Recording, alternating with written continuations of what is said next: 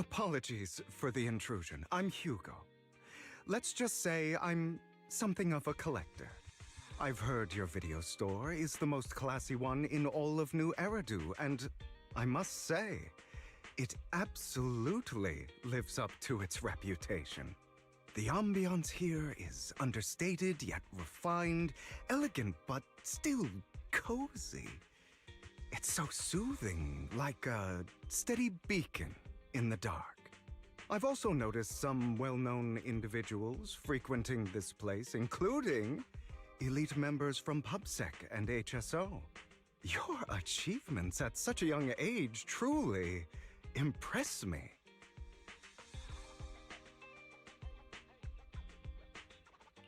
I'm flattered, but you give us too much credit.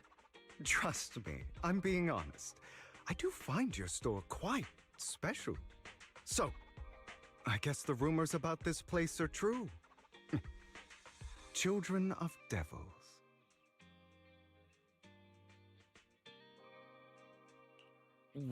What are you talking about? I'm not following. Am I imagining it? Or do you seem really nervous all of a sudden? Children of Devils is an old movie I've been searching for, but it's so niche I can't find a copy in good condition. Or perhaps, did this movie remind you of something else?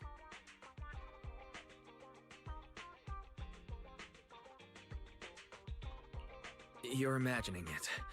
I'm just surprised there's a movie we haven't heard of. No worries. Like I said, this movie is rather niche. Despite the word devil in the title, it's actually about vampires. I'm sure you already know. Vampires were a popular fictional concept back in the old civilization. Typically, they are pale-skinned, well-dressed, exuding a mysterious and dangerous aura. But beneath their immaculate facade lie lethal fangs for draining human blood.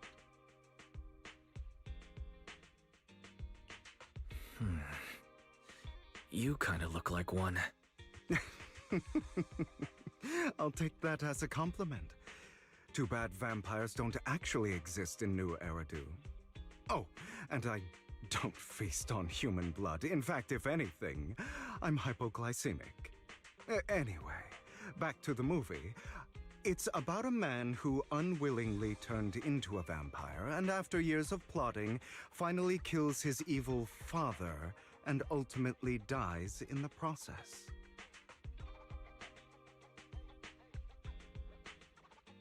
So, it's a tragic story. I actually think the ending is pretty good. At least he accomplished his goal, and death was just the price he was willing to pay. Well, it's a shame you don't have the videotape I'm looking for. I'll just grab a copy of every movie you currently have for rent.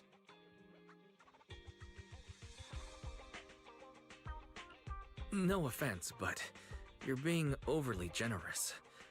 You don't have any hidden agenda, do you? I understand the skepticism, but I simply wanted to express my gratitude for discussing such a niche film with me. Your store is like a collector's gem in itself. Please, consider my payments here as an investment in a collector's prized find.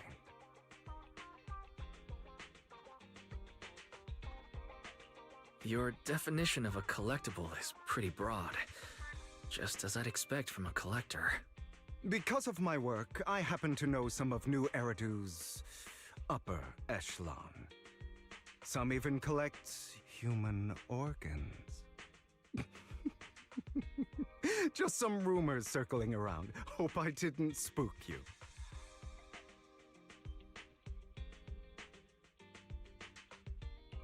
No worries. I don't scare easily. I've seen my fair share of crazy stuff. Guess I was worried for nothing. With so many high-profile individuals visiting here, I'm sure you're well-connected and experienced in various fields. Speaking of which, there's a big industry auction coming up. They'll probably have lots of collectibles, maybe even rare videotapes not on the market. If you'd like to attend, just let me know. By the way, I saw a marketing event at Lumina Square. Looks like there's a raffle going on. Go check it out if you're interested. Maybe you'll stumble upon something exciting, especially at a place so close to the upper class. After all, there are always secrets hiding behind the light. Well, thanks for today. I'll take my leave for now. Until next time, my precious friends.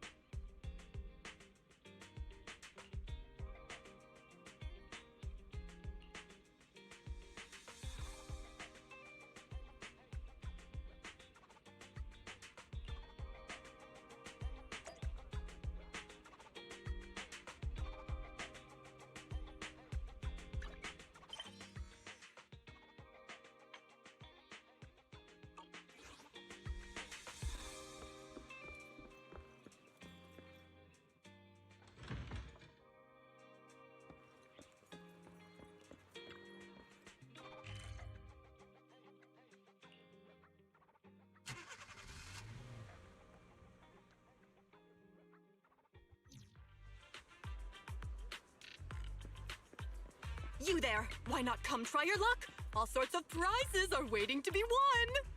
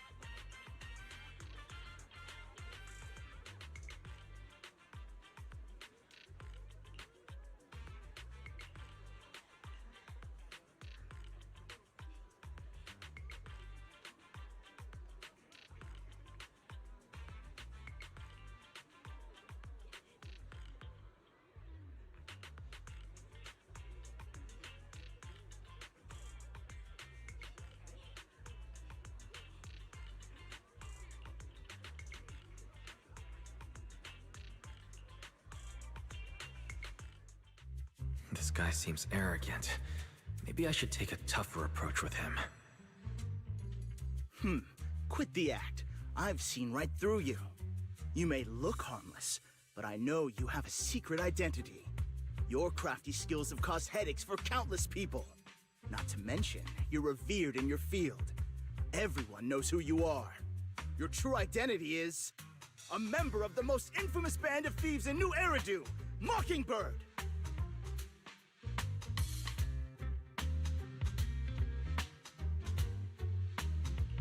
Nonsense. I'm a law-abiding citizen and haven't done anything wrong. Exactly. If you're so confident in your judgment, why not call PubSec? I'm sure they'd be delighted to apprehend this Mockingbird phantom thief on the spot. All right, jeez, I was just guessing. Forget it. Clearly, you have no idea who I am. I'm Curtis Ravenlock. That's right, of the esteemed Ravenlock family from Tops. You'll face consequences for crossing me.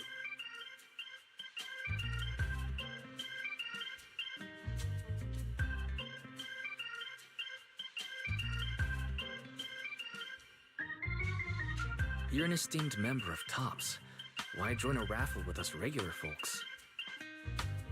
Offense is the best defense. Seems like you've got that down. I'm only here because my family sponsored this event. I just joined the raffle for fun. It's not like I actually need the money. Anyway, you were the only one next to me when I lost my wallet. It has to be you. Just admit it!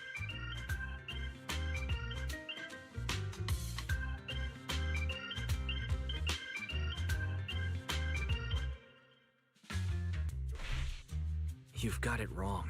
I didn't steal your wallet. I just happened to be standing next to you. Coincidence? Do you really expect me to buy that? You've been suspicious from the start.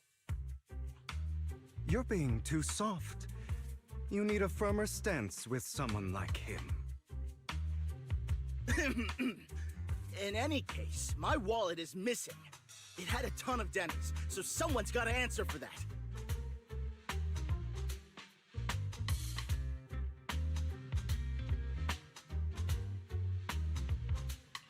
No one's responsible for your wallet except you. Let's be real. You're just trying to shift the blame. You! No one's ever dared to speak to me like that before. Clearly, your accusation is baseless, Mr. Ravenlock. Your outfit, while elegant, shows unironed creases and noticeable signs of wear. You've likely worn it for a long time. Plus, the wet ink on your cuffs suggests that you rushed straight here from your workplace. Likely so you wouldn't miss today's raffle. All in all, it's clear you're not well off and quite careless. Chances are you lost your wallet yourself, and it probably didn't hold much cash. Is that why you jumped to accuse others? Hoping to leverage your family name to make a quick Denny? That's utter nonsense! Regardless, you owe this person an apology. Damn it! You'll regret this! Just you wait! I really, really hate it when innocent people are wrongfully accused. But it's all over now. I hope it didn't ruin your mood.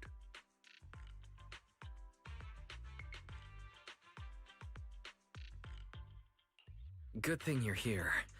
Otherwise, that guy would have kept arguing forever. I didn't really do anything. You outsmarted him all on your own.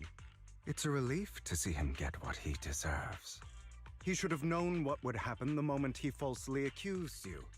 People like that should have a taste of their own medicine. That sounds fair to me. Unfortunately, we don't usually see such fairness in our world, do we? That's why sometimes I don't mind resorting to unconventional methods to right the wrongs. You seem to be implying something. Don't tell me... A good movie never spoils its ending. But feel free to speculate. Anyway, it was nice running into you. Please, accept this raffle ticket to mark the occasion. May it keep you away from shady people and situations and bring you good fortune.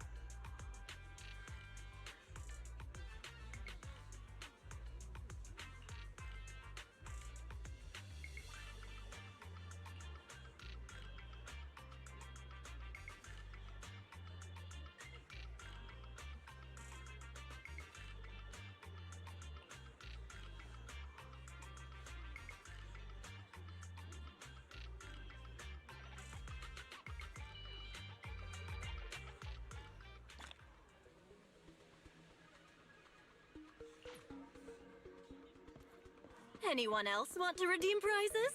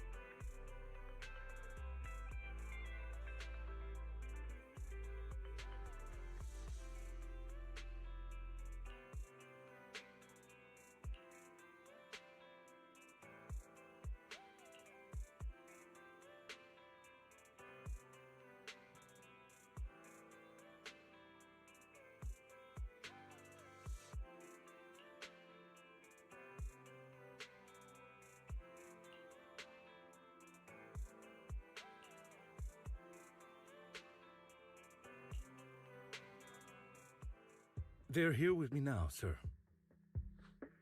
I'm glad to have the chance to speak with you, young'uns.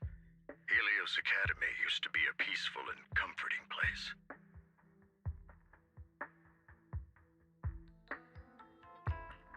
You know about Helios Academy? Yes, I do. And I knew your teacher, Carol. She was a kind person. I was truly sorry to learn that she was the one held responsible for the fall of the old capital.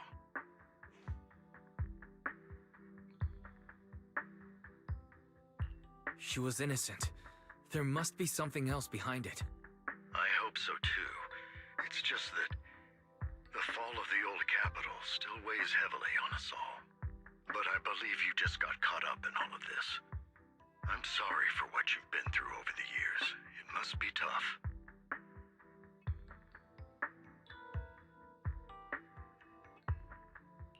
One day, we'll find the evidence to clear her name.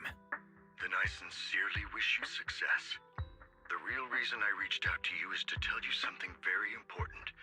Something about your eyes. I stumbled upon some of the data Carol left behind. She spent much of her time studying ways to minimize the side effects of your eye implants.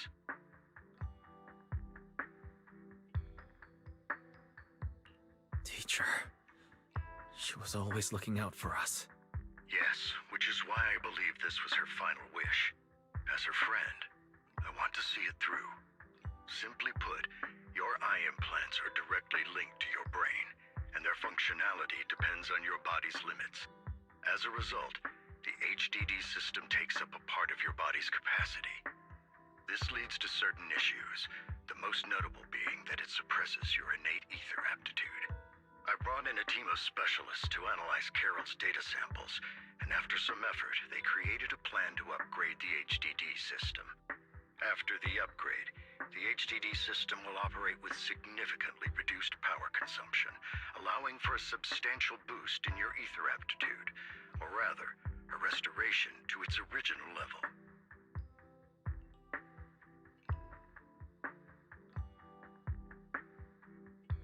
Do you mean that once the HDD upgrade is done, we'll be able to enter the hollows ourselves without EOS? Exactly. You'll likely experience some discomfort at first, but you'll get used to it over time. I'll have the specialists from Marcel Group continue monitoring your physical condition to reduce the burden on your body and help restore your ether aptitude more effectively.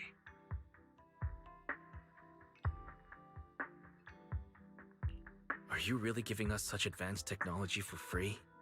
Feels like there's gotta be some kind of catch. Besides, you must have known about us for a while. So why wait until now? I'm not asking for anything in return. As for why I didn't reach out sooner, truth is, from what I've learned, your eyes possess even greater power.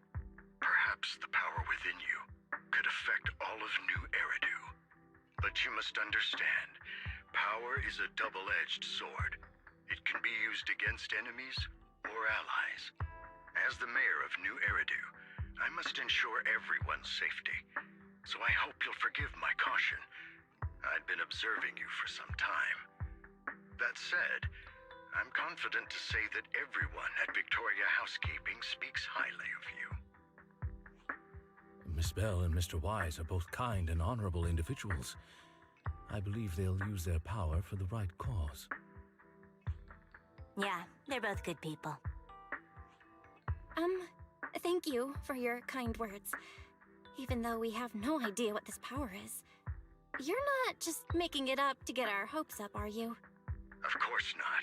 It's just that I don't have much information right now. I'll let you know as soon as I do. Well then, I'll let Lycon assist you with upgrading the HDD system.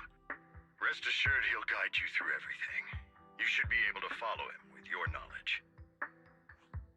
If you would follow me.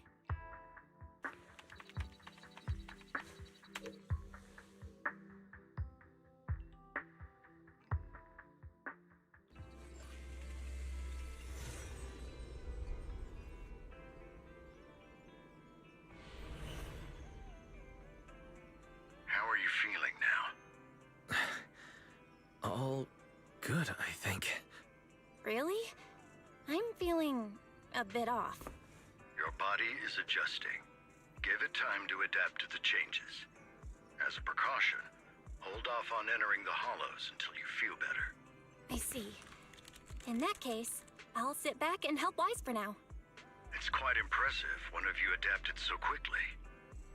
Your ether aptitude is now on par with most hollow investigators, meaning you're ready to explore regular hollows.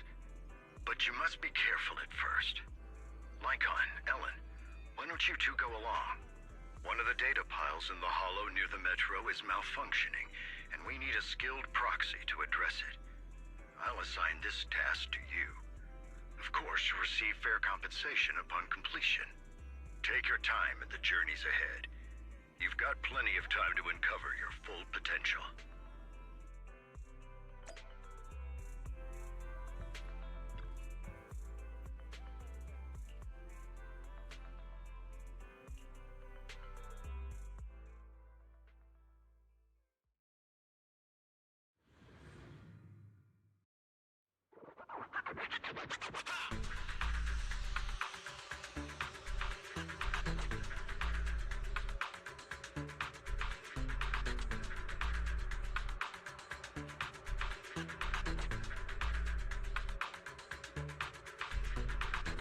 Master Proxy, the data pile that the mayor mentioned is in this direction.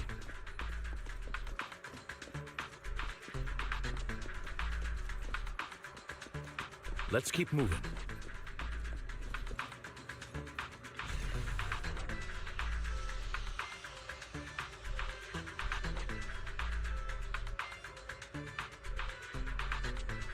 The data pile that the mayor mentioned is near that garage ahead.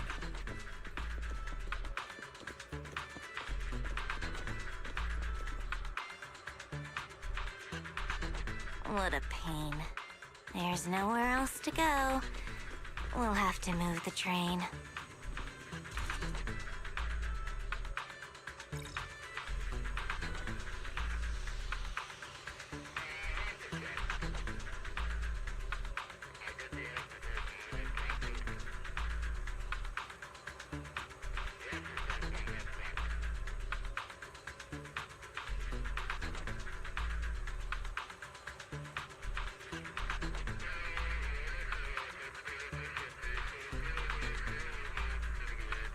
We should search for the passcode nearby to disable the laser, and then move the train.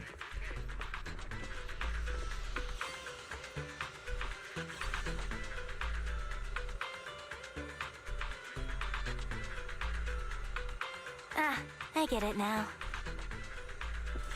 We should be able to enter the passcode now.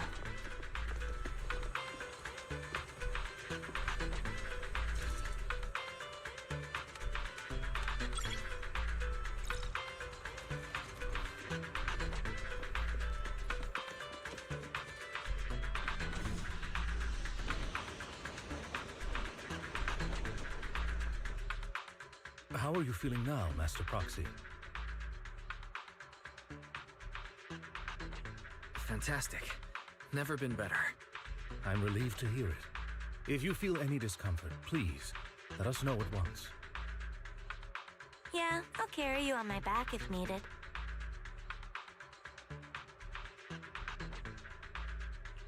Well, that won't be necessary. You've always had a sharp mind, and now you've got the muscles to match.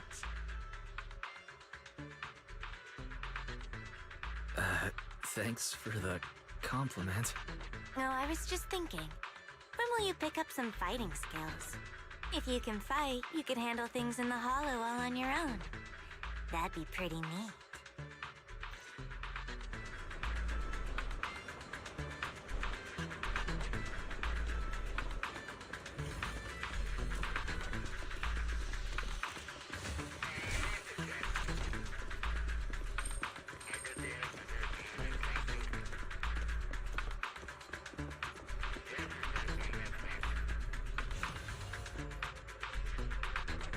Master Proxy, the data pile is right up ahead.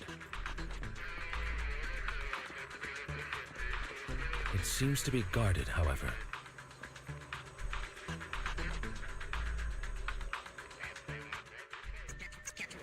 Worry not, Master Proxy. We'll ensure your safety. Thank you. Sorry. I still need you guys to protect me. Seems like I'll need to work harder. Roxy, you don't need to push yourself so hard.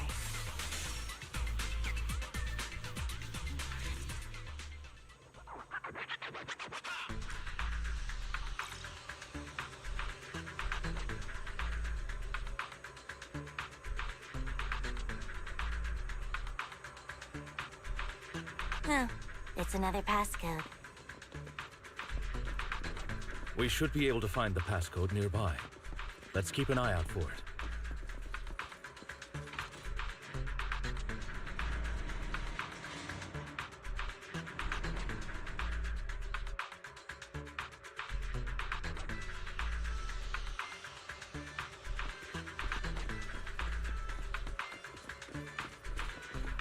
Maintaining the data piles in the hollows requires a proxy with the utmost professionalism.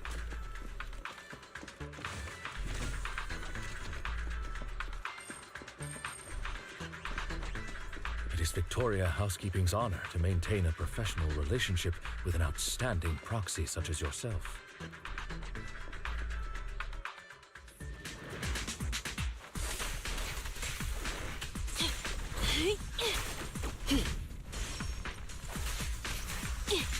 Troublesome.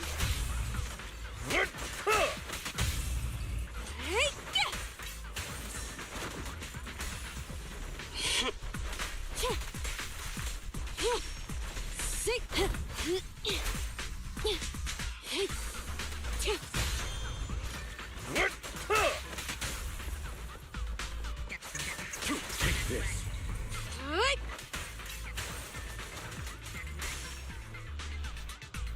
Master Proxy, let's take a look around this area. We might be able to find clues regarding the passcode.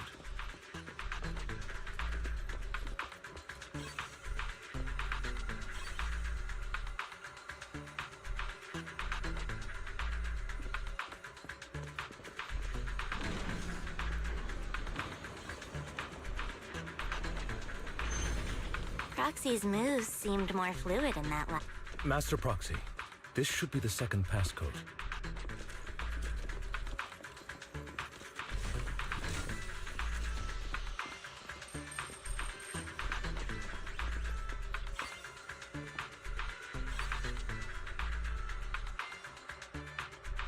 Master Proxy, we've been in the Hollow for quite some time. How are you feeling? Trouble, move. I feel fine. Nothing unusual, actually. Say no more. That's good to hear. After all, this is the first time you've entered a Hollow since the system upgrade. Best not to overdo it.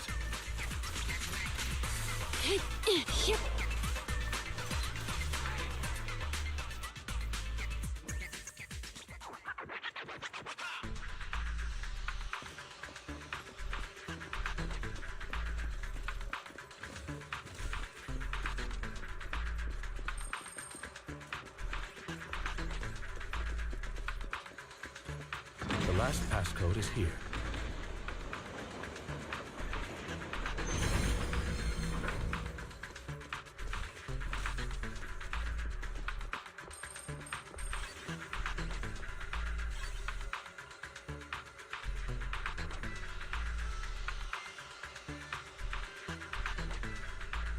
All right, that's all of them. Let us return and open that lock.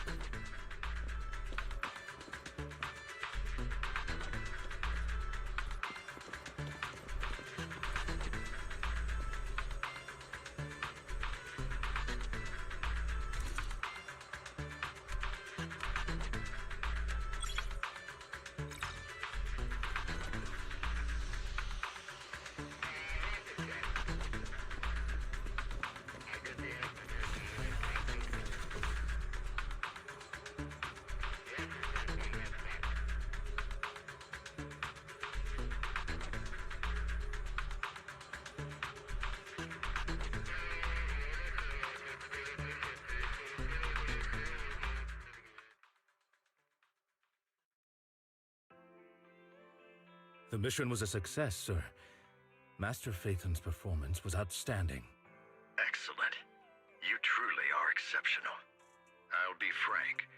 I contacted you because I need your expertise for an important task. I'd like you to participate in an auction and help me secure an item up for bid.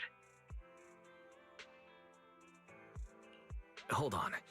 Is it the same auction I heard about? The one with all the high-profile attendees? Yes, that's the one. I knew asking you was the right choice.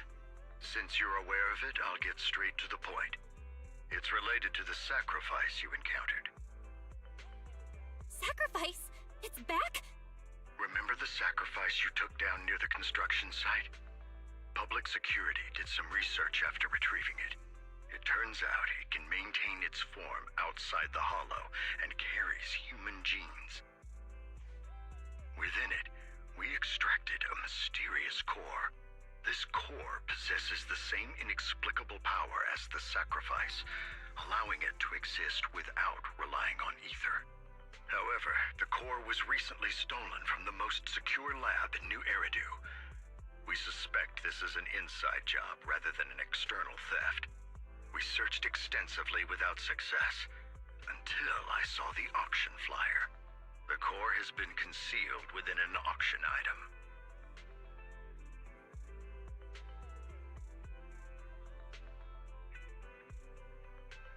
So you want us to bid on it at the auction. But why us? The power of the sacrifice is highly volatile and destructive. We must keep it confidential, at least for now. And I, as mayor, am not suited to participate in the auction myself. Plus, I'm running checks on my inner circle due to the theft. Frankly, there aren't many people I can trust. Don't worry, the funds are covered, and Victoria Housekeeping will be assisting you. Of course, this hinges on one condition: your willingness to aid me. All right, we'll give it a shot. Thank you very much. I knew that I could rely on you. The only hurdle now is the invitation. It's exclusive to Tops, so obtaining one might take some time. I'll handle that promptly. I'll leave the rest in your capable hands. You seem a bit puzzled, Master Proxy. The relationship between the mayor and Tops seems rather delicate. You're quite perceptive. As you know, the roots of New Eridu's governance lie with the Mayflowers, while Tops is a conglomerate of companies. Power and profit often lay the foundation for conflicts, which is why securing invitations could be tricky for us. Things would be much easier if Tops weren't so involved. But worry not, Master Proxy. It may take some time, but we will overcome these obstacles. Now, if you've no further need of me, I'll take my leave. Have a good day.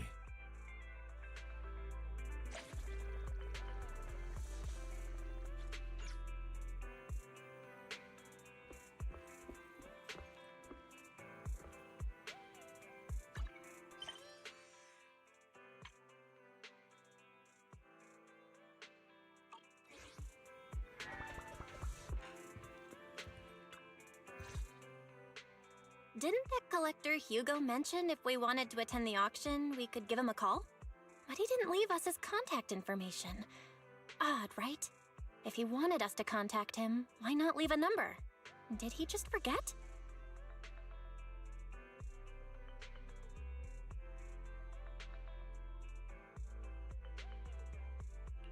Maybe he did leave us his contact, but we missed it. Come to think of it, Hugo did leave us a raffle ticket and said something weird. He said something cringy like, "There are always secrets hiding behind the light." Wait, don't tell me.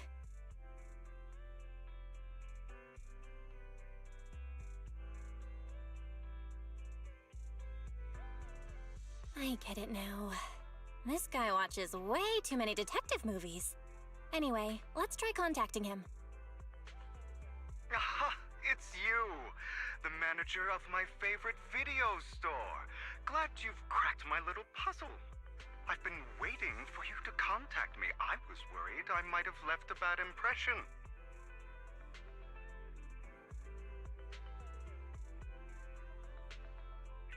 Actually, I have a favor to ask.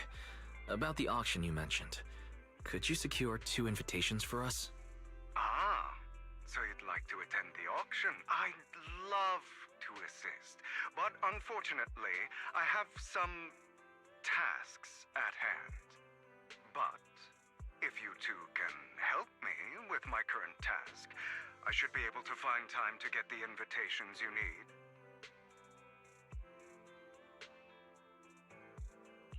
What kind of task? Is it something I can handle?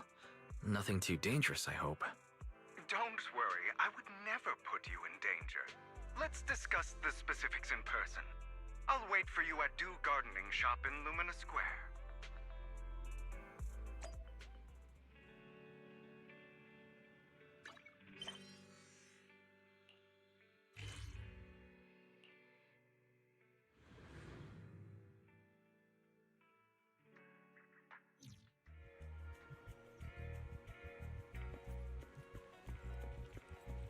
You've arrived, my friend. Punctual as always.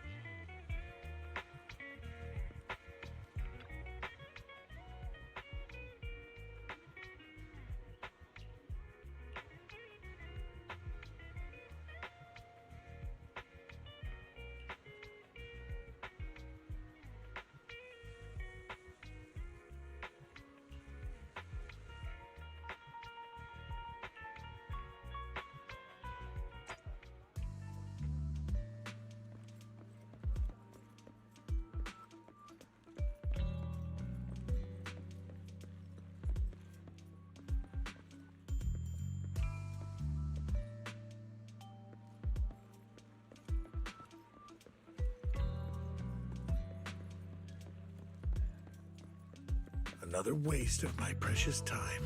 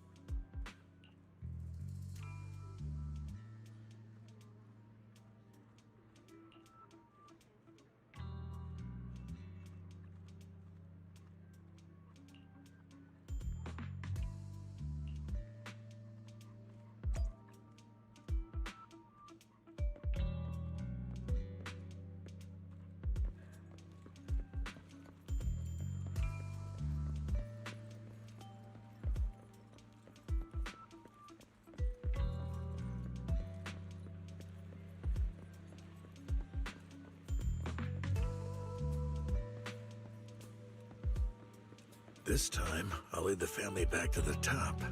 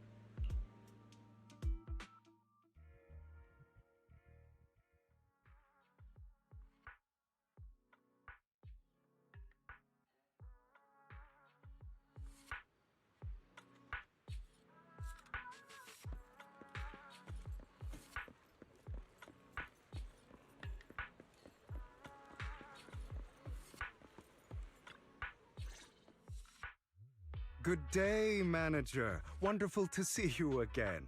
You're as sophisticated and charming as always. About our previous discussion, I assume you've made some progress?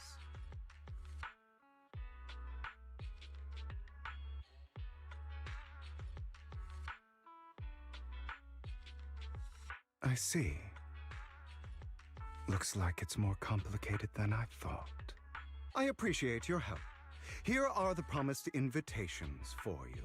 One was mine, but I won't be able to attend as I'll be occupied that day. I had to pull a few strings to secure these invitations, so please don't mention where they came from. Otherwise, someone might come hunt me down.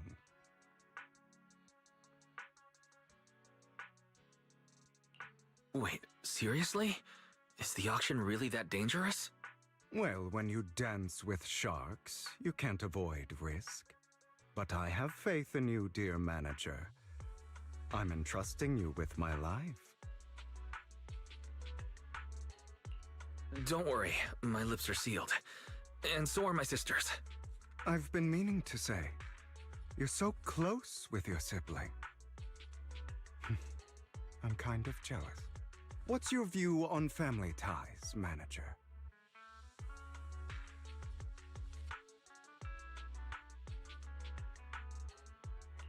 It's a bond you have to maintain carefully. Even as family, we might not fully know each other. For example, our... someone who was like a mother to us, loved us deeply, but also kept many things from us. Mother. Huh. For me, that word only brings fear, pain, and hatred. I once had a half-sister. Different mothers. Had? You didn't have a fallout over some big argument, did you? No, we never argued. I would like to try, but it's too late. She's been gone so long. I can barely remember her face.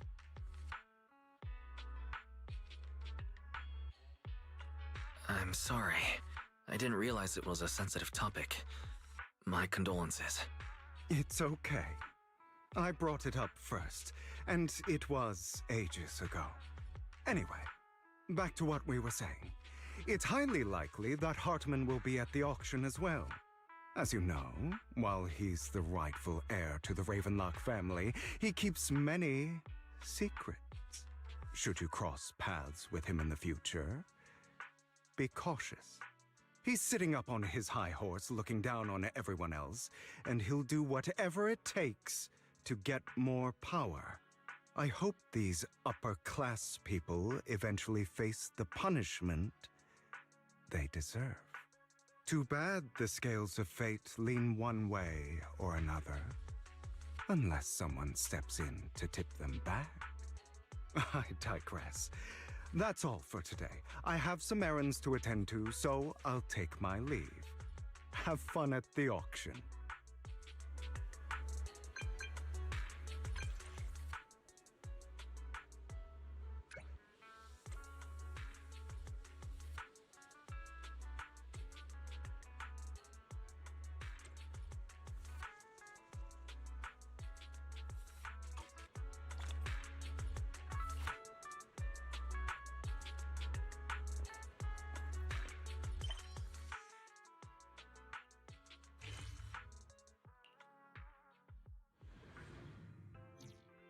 It is a pleasure to see you again, Master Proxy. It's been a while.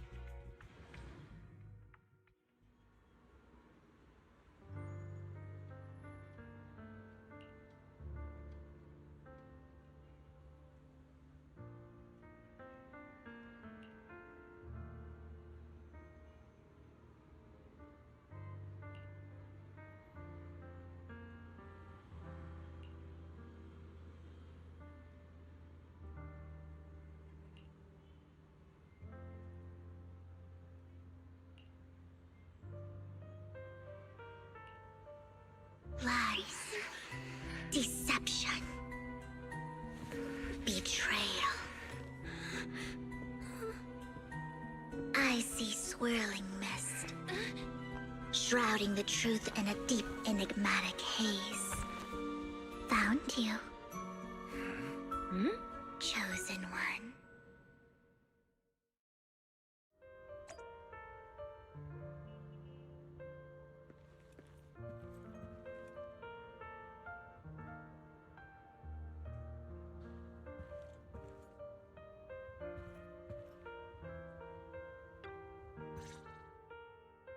You are exactly as I thought you'd be.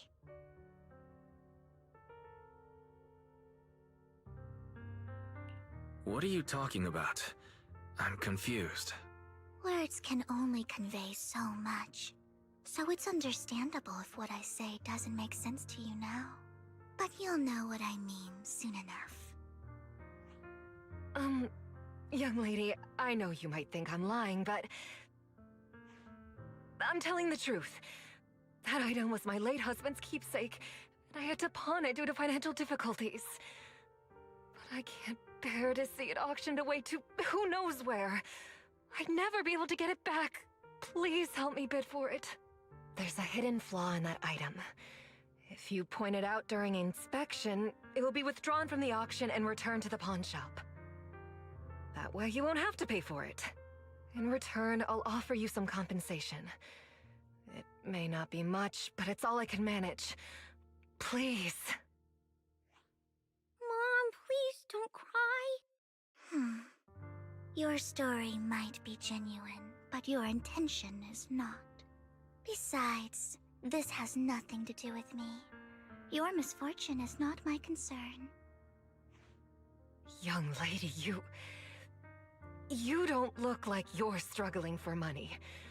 How can you be so cold-hearted? I'm sure this refined individual here feels the same way.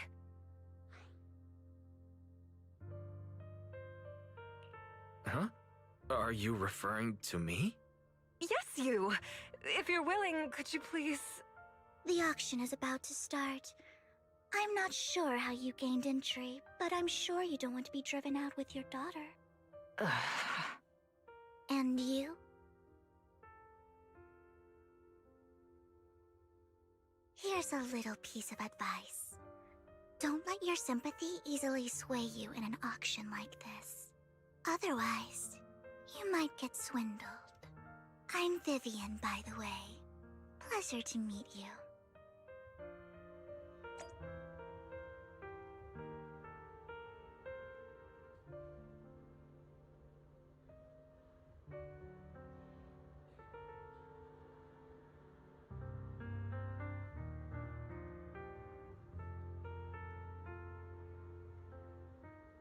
Dear guests, the auction will begin shortly. Please make your way to the venue.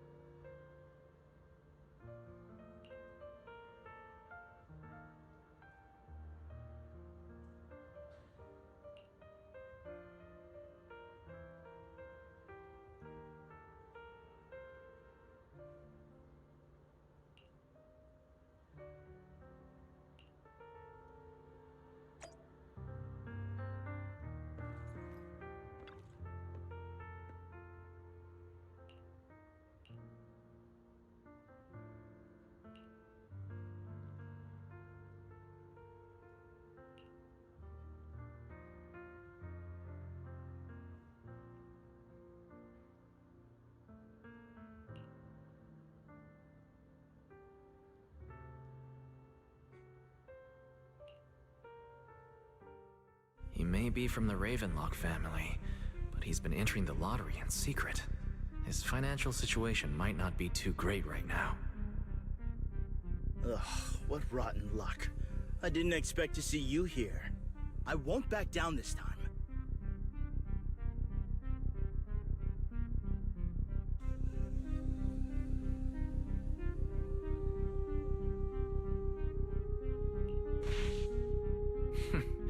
Aren't you that bigwig from the Ravenlock clan? Surprised to see you at the same auction as us commoners. This is the top auction in the industry! I really don't know how you got an invitation, but I doubt it was through legitimate means. You seem a bit hesitant. His accusation isn't true, is it? You should just give up already. I'm dead set on getting this item.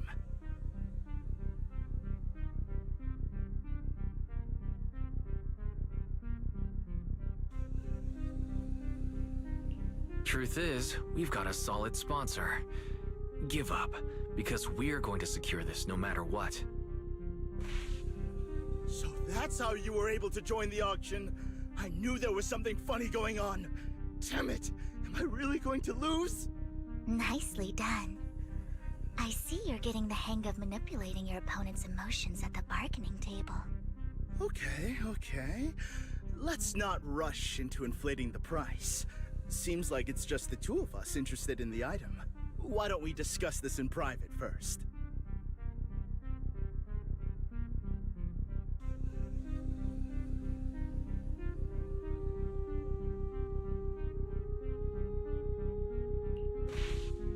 Why not just let me have this one? I'll take this item, and I won't bid against you for anything else. Seems like a fair deal, right? Huh. That really is a great deal. Yeah, right. Do you think I'm an idiot? Well, your trick is out in the open. Maybe a bit more finesse next time? You're really stubborn, huh? Is it really worth arguing over such a small collectible?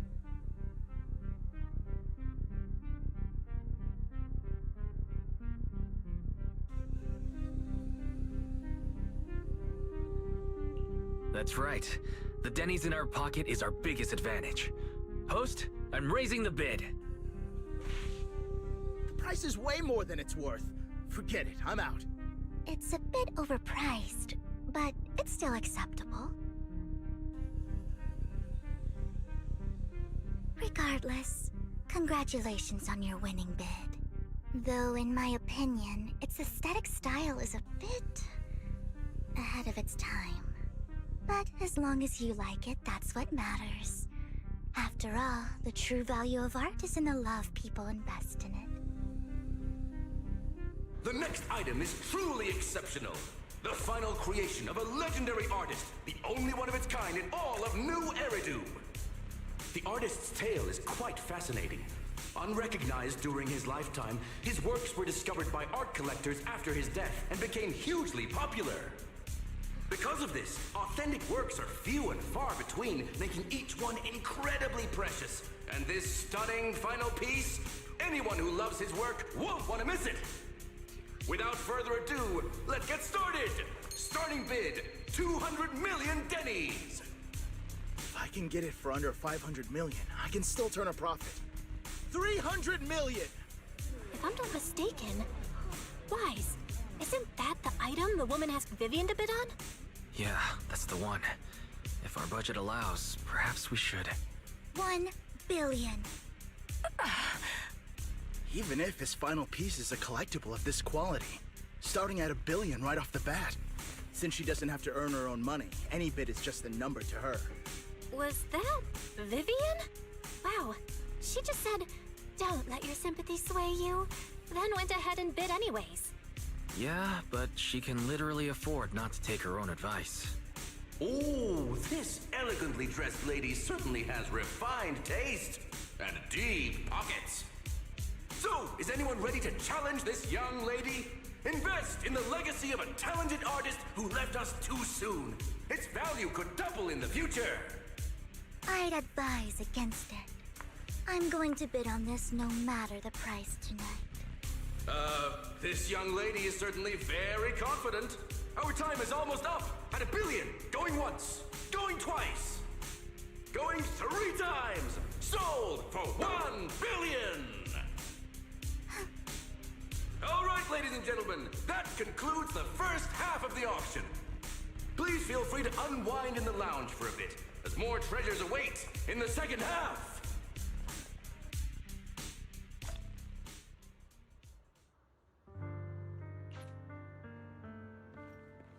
The coffee here is drinkable.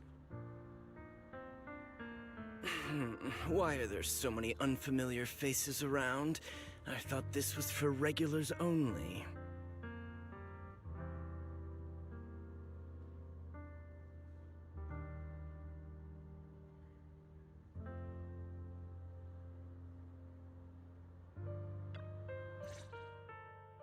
You have a strange look on your face.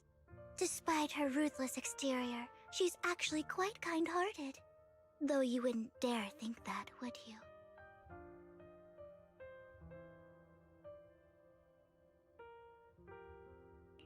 How did you know? Looks like I hit the mark. Just to clarify, I didn't assist that woman out of kindness. Nor do I plan on giving up the item I just purchased. Because it's nothing more than a common scam. A scam? So you're saying that woman is a fraudster? They'll tell you a tragic story, begging you to help bid on a collectible at a high price. They promise a reward and guarantee the item will be withdrawn from the auction, so you think you won't have to pay anything. But the reality is, once you bid, the deal is done. No going back. And you end up shelling out a hefty sum for something worthless. So why did you still bid on the item? I really enjoyed the story of that legendary artist. Art at its essence sells stories, doesn't it? I'm willing to pay the price for the stories I choose. That's another lie. Looks like you believed me.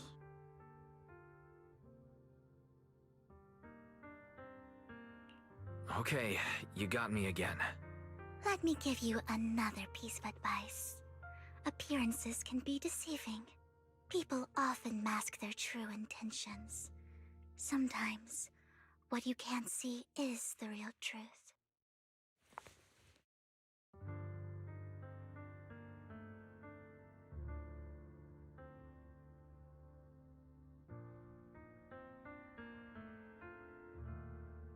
I hope next time you'll accept my invitation, and not that of these pretenders. I'll see you soon, my friend of many secrets.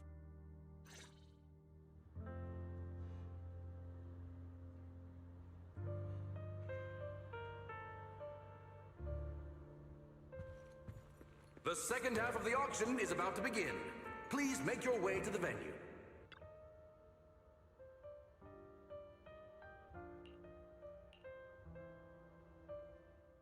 Ladies and gentlemen, welcome back! Up next in our auction is tonight's showpiece, the one-of-a-kind Robe of Heroes! Legend has it that, long ago, this was a garment that only a hero could wear.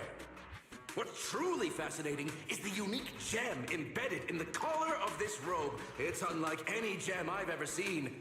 Almost magical.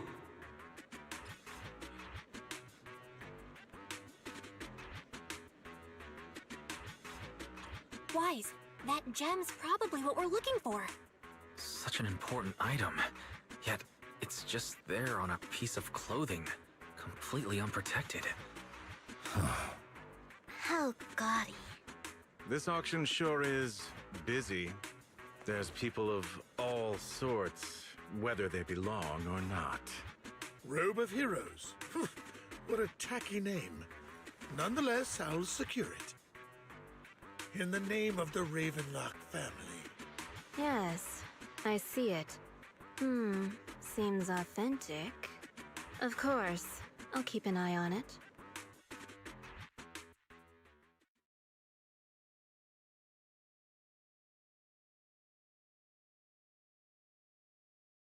I didn't expect this to drag on so long.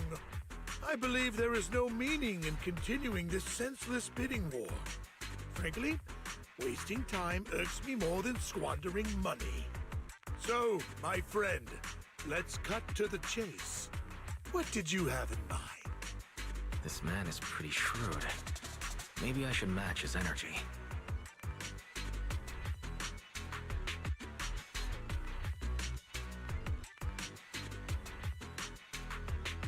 Perhaps a better question should be, what can you offer me? The ball's in my court now. Good. I enjoy conversing with people of sufficient intelligence. There are more antiques in this auction than just the robe. Why rush into this? You might find something else you prefer.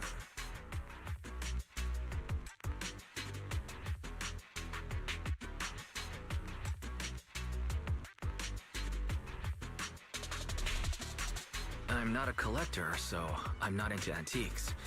That robe just caught my eye. In that case, how about we strike a deal? All I want is that gem. So, if you cease bidding now, I'll take the gem and you can have the rest of the robe. How does that sound? He called our bluff. The Ravenlock family always gets what they desire. If you have any doubts, feel free to ask around.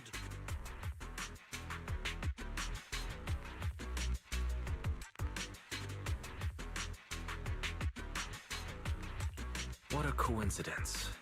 I, too, always get what I want. You're quite confident. You know when to stand your ground. Well done. My time is valuable, my friend.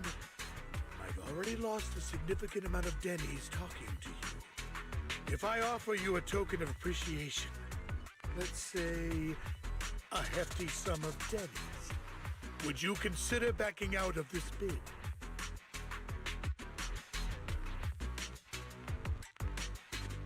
In that case, if I were to give you a hefty sum of dennies, would you back down? I fear my price is beyond your means. It's been a while since someone dared speak to me like that. All right, since I can't sway you, we'll have to settle this with our financial power. But let me be clear. No matter how high it goes, I won't back down. Drat. Though the mayor gave us a substantial amount of dennies, I have a feeling it won't be enough to win against someone with this amount of financial power.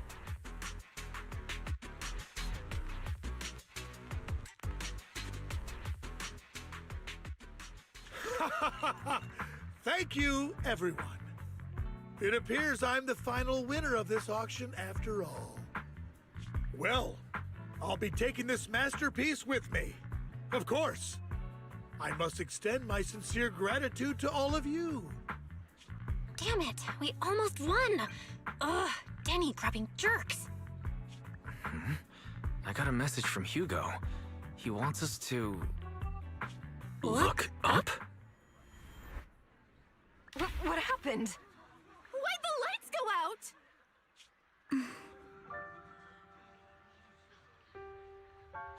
What's going on? The power went out?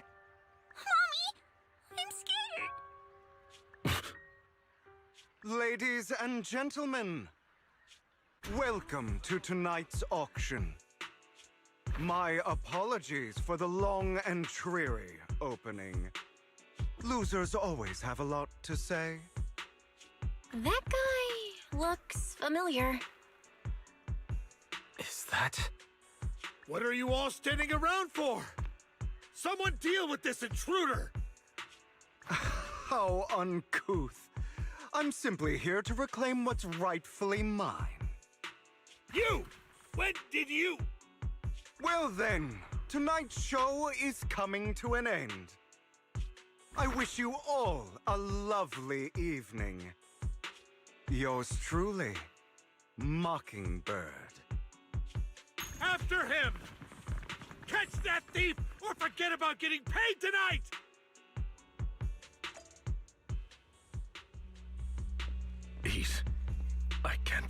here. And his target happens to be that core, too.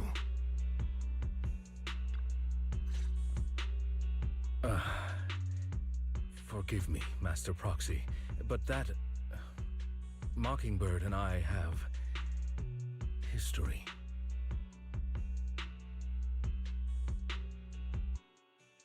You might find it surprising, but I know him too. You do?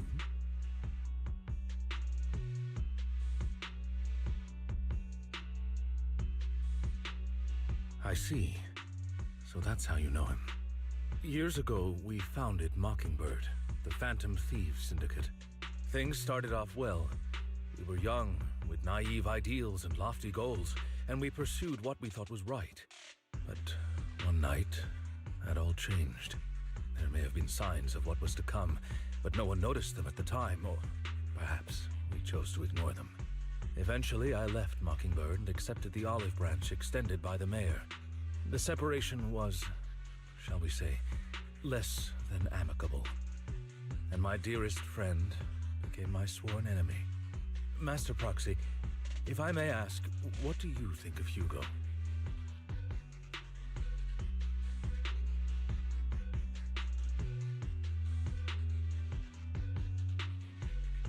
He seems pretty nice. He did lend us a hand, so he doesn't really come across as a bad guy to me. I see. A facade, I'm sure, to earn your trust. In any case, he's very dangerous. I'm still unsure of his intentions, but we cannot risk letting him have the sacrifice core. Based on my past experiences, I can likely predict the route he'll take to evade his pursuers and escape. However, this path lies within the hollow. Master Proxy, can you...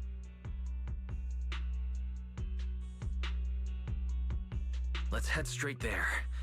I'm feeling pretty strong right now. Very well. Please, follow me then.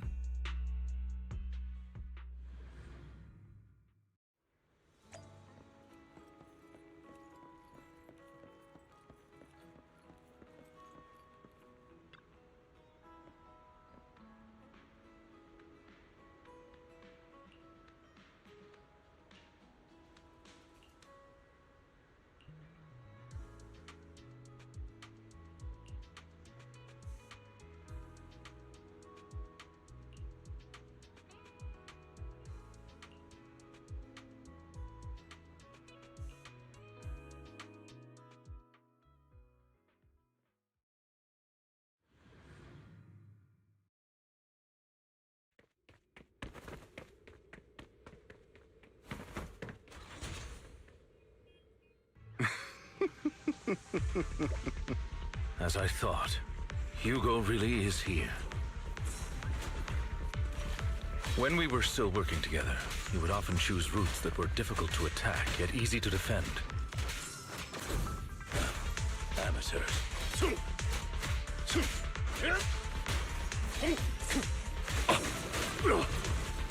Don't worry, Master Proxy. I'll catch him. Master Proxy, the layout of the port is complex. Ethereals may jump out from any corner.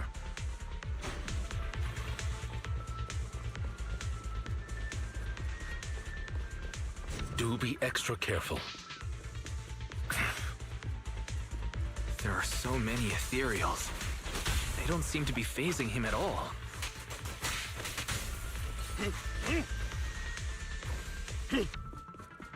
Though I am loath.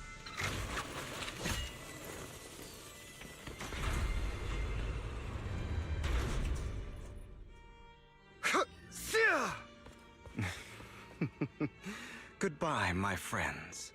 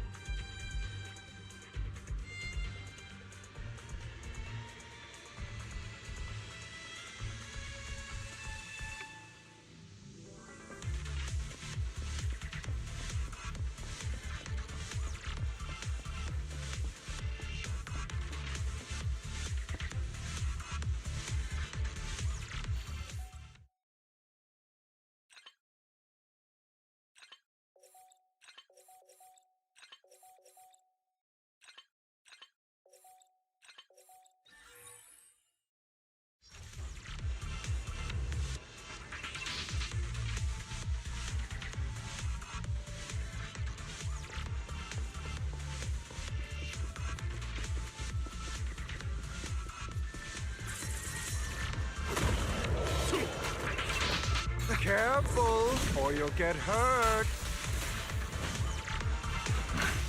I'm not going to let you have your way. Master Proxy, that's one of Hugo's weapons. Make sure to avoid it.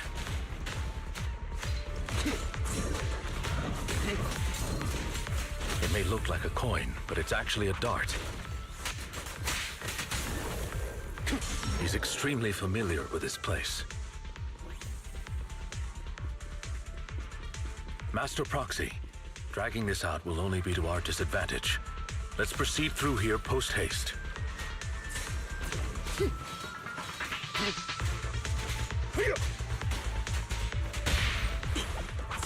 Stand still.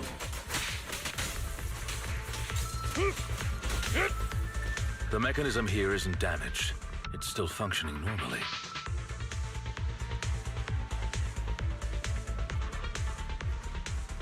Something's not right. It feels too easy, almost as if you let us through on purpose.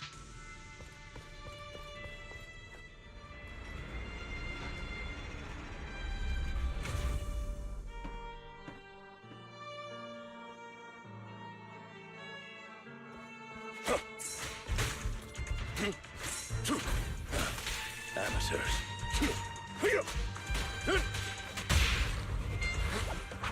Stay calm now. What's the rush, my friends? We still have plenty of time. This guy's as sly as a fox. Stand still. No matter.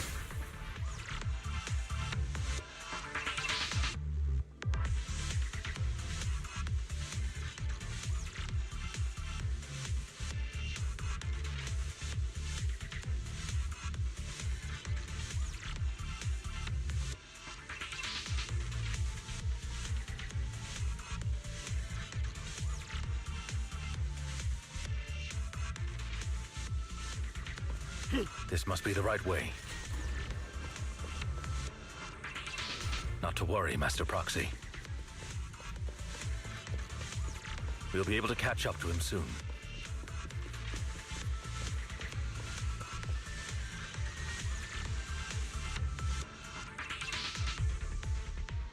It should be this way.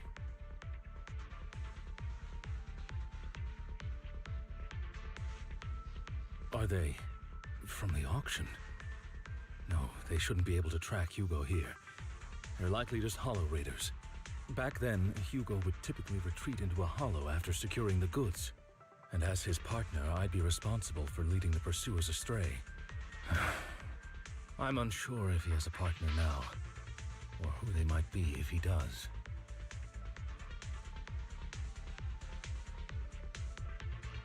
He was alone the entire time when he approached us before. I see. That's good. It means he must be carrying that core himself. Regardless, Master Proxy, let's steer clear of those hollow raiders for now. Although I'm confident in my ability to defeat them, a clash here might delay us and jeopardize your safety. Our main focus now is locating Hugo and retrieving the gem.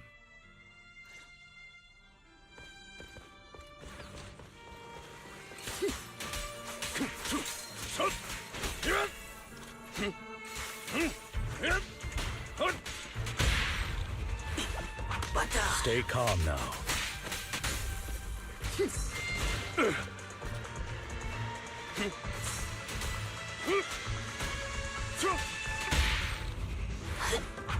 Stand still. He should be nearby.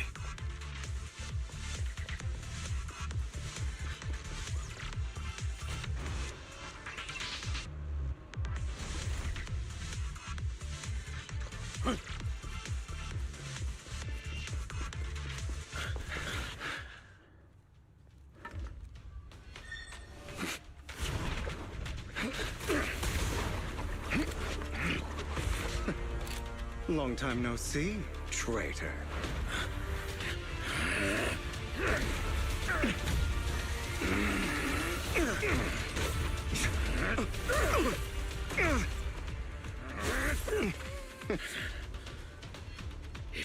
you who broke the oath, not me. You haven't changed, pompous and self-righteous.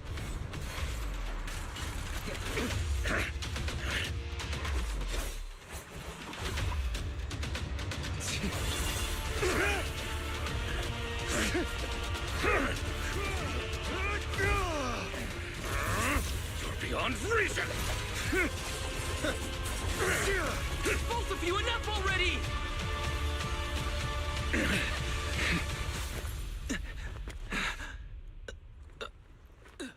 Master Proxy. Are you all right, Master Proxy? Any injuries?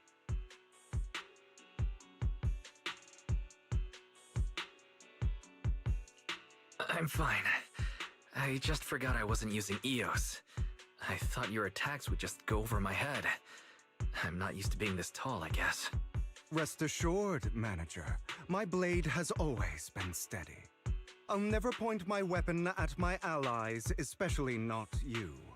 As for that oaf, he has no sense of control in the heat of battle, even turning on his own comrades. I'd thank you not to spread lies. What? Are you denying it? I merely spoke the truth, didn't I?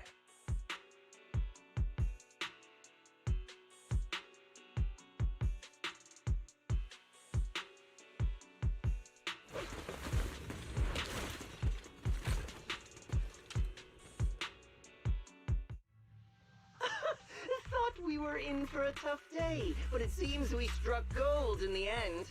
If you value your lives, you better hand over all your etheric resources and any other valuables you've got. I have no conflict with you, gentlemen. I'm here for personal reasons, not to mine ether resources. Cut the crap. It's been a rough day, and we need something to make it right. Whatever your business is, pay your dough or bite the dust. Pay our dough. This is the Hollow. You're not claiming this Hollow as your own, are you? Not even the current mayor of New Eridu would dare to make that assertion. Am I correct, Mr. Mayflower Watchdog? You sure have a mouth on you, pretty boy. Don't push it. We've buried idiots like you in the Hollow before, and soon you'll be joining them. I'd urge you to reconsider. Huh? Unfortunately, your kind advice has come too late. They've already worn my patience thin.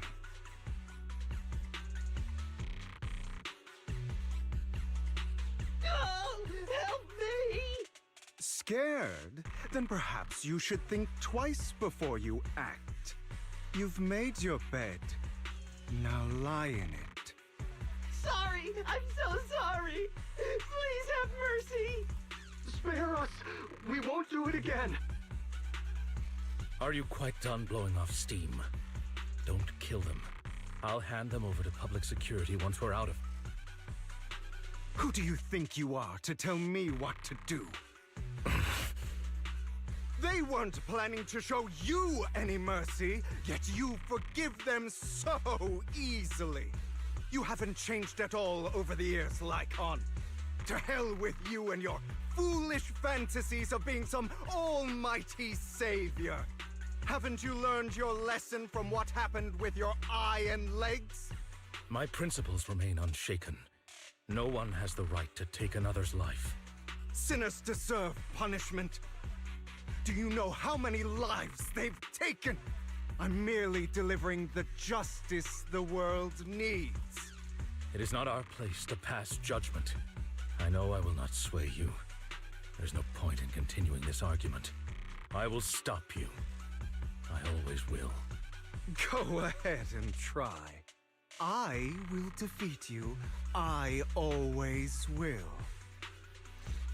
Be prepared to kneel before me, traitor. You talk too much.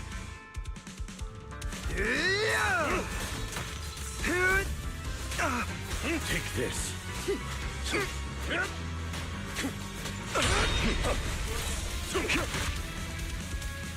Trying to run, are we? Time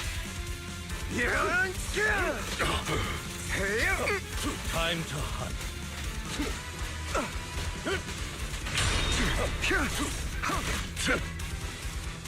Beg for mercy.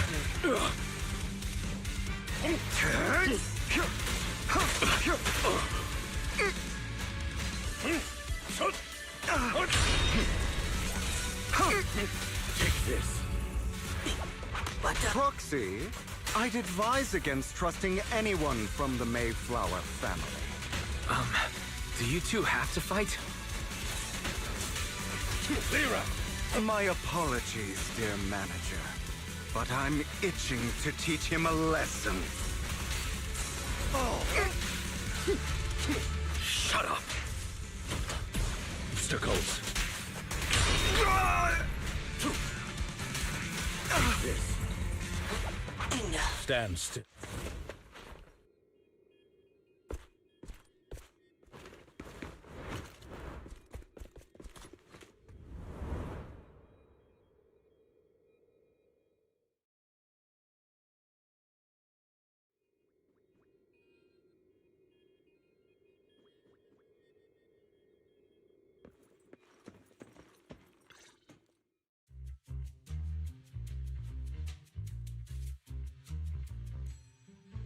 Worry not.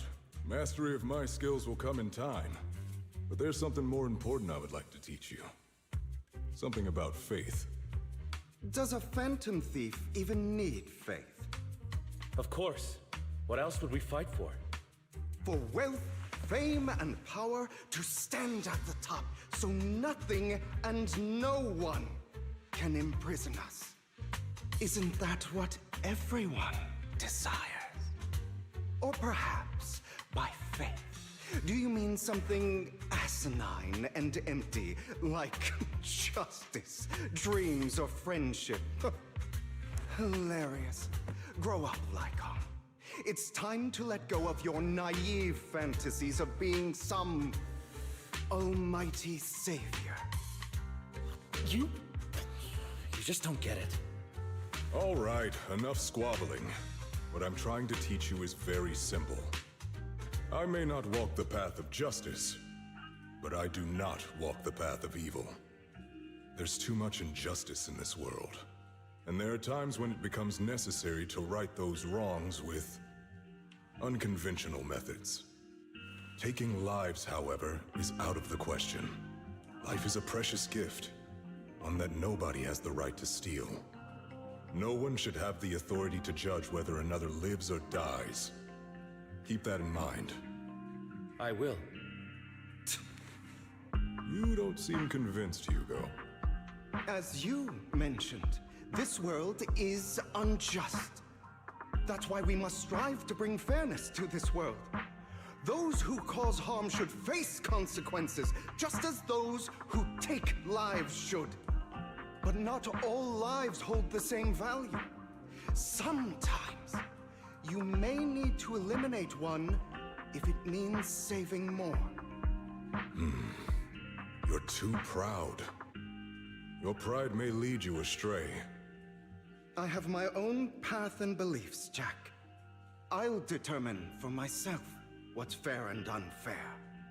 Hey, watch your mouth. If it weren't for Jack, you'd be dead already. You're a smart kid, Hugo. Skilled too. You could easily take the life of a sinner. However, what if one day you found out you were wrong? What if that so-called sinner were innocent? Could you bring them back to life? I wouldn't make that mistake. To err is human. Everyone is bound to make mistakes. It's good you are open with your thoughts. I just don't want your troubled past to weigh you down. Because your hatred doesn't define you.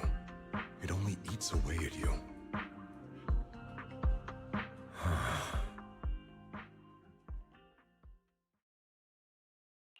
Are you okay, Lycon? You've been quiet for a while. My apologies, Master Proxy. I was just reminded of some past memories. Before Hugo and I founded Mockingbird, we had a mentor, Jack. He took us under his wing when we were in dire straits, imparting his skills and life lessons. But Hugo didn't agree with his viewpoints. Perhaps our paths were always fated to diverge.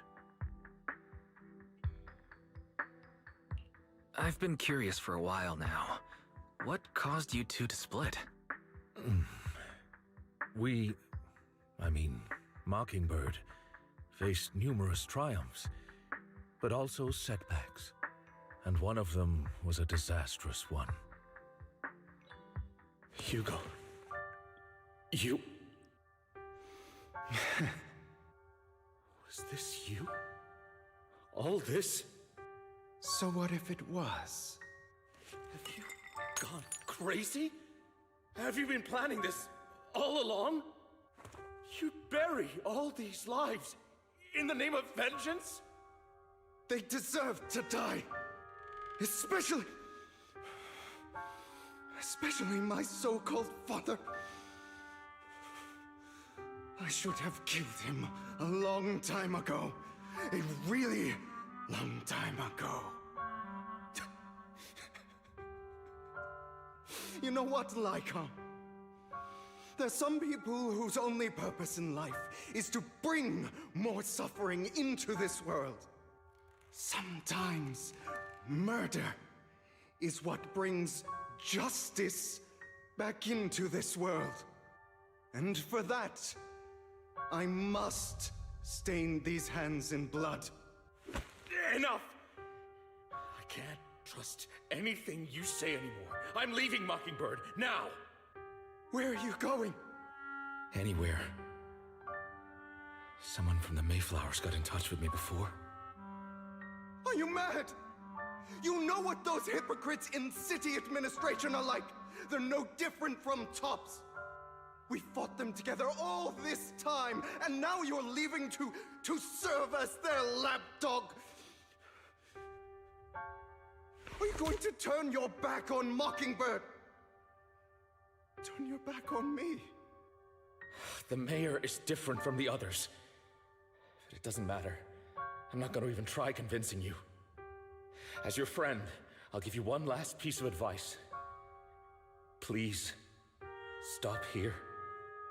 Otherwise, the day will come where your hatred and ambition will consume you.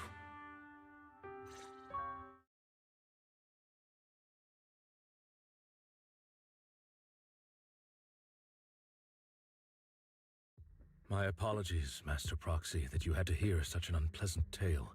Hugo came from a powerful family, and his relationship with them was always strained, especially with his own father.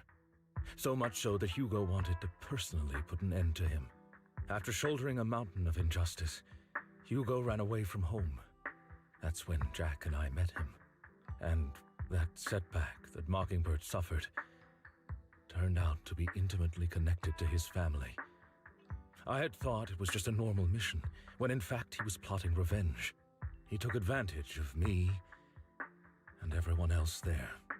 I do not mean to pass judgment on him and his decision, but I refuse to accept a partner who is willing to trample over other people's lives for their own desires. Perhaps his family left a mark on him that continues to influence him to this day. In any case, Hugo still has the sacrifice core. We should contact the mayor to plan our next moves.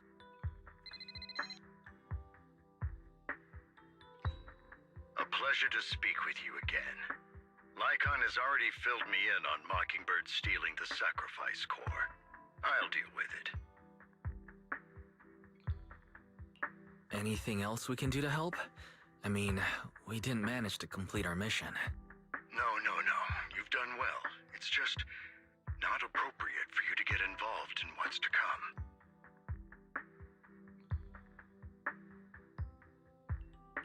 We've been through far more dangerous situations.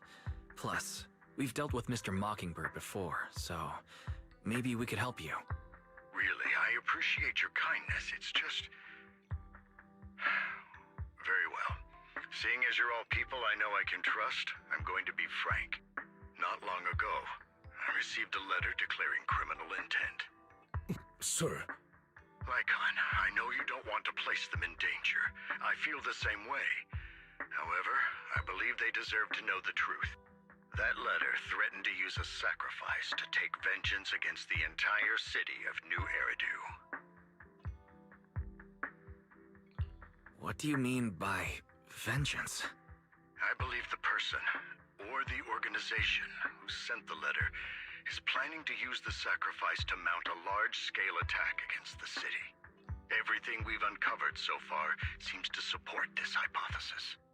As you know, the sacrifice's true power is a mystery and cannot be controlled if anyone attempts to use it as a weapon. This is no small issue. If this gets out, it'll send the public into a panic. Please promise me you'll keep things confidential. Then let us help out. We can do our part too. But, it's like I said before, it'll be too dangerous for you. Whichever way you look at it, you're still citizens of New Eridu, and as mayor, it's my duty to protect you. Plus, Carol would be furious with me if I put you in danger. If she were still around. Anyway, I'm not at liberty to discuss this matter any further. Please rest assured that we will handle things properly as the administrative authority of New Eridu. That's right. Master Proxy, please trust us. So that'll be all for today. Goodbye for now.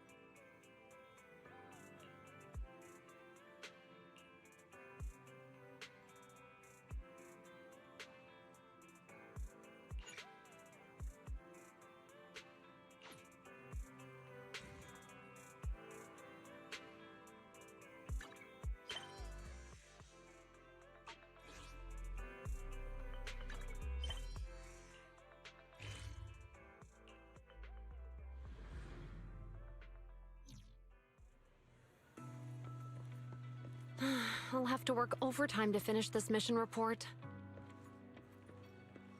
You're here!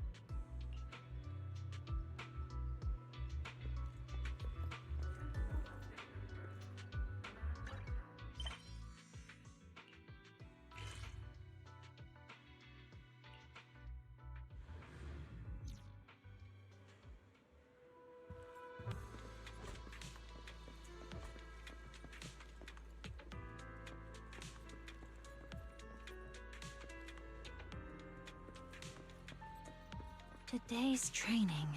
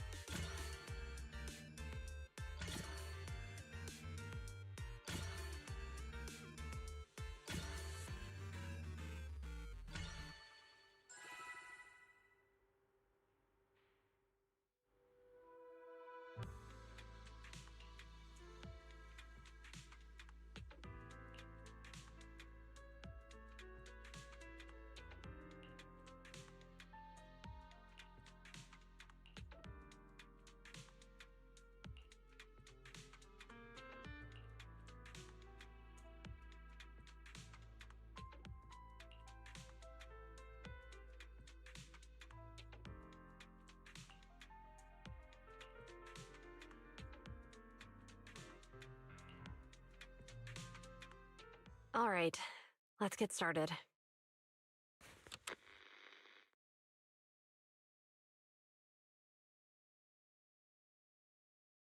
I'm probably not getting out of this hollow, but at least this tape recorder still works.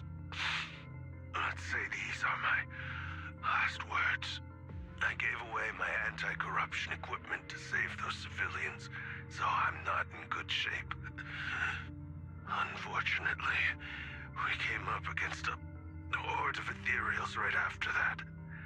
I rushed over to fight them off and tried to save the civilians, but in the thick of all the fighting, I turned back and realized that I was somehow alone. Nobody was behind me.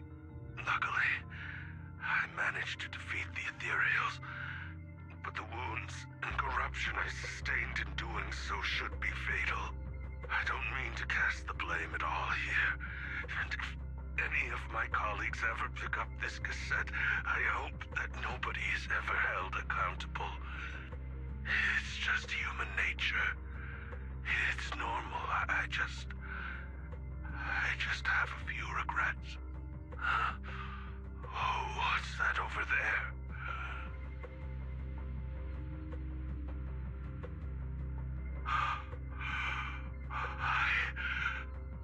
I've seen a miracle. Yes, that thing is right. So long as humanity is in constant conflict against the Hollows, we'll never be able to grasp true power. Only by embracing everything. It's the only way. Only by embracing this power can everyone survive. Oh, Creator, please grant me this.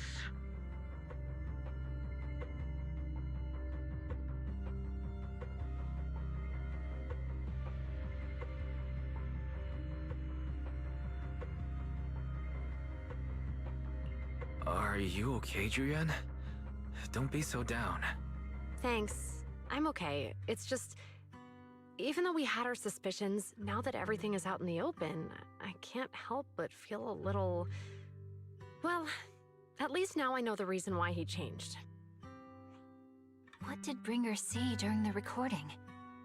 Whatever it was, he called it a miracle. I saw the mission report from that incident. Bringer emerged from the Hollow unscathed, completely free from injury or corruption. Plus, I remember him rescuing a few civilians and walking out of the Hollow together with them. But if that's the case, then it's at odds with the audio we heard. Which one is the true version of events? It's possible that both are true. Like if Bringer actually met a real god that completely healed his body and helped him save the others. And that's why his mood changed so much. Why he started believing the Exaltists. Because he witnessed a miracle. That sounds like a reasonable speculation at this point. But it still exceeds the limits of what we know. In any case, it's a clue that ultimately points to the Exaltists. I'll keep pulling this thread and see where it leads.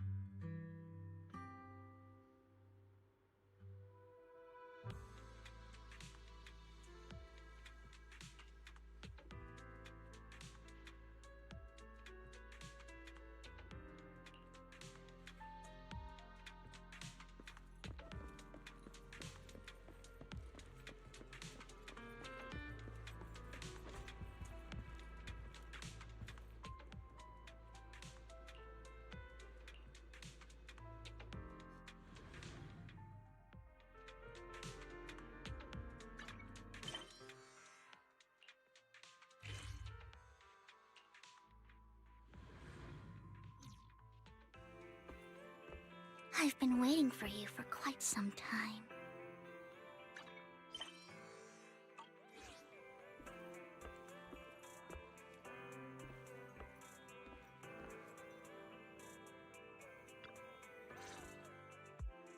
We meet again, Master Proxy. I imagine you've already managed to gain some info from the conspirators. About some people who wish to use sacrifice to launch an attack on New Eridu.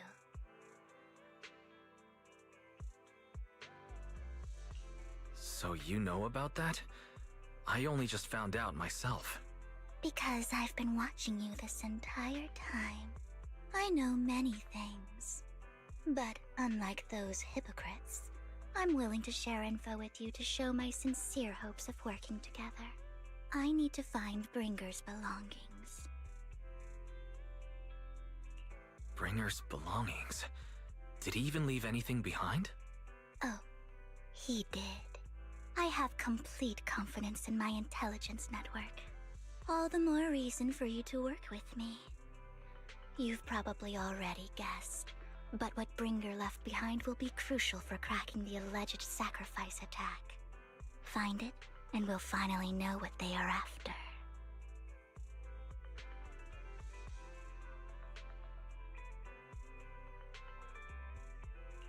Who do you mean by they? The Exaltists, of course. They're always lurking whenever something related to sacrifice comes up.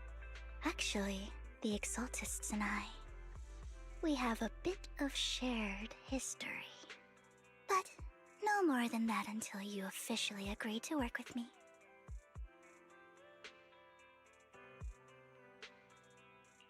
All right, I agree to work with you. Splendid. I like people who don't mess around. By the way, might I ask, you're not proficient at in-hollow combat, are you? Well, you know, I'm a proxy after all. As I expected. Not to worry. You're an invaluable proxy. All I require is for you to guide me. I mean, not even my darling Lord Phaethon can fight in the Hollows. Hang on. What did you just say? Your darling Lord Phaethon? That's right. The best proxy in all of New Eridu. Lord Phaethon. Don't tell me you don't like him. It's not that I don't like him. It's just, it's a little complicated. Well, if it's not that you don't like him, then that means you do like him, right? And I know exactly how you feel. My love for Lord Phaethon is really complicated, too. Great, you're a fan of Lord Phaethon, too. But that makes sense. All of New Eridu ought to be fans of Lord Phaethon.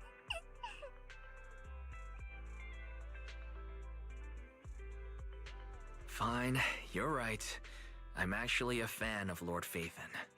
Then we're fellow fans! Wonderful. I feel so much closer to you now.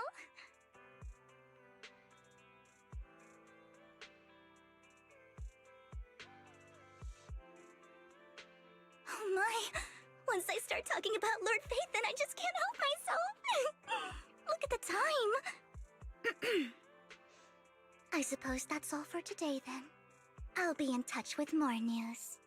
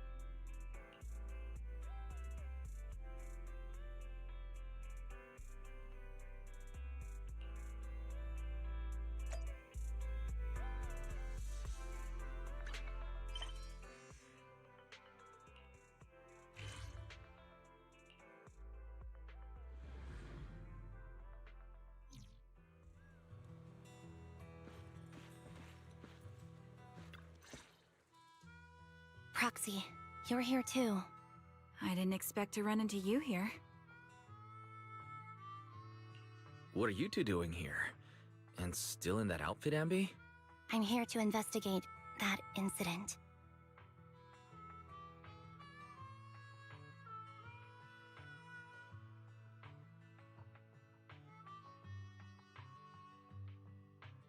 I've recently dug up some clues about the person behind the operation, but my key contact is ultra cautious and keeps demanding me to prove my identity.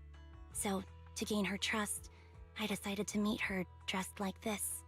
Now that everything is completely finished, this uniform doesn't really represent anything in particular. For me, it's just another outfit now. We all have to move on someday. I'm helping her. I want to make sure whoever's behind all this is caught. Ah, and who's this young lady? This is my friend, Vivian. We're here investigating a few things ourselves. Ambi, one of the Cunning Hair's most powerful members. And Trigger, an Opal Squad sniper. It's an honor to make your acquaintance. You know us? Looks like someone's done our homework. Is it because of the proxy? You two are practically celebrities. And because of my work, I've got loads of info when it comes to anyone with a name around New Eridu. I see. Seems you're handling your work well. Let's prepare to enter the Hollow.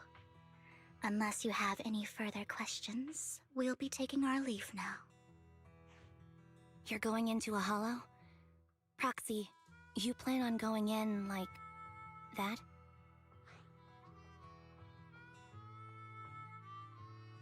Yeah, that's right. I've recovered quite a bit lately, so I don't need any protective equipment in the hollows.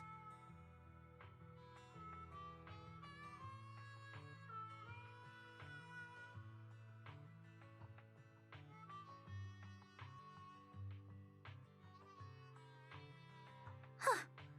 Aren't you that lady from before at the auction? Hello. I didn't expect to see you again, young lady.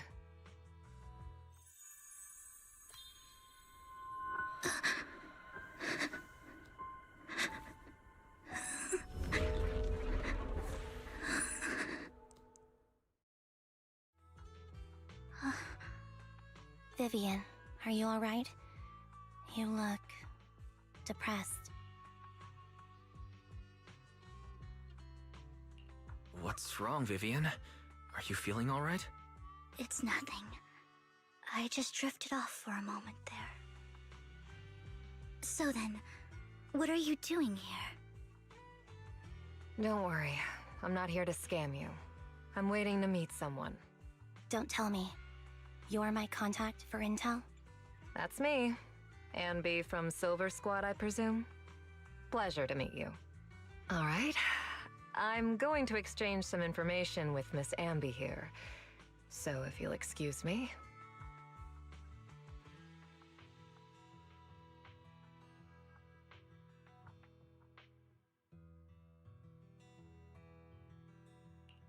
You aren't looking so good. What's the matter? I can tell you later, but not right now. Okay, that's all the information I got for you. In return, I want you to do something for me. Take me into the Hollow. I left something very valuable inside. I have to find it. Seeing as we were just about to go in ourselves, why not join us? It's fine by me. But didn't you say you were investigating something? It's fine. There's no rush. Right, Master Proxy. Huh? Yeah, there really is no rush. Sure, let's all go together.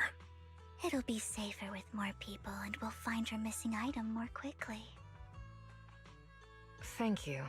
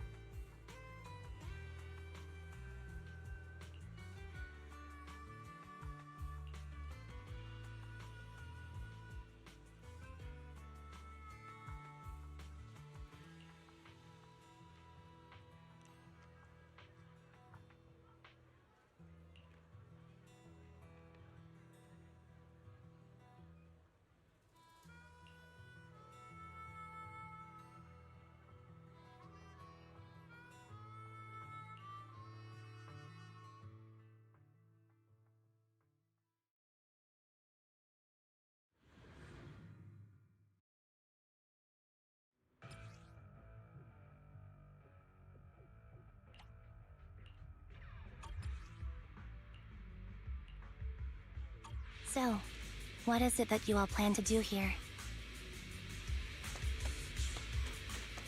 We are here to look for something too. Something extremely important.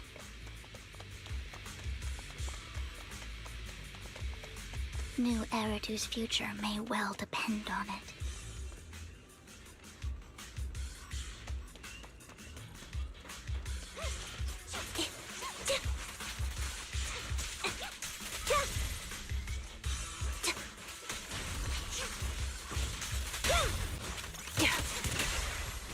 Move behind me.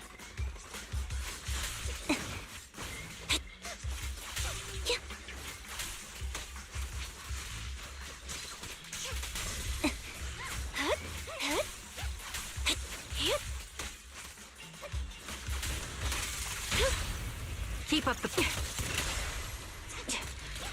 Recalibrating.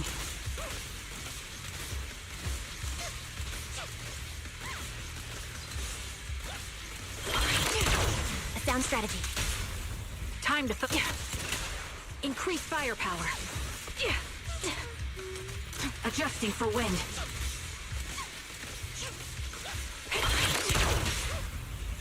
Focus up. Now it's my turn to ask questions. What exactly is it that you're investigating?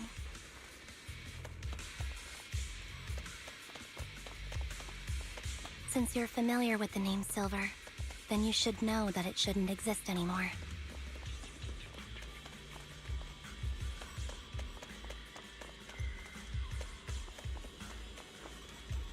What I'm investigating has something to do with it.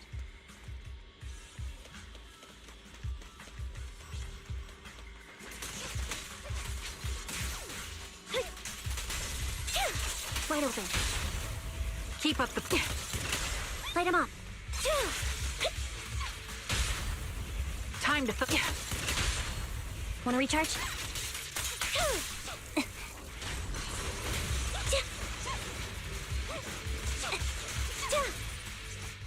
He won't back down. I'll pierce right through. Quick shot. Recalibrating. Roxy, let's use that fissure to head to the next location.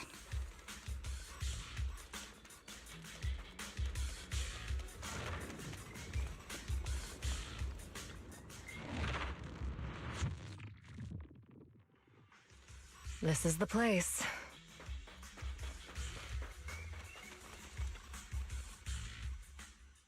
So, what is it that you're looking for? A ring. I was excavating ether here before and accidentally lost it somewhere. Please, could you all help me find it? It has to be somewhere among all this stuff here. Sure, I'll start looking. I'll go with you. I'll stay here with her then. Thanks, but you don't have to worry about me. Go ahead and accompany the others. I'm sure it'll be faster that way. And sorry for wasting your time like this.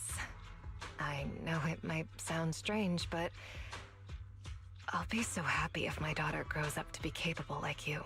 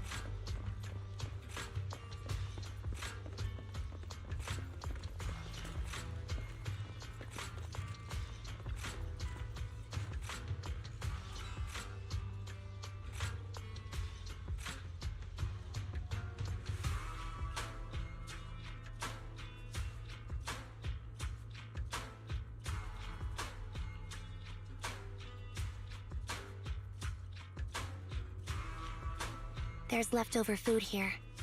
I don't want to imagine what's inside the bag.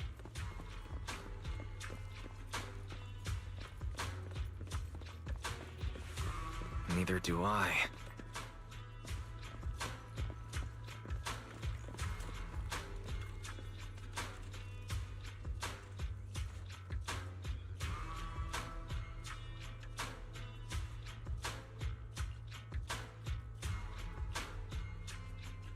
A toy that seems emotionally stable.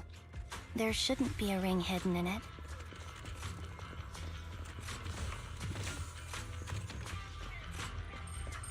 It's pretty cute.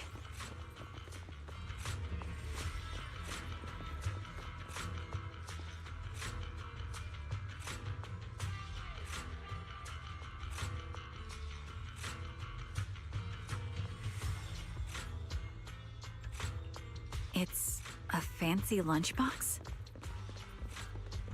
I wonder if its owner is safe and sound.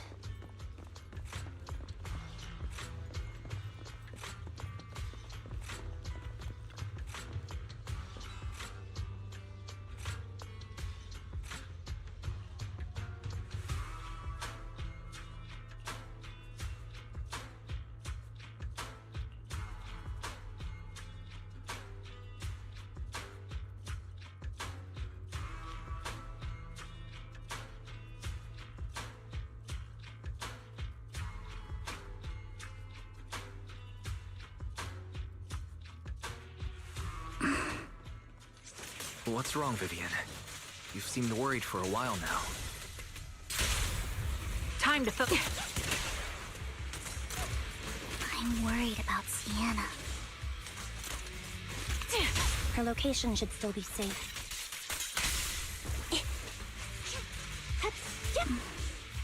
I hope so.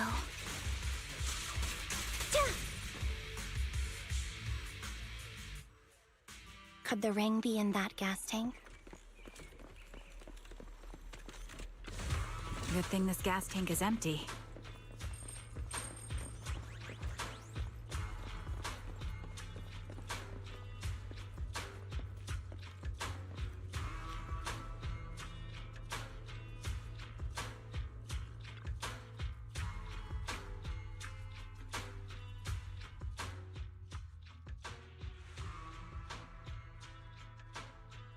Her vital signs are gone. What happened? I guess this was her final scan.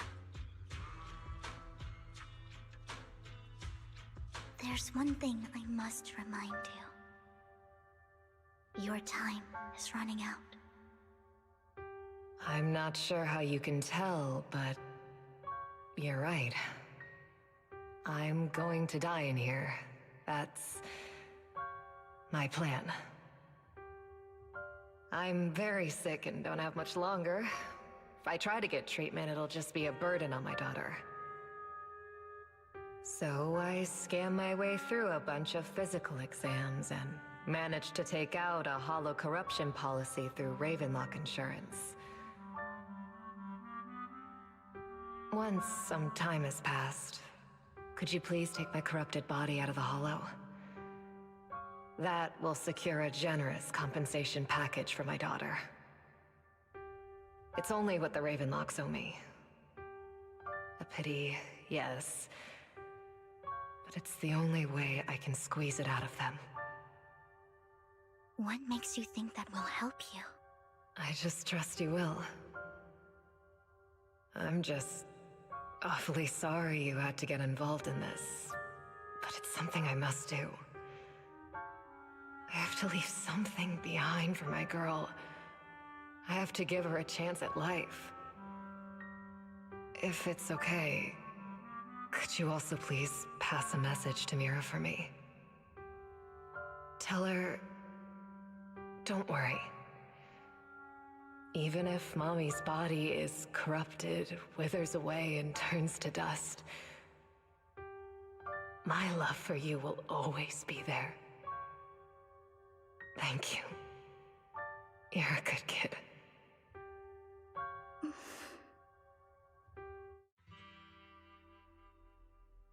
She was betting that we'd help her. So, You were aware of this the whole time? Yes. Because I saw it.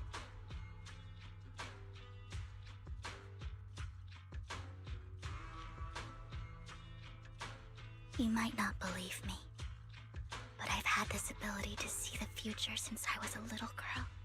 But the things I see are always something bad. Plagues, deaths, disasters.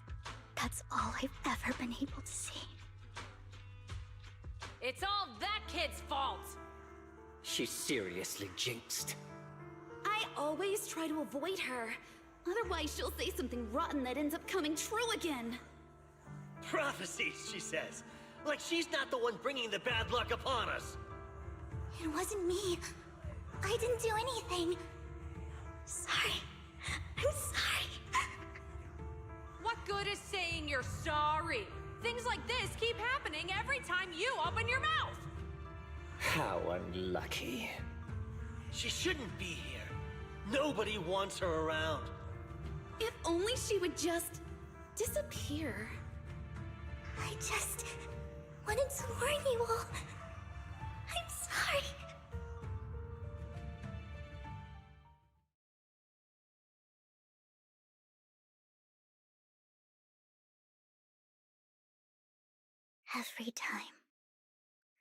Every time it's the same. In the end, there's nothing I can change. Sometimes I even wonder whether it's me predicting these things, or if my very existence is manifesting these calamities.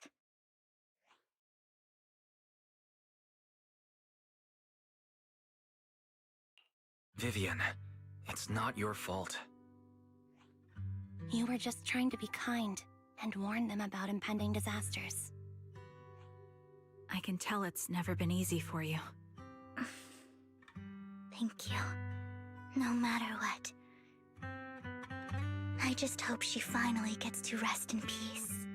I hope no misfortune, whether I foresee it or not, ever happens to anyone.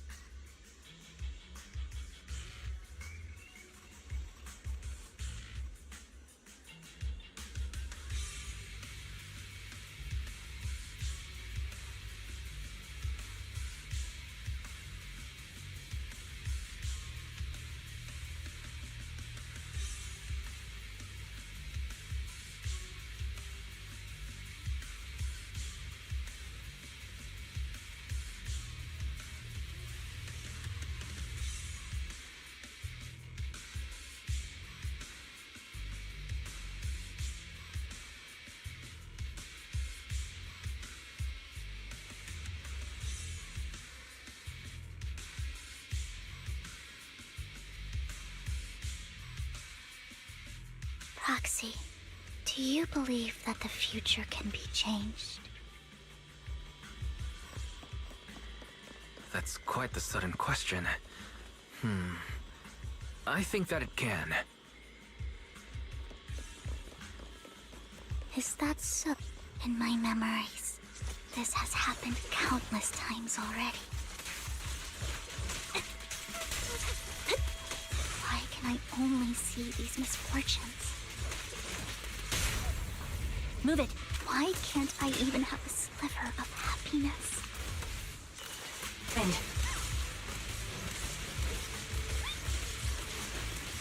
Yeah.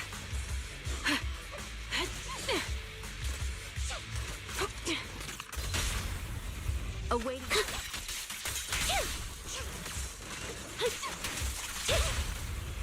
Keep up the... Roxy, the fissure that we're looking for is up ahead.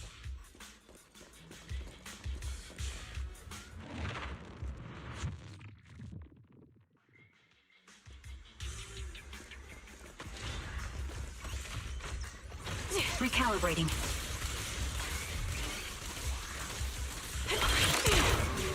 Right on cue.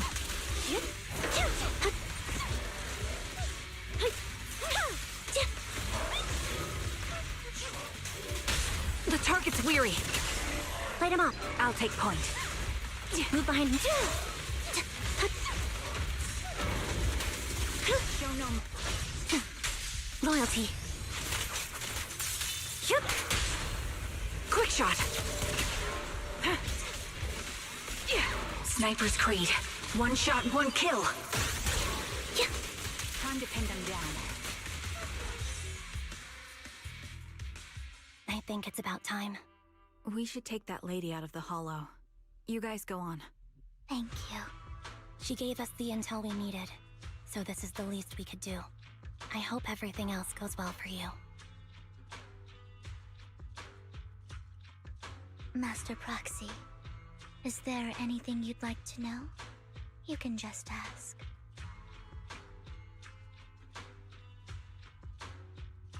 I'm curious about your story, Vivian, but we can talk more once you feel ready.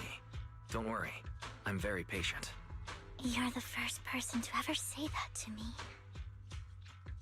I'd be happy to share my story with you. These premonitions I see are not within my control, and they always come to me in a flash, like a flood of images in my mind. Most of the time, I see death, disease, accidents, and disasters. Of course, there are also some non-fatal mutilations. But every time, without exception, they end up happening. And I can never prevent or change them. That's all I have to say about it. If that offends Master Proxy and you don't want to hang out with me anymore, then I can understand.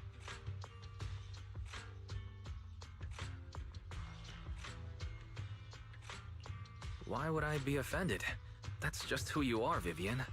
Besides, we're friends. I've always considered this ability as a curse.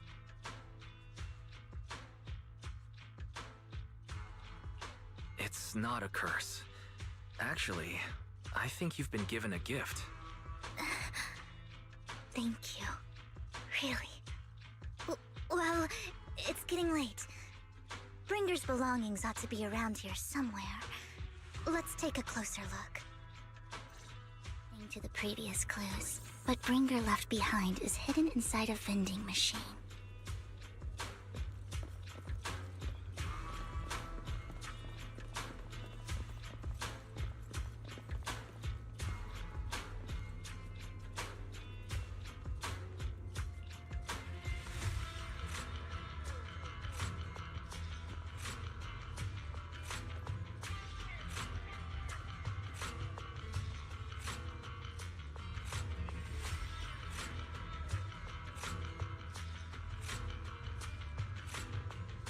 Looks like it isn't in here.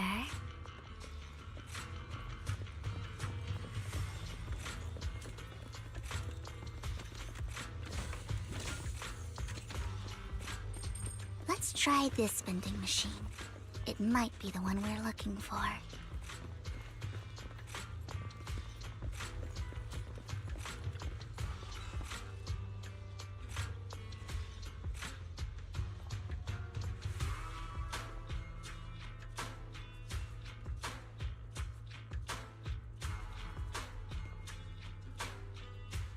Strange, there's nothing in here.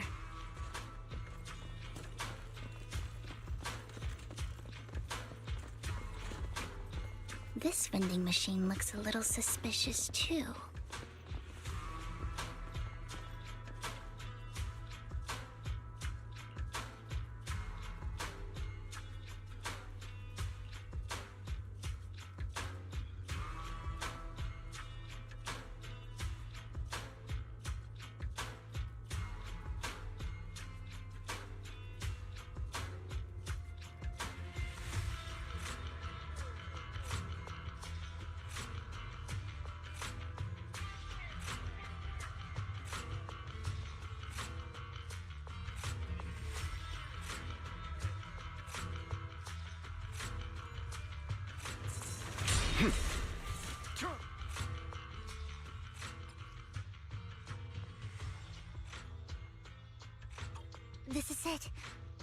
This notebook is what Bringer left behind. But I don't know what these markings on it mean.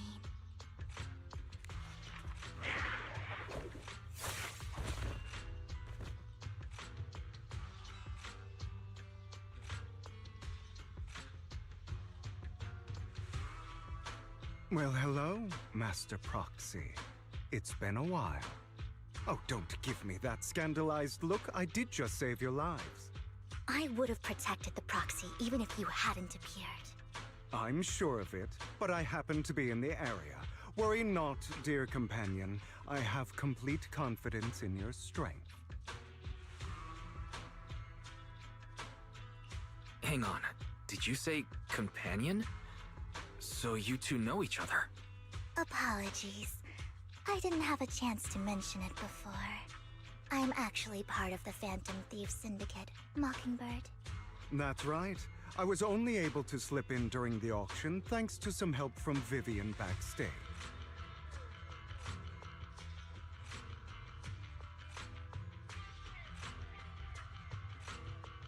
So the whole time you were only bidding on the collections so you could get backstage and tamper with things?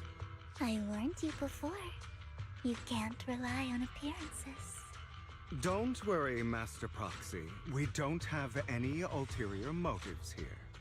As you've probably heard, Mockingbird is a renowned Phantom Thieves syndicate in New Eridu that, despite its longevity, has managed to maintain the secrecy of its members' identities to this day. So, disclosing our identities to you is essentially the highest sign of good faith that a Mockingbird Phantom Thief can show.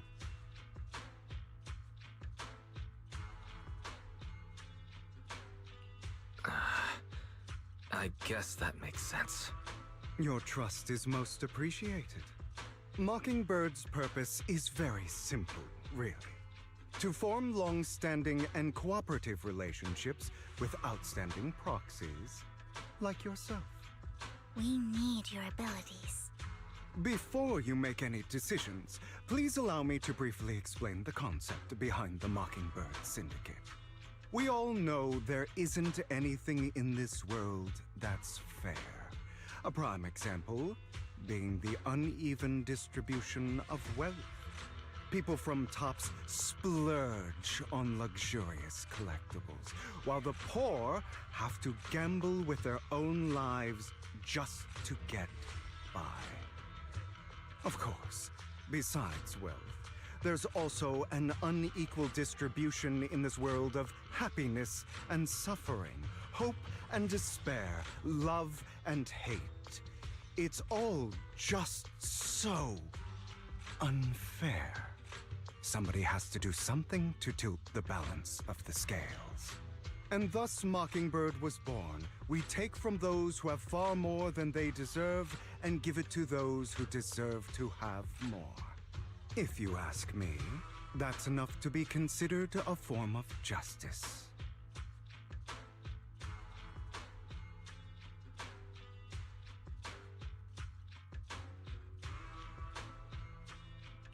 All right, that makes sense. I can agree with that. Thank you. I knew if anyone, you'd understand. However, aside from these philosophical considerations, we also have a crisis on our hands to deal with. As you know, the Exaltists are plotting to use the power of sacrifice to launch an attack on all of New Eridu. We can provide you with all the latest intel, just like that notebook you found. Something those pompous housekeepers would never be willing to do. And the most crucial part of this whole game, the sacrifice core, is currently in my possession. I think that makes this a highly competitive deal. We share the same goal for the moment, stopping the impending disaster from playing out.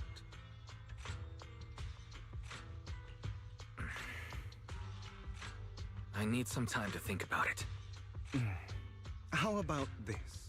If you still have misgivings about our upcoming cooperation, then why don't you bring Lycon along with you? He's got the support of the mayor's office behind him, and his presence alone is enough to keep me in check. That would put you more at ease, right? Of course, you're welcome to bring some other friends along, provided they aren't from public security or HSO. Well, if you're willing to let my friends come along, then you've got a deal. Great. It's a deal. By the way, Proxy, this is for you.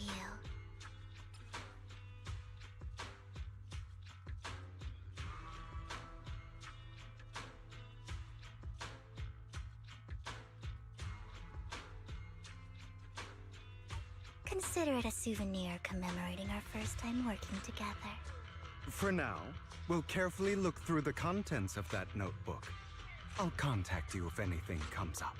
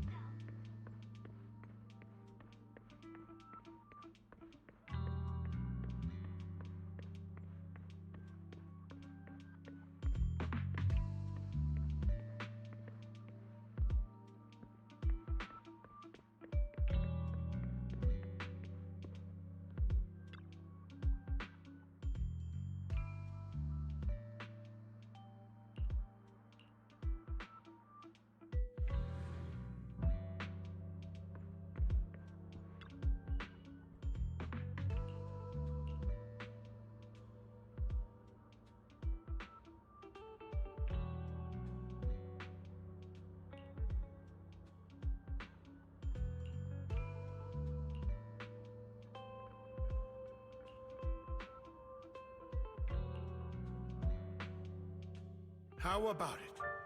Will you work with me? Correct. Let me be honest with you. I have the sacrifice core that you're after. I am Mockingbird. So it's you. I never thought you'd be so bold as to come see me alone. Relax, my friend. As you know, if I can sneak into such a heavily guarded auction, then naturally, I can just as easily slip away right now. I'm here with the sincere intention to seek cooperation. I can give you that sacrifice core. And what do you want in return? Wealth, glory, power. The things everyone else in the world wants, I want them too. And I'm confident that as the current heir to the Ravenlock family, those are all things you can give me. Then you've certainly come to the right place. My family is working on a big project. If things come to fruition, Ravenlock's status in Tops will significantly improve. At which point, I'll be sure to leave a spot for you. Naturally, as an outsider, you're precluded from handling any of our core business. But profits from the scraps alone will be enough to set you up for life. Mr. Hartman, I think you've misunderstood me. I have no intention of joining the Ravenlock family. In fact, I have an art gallery under my name that does pretty well for itself. I was hoping you could recommend me for Tops. You want to join Tops? That's easier said than done. Even for a family like ours, it would still require significant effort and... Just answer me yes or no. I don't think either of us can afford to waste time. I understand. Yes, you have my word. But in exchange, you'll have to give me the sacrifice core first. I'm sorry, but I'm afraid I can't. I've already hidden it somewhere safe, a place nobody else but me knows. You don't want to put all your chips on the table when dealing with Tops. I know that far too well. Then that means I also need to keep an eye out when working with the infamous Mockingbird, right? Mr. Hartman, I should remind you that I stand before you undisguised.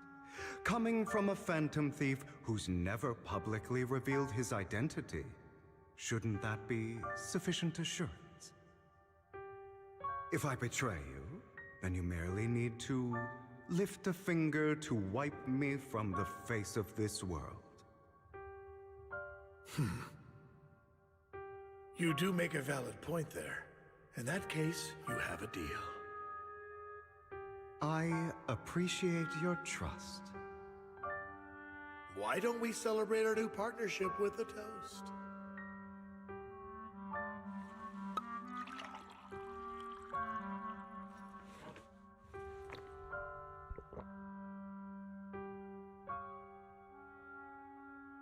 Having a drink before undertaking anything important is a family tradition.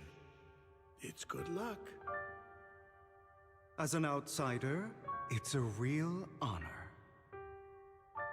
By the way, you aren't the only member of your organization, are you? Shouldn't all your companions agree to this deal first?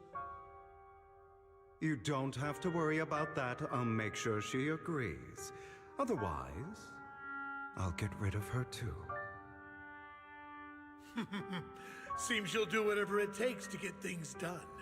Great things lie ahead for someone like you. All right, let's leave it at that for today. I'll contact you about what to do next.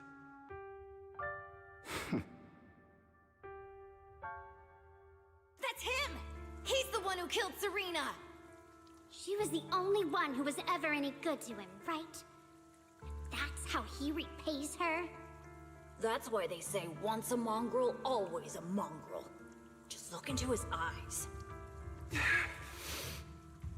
Father! We have to punish him! Serena had been ranking ahead of him. Hugo must have poisoned her water so he could pass her. Pure evil. Typical for an impure bloodline. He should have been kicked out ages ago. Hugo, did you do all this? Yes, it was me. I killed her. He admitted it! Father, he must be expelled. He has no right to live under the same roof as us. Why don't we reunite him with Serena then? Nobody would ever know. Hugo, well done. My children, how many times have I told you before?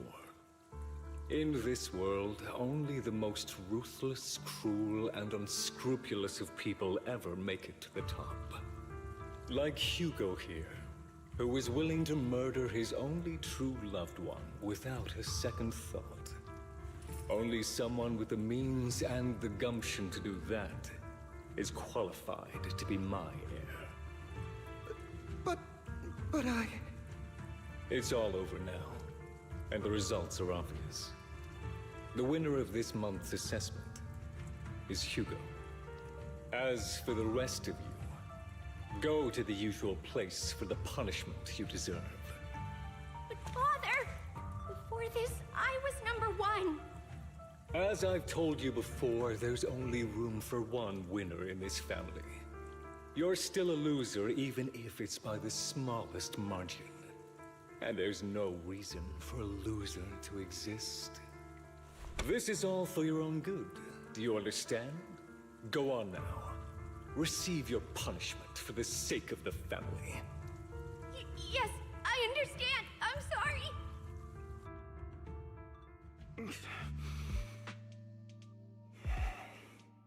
That really brought up some unpleasant memories. It won't be long. Soon, it'll all be over.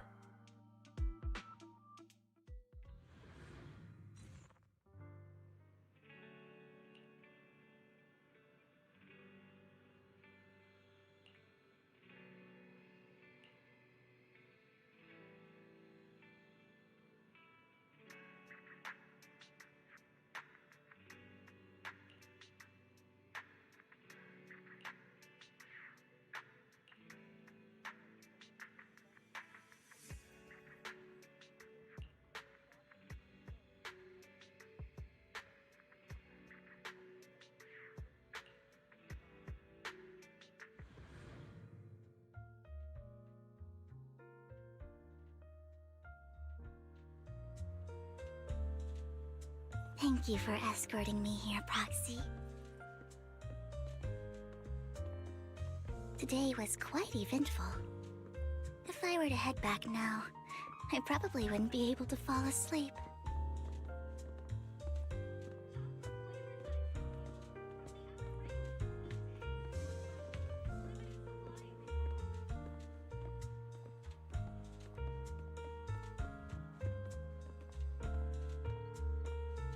You're a child that only brings misfortune. People have been saying that about me for a long time.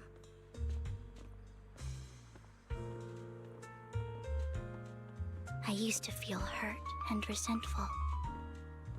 But now that I think about it, it's perfectly normal for people to react that way.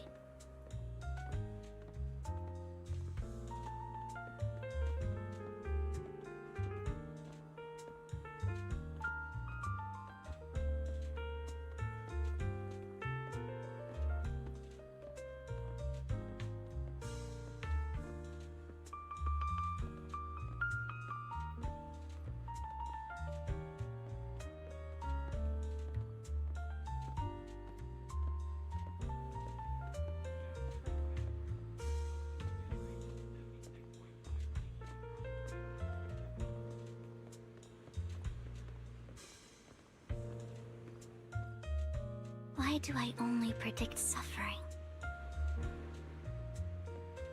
If I could predict happy things, joyful things, would people like me a little more?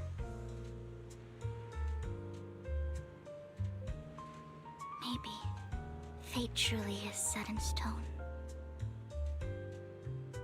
Often, I want to help these people avoid their miserable fates.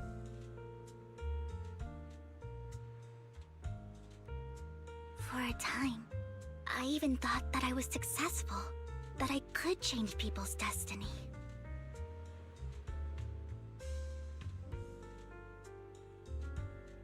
But it was all an illusion.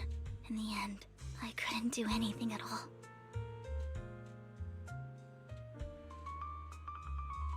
So, I was really happy when you said that my abilities weren't a curse, but a gift.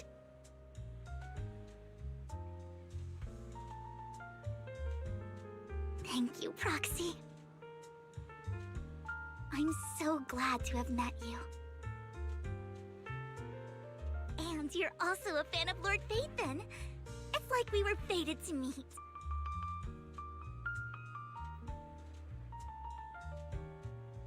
I don't know why, but I feel completely at ease when I'm by your side. I feel like I'm free from judgment, from blame.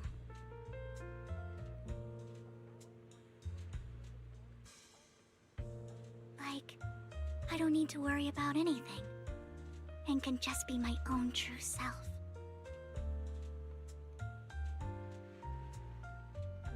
Perhaps people really do possess an aura, and ours just so happen to be extremely compatible.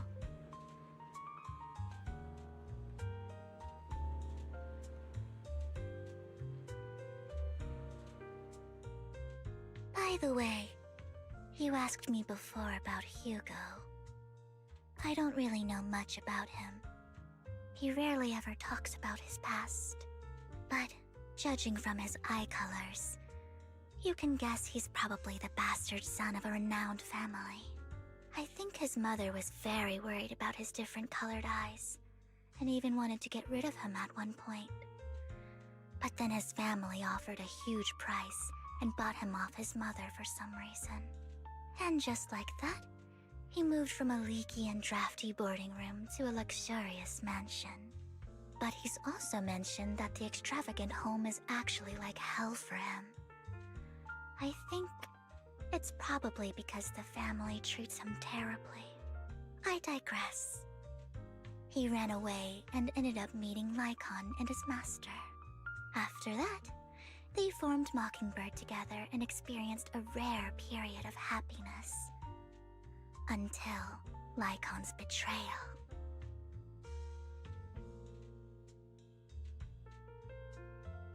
So, what's your take on Hugo? I imagine I would still be wandering around now if I had never met him. To me, Hugo is just like an older brother. I've always felt as though he's carrying some heavy burden with him. But that's a secret he's kept to himself. Something he'll never tell me. Sometimes when I look into his eyes, I can feel that he's really struggling with something. Even though he may say some extreme things, Hugo really isn't a bad person. I think one day he'll tell me his secret.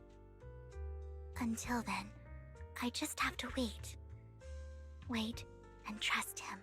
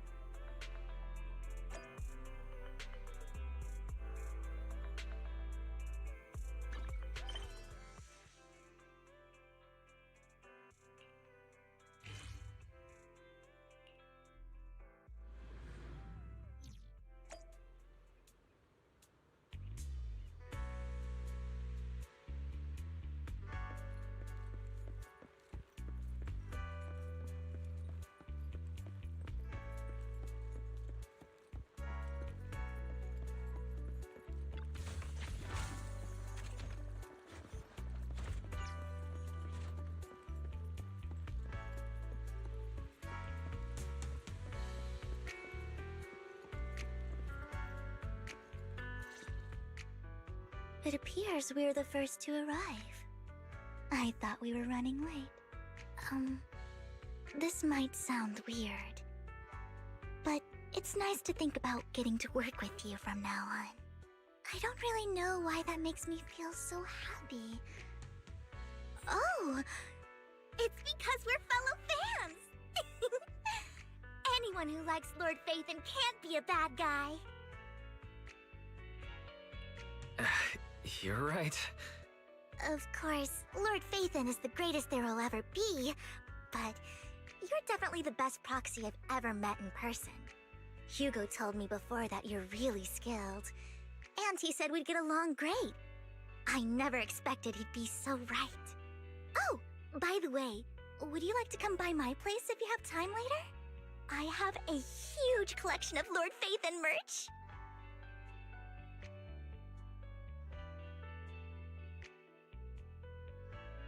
Phaethon, Lord Phaethon doesn't have any merch out there, right? I mean, we don't even know what he looks like, for starters.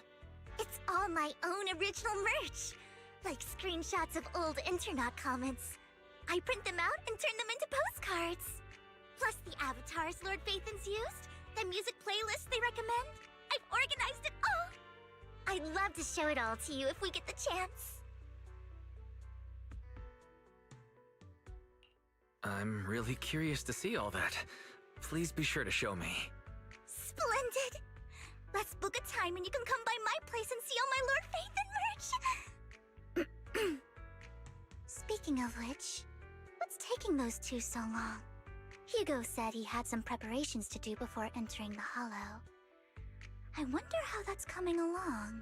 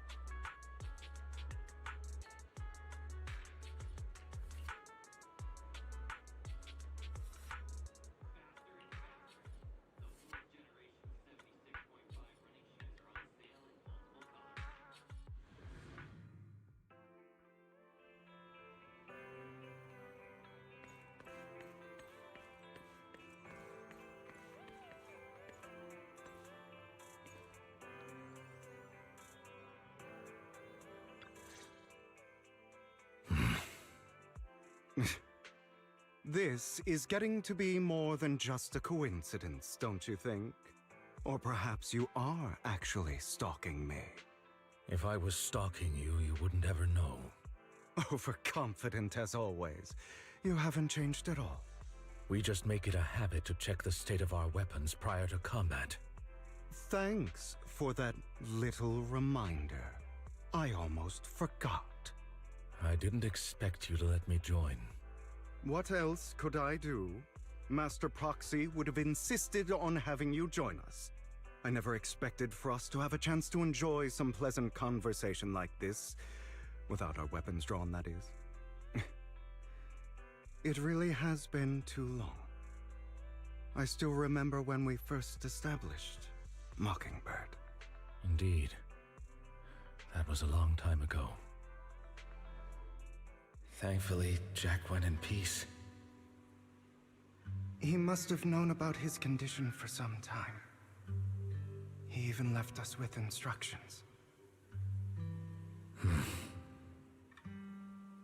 Passing peacefully in your sleep is the most natural way to go. I'm happy for him. By the way, Lycon, have you given it any thought yet? You mean about our guild for Phantom Thieves? Yeah. It's time for us to build an organization of our own. Jack always supported the idea, didn't he? I don't have any objections. But what should we call it then? How about Mockingbird? It's a bird known for mimicking the calls of others to blend in. The same way we don high society roles for ourselves when we're out on a mission. Oh, oops. I nearly forgot. You're a terrible actor, and you're always flubbing your lines. I guess we can rule out that name, then. No, call it Mockingbird. We're always just putting on an act, aren't we? I won't slip up on our next mission. Besides, we still ran missions together even when we didn't have a name. Having one now won't really make a difference. No. It does make a difference, Lycon. And I don't just want a name. I want Mockingbird to become a symbol, like the sword of Damocles hanging over everyone's heads, striking fear into the hearts of the rich and cruel whenever they hear the name. Just like Jack used to say, this world isn't fair. So that's why we have to influence it however we can, and change things in our own way. But on the basis of not causing harm to other people's lives. That's also what Jack used to say. You remember, don't you? Of course I remember. All right, I promise. That sounded pretty forced. Don't forget, things don't end well for people who break their oaths. I'm good for my word. You must trust your fellow companions. That's also something Jack would say. Well then, today's the day that Mockingbird will officially start flying. Our first order of business, deciding on our symbol.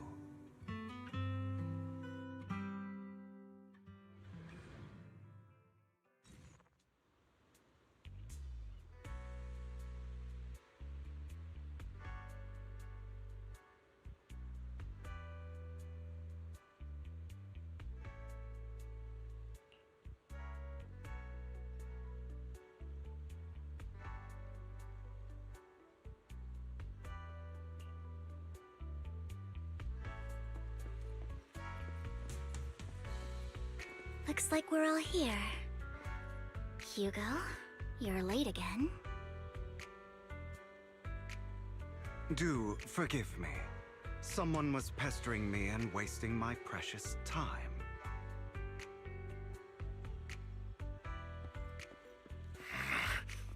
Looks like we're all here. Hugo, you're late again.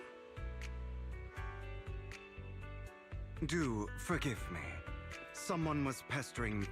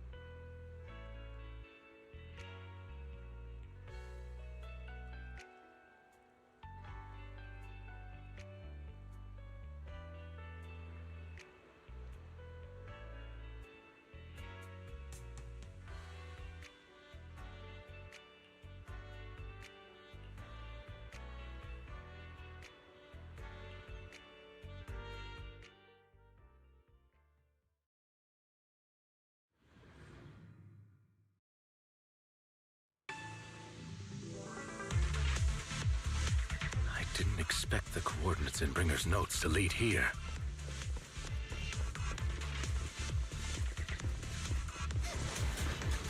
Oh, are you familiar with this place?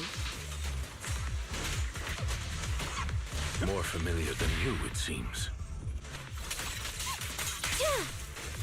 Proxy, if they're being too noisy, can I take action?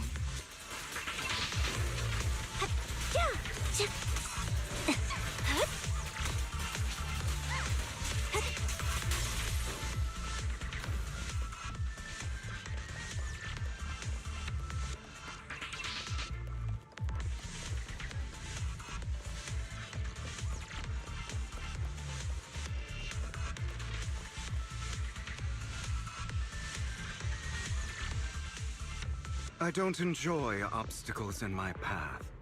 Can we not bust the door open? You can try. The generator room should be nearby. Over here. Wow, you really know this place like the back of your paw.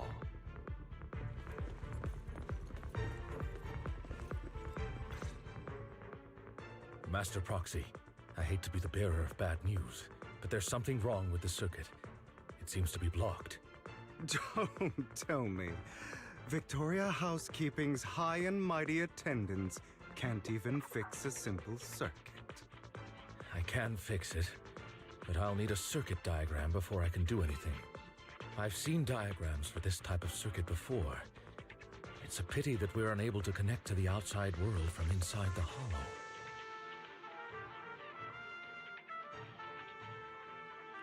Just leave that problem to me. Wise, I just sent an image of a circuit diagram to you. Have a look. Thank you very much, Master Proxy. Now then, let's start repairing this circuit.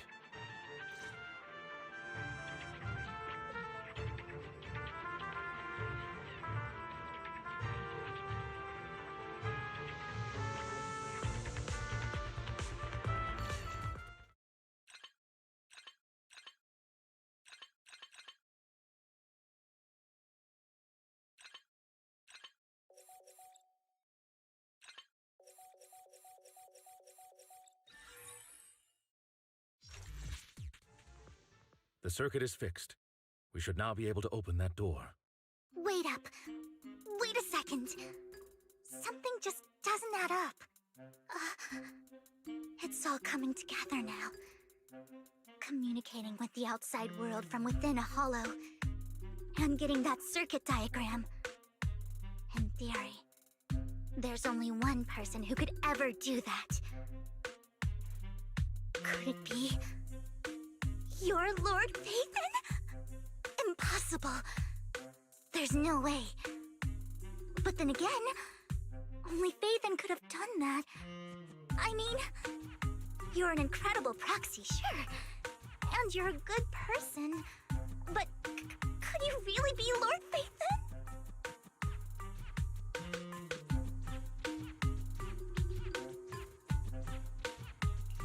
That's me. I'm Phaethon. Sorry, I just never had the opportunity to tell you. Unbelievable. Lord Phaethon, I've been your biggest fan for years now. Goodness me, Lord Phaethon was right in front of me all along, and I had no idea. This is like a dream. Could you, I mean, if you're willing, could you please give me an autograph and a group photo and...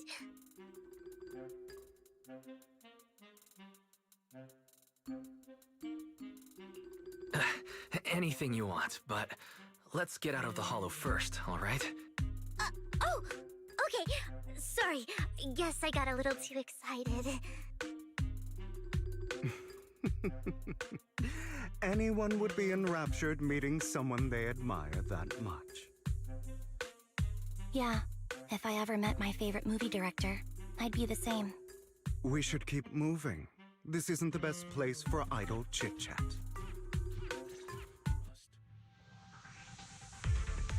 The door's finally open.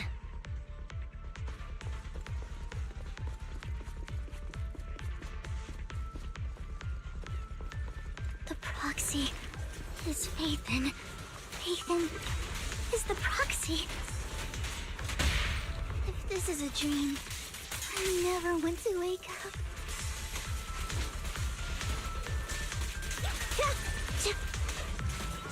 At your service.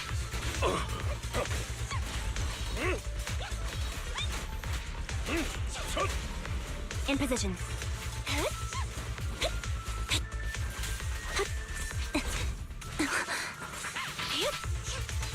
The fissure over there should lead to our destination.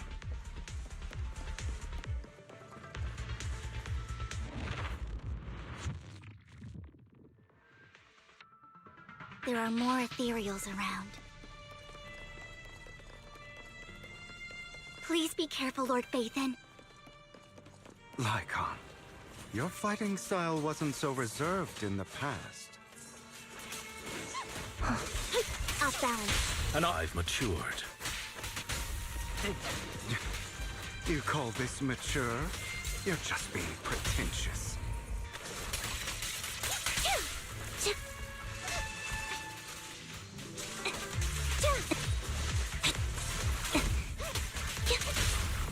Thank you for...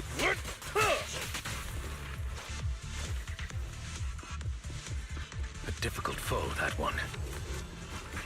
Now, let us leave this place at once. Ensuring Master Proxy's safety is our highest priority. An opportunity... I'll bite your throat out! I won't let anything happen to you, Lord Phaethon.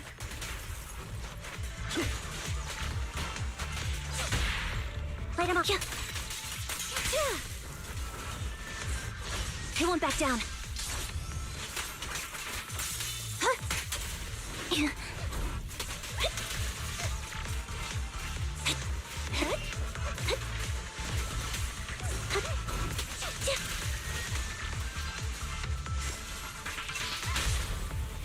Thank you for...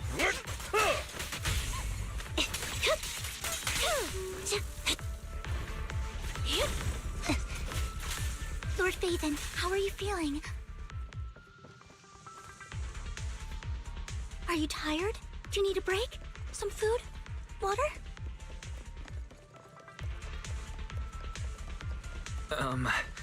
Thank you for your concern. I'm fine.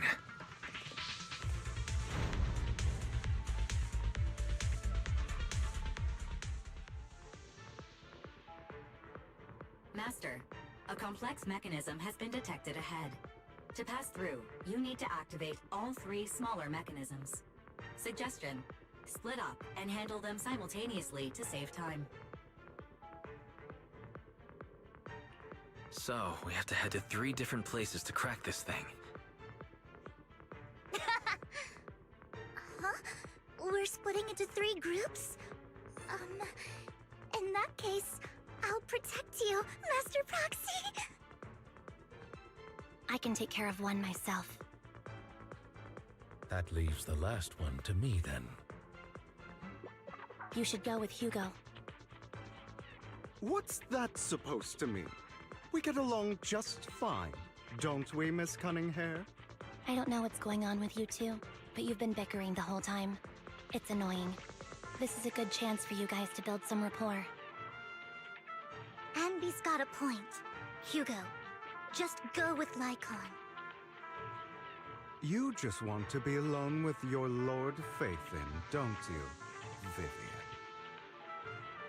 Huh? That's not it!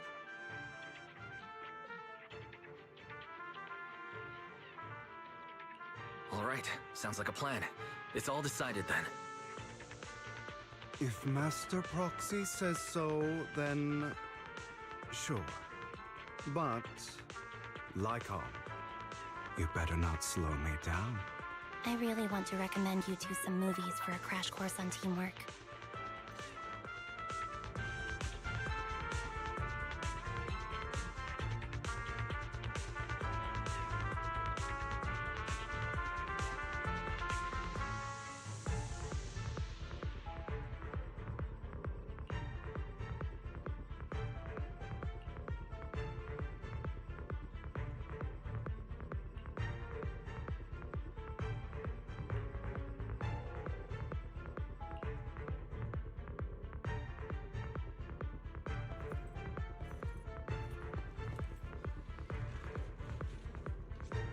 Lord Phaethon, there are too many ethereals here. We have...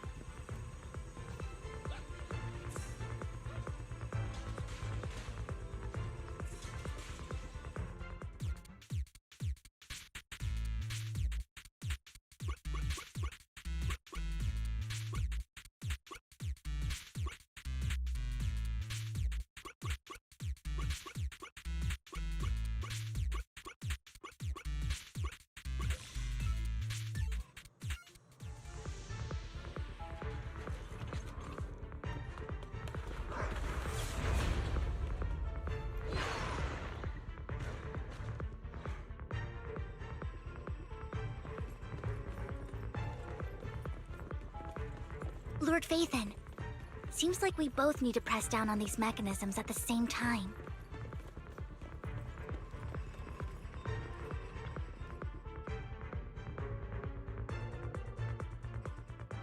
Sure enough, Lord Phaethon and I share a deeper connection. Sorry, I hope I'm not being too forward. Goodness me, somehow I'm fighting alongside Lord Phaethon. It's like all my dreams are coming true. I'm going to wake up any second now, aren't I? No, this isn't a dream. I'm real. See? You can even hold my hand. Not only is Lord Phaethon incredible, but super kind. That's it. I pledge to be a die-hard Lord Phaethon fan until my very last breath.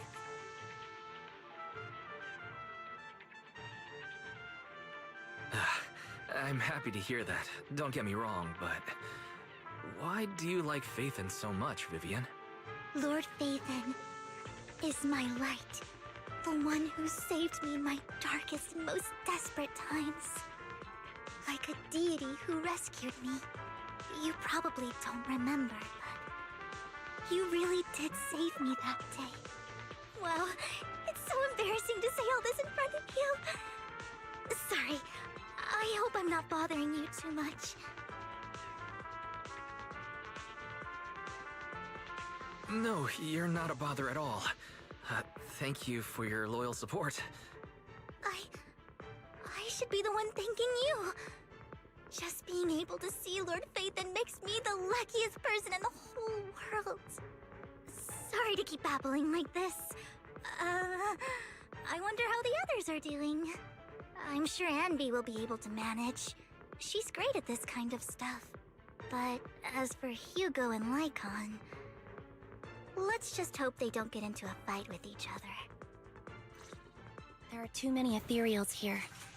Though, it's not a huge problem.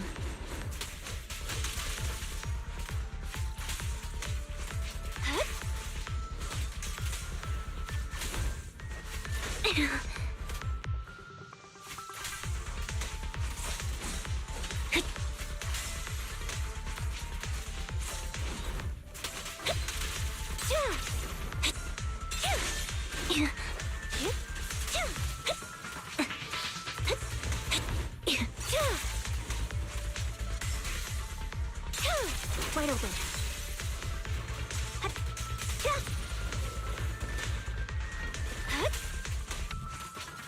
Mind the blind spots.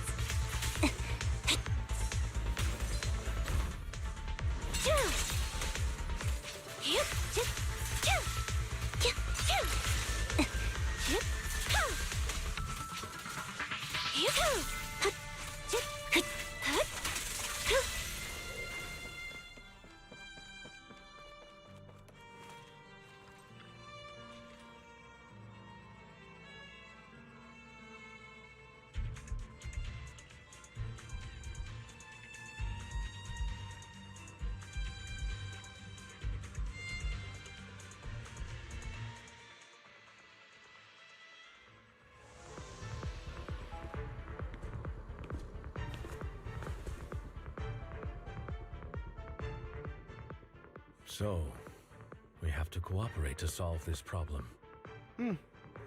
That's a real shame. I have no intention of arguing with you right now. Master Proxy and Miss Vivian are elsewhere, and we must rendezvous with them post-haste. What a coincidence. That's exactly what I was thinking. Just this once, we should trust each other. For the proxy. I have no objections. Very well. Then you'd better keep your word. I know you've never fully trusted me, Lycon, even before it all fell apart.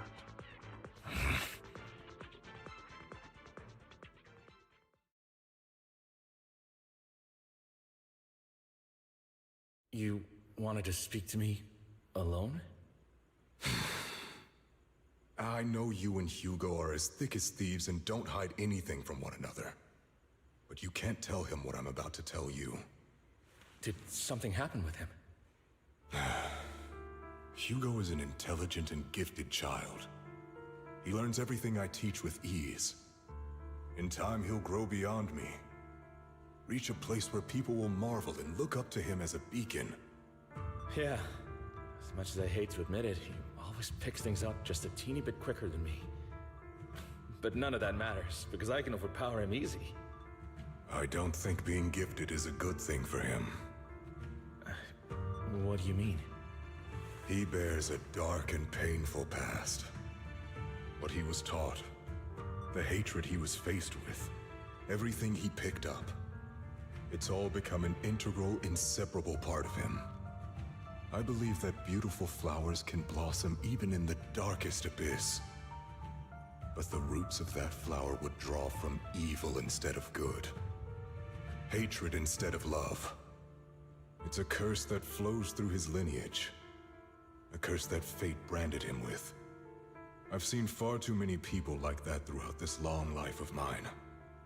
They struggle with this curse their whole lives.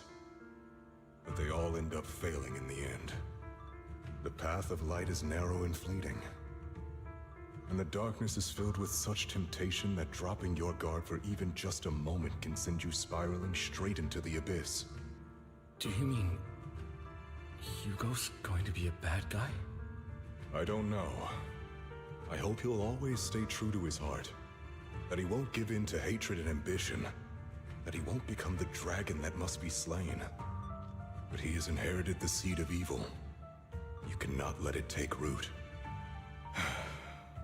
I'm afraid I won't be there to help you. There's not much life left in this old body of mine. So then, Lycon, promise me now.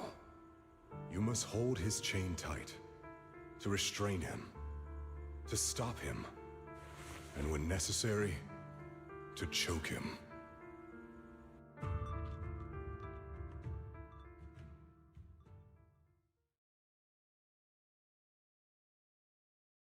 You've become slow. Or maybe you've been on guard against me this whole time, and that's what's slowing you down. Looks like I was right. Lycon.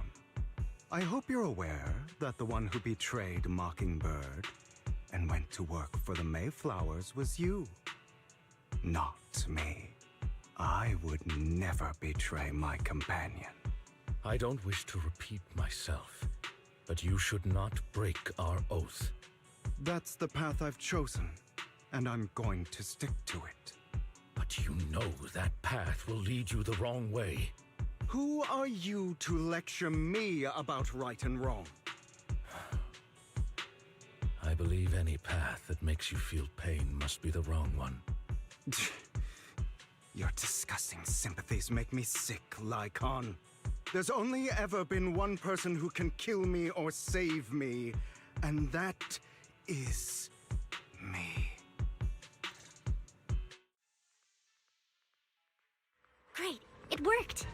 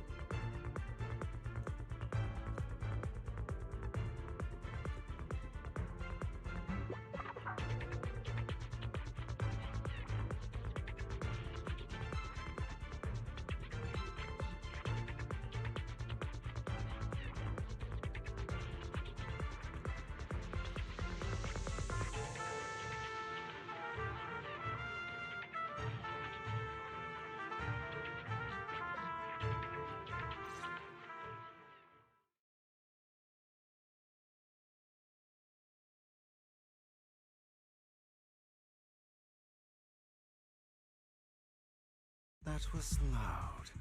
What's happening up ahead? Hold on, everyone. I'll go check it out. It's probably multiple ethereals attacking. Just in case, I'll go with you. Vivian, you should go with them too. Keep an eye on Lycon, will you? I'm worried he might sell us out to the mayor when he gets the chance. I'd never do that. But if Miss Vivian wishes to join us, she's more than welcome. Okay. Then I'll go with you.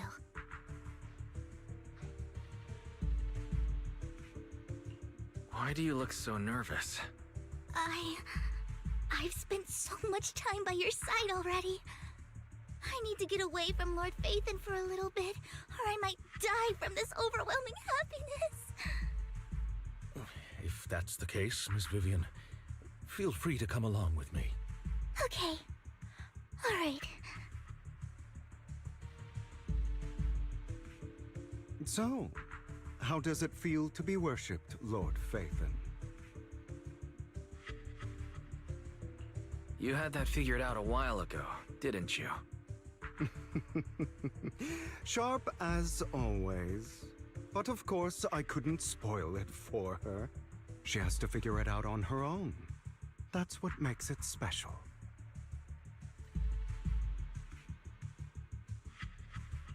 Not only that, you asked Lycon and Vivian to leave for some reason. Is there something you'd like to say to me? I can't keep anything from you, can I? I've always treated Vivian like my own little sister.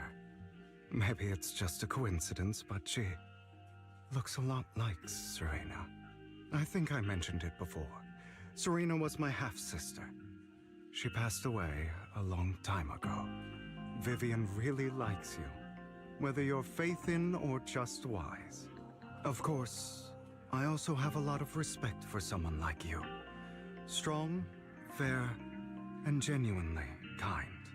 So I hope... I beg you, please keep her safe. Hang on. What's that supposed to mean? Think of it as the last bit of conscience I have left. A kid as pure as her. She should stay alongside someone who walks in the light. Like you. Not even Vivian can agree with all my beliefs. One day we'll go our separate ways. Your beliefs? What do you mean exactly? You probably heard from Lycon. We swore an oath when we started Mockingbird. We swore to use our own hands to right the wrongs in this world. But never, under any circumstances, would we take another human life. I stayed true to my words. Until my father, the man I hated, stood right before me. I could have ended his life easily, but I hesitated. I remembered that damned oath and their repeated attempts to convince me. I didn't do it. Because of that, innocent people died. All because of him. If I'd killed him first, then none of those tragedies would have happened. People like him don't deserve to live. After that, I realized sometimes taking one life really can save countless others.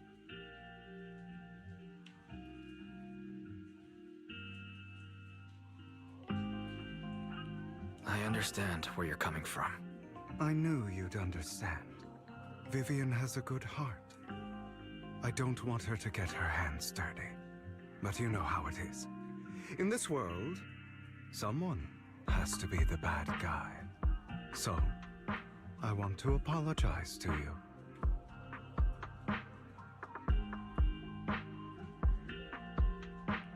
Why apologize all of a sudden? You're incredibly strong, kind, capable, and really, really lucky. The world needs more people like you. Remember that revenge movie I told you about, Children of Devils? I still haven't found it, but I came across another videotape with the same name. Turns out, in that story, the children of devils are actually the children of gods. Ah, sorry for rambling. Hope you don't mind. They should be back soon. Please, look after Vivian for me.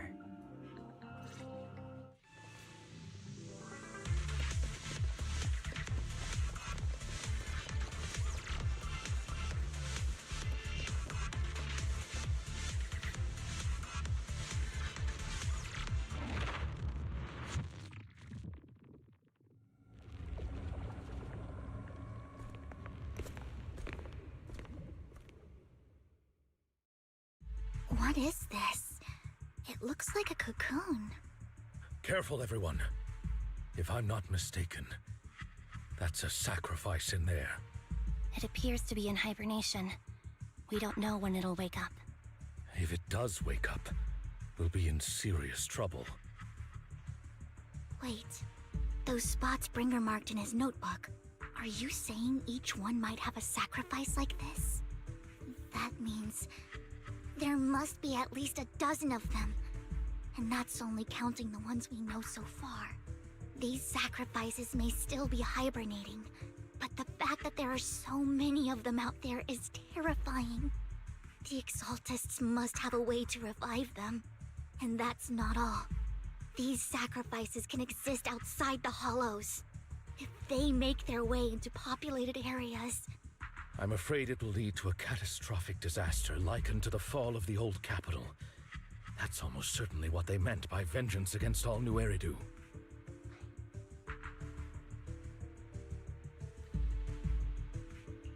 Let's find a way to get rid of these sacrifices. We can't let the Exaltists have them. Thank you for helping me find this sacrifice. But sorry, kids. You won't be the ones to keep it. it's that annoying old man. Why is he here? I'd advise you to choose your words wisely, young lady. You are from the Ravenlock family. So it was you. That face. Oh, I know you. I heard about what happened to your friend. Truly unfortunate. If only she'd been smarter. It seems your goal was this sacrifice all along. You've been tailing us, haven't you? Keeping your distance so that I wouldn't notice. As expected of a wolf Thyran, you are very perceptive. That's right. All thanks to your ex-partner, we were able to carry out our plan smoothly. My ex-partner? I'm not exactly happy being called that, but what he said is true.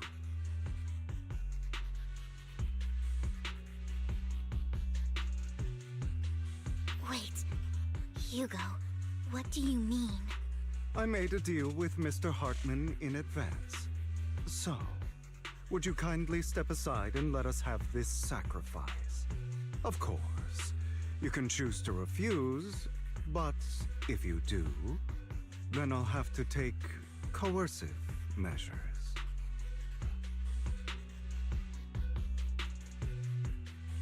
What did you offer him? Everything we know about the sacrifices plus the core itself. But why? It's simple. I want to climb higher. Mr. Hartman offered me a chance to join Tops. Who could say no to that?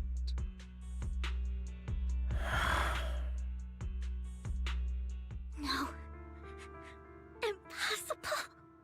You promised to help me investigate the Exaltists. You told me the whole point of Mockingbird was to do anything it takes to bring a little justice to this world. Was all of that just a lie? You're just too gullible, Vivian. I also told you, everybody lies. To hide their true intentions, people lie so smoothly, they don't even bat an eye. You... What a wonderful show of betrayal and backstabbing! Bravo! I've got no interest in your little feud. But would you all be so kind as to step aside? My men still have some delicate handiwork to do. To extract that sacrifice behind you. Over my dead body. Hugo, why in the world would you do that? Instead of wasting your time on idle chatter, why not focus your energy on the battle ahead? Stay calm now. Your plans will never succeed. It's useless. Don't you get it? You're not just going against the people in front of you. You're not going against me. Flip a switch. But rather, the entire Ravenlock family, even the whole of Tops. There's no chance of victory for you. Here to assist.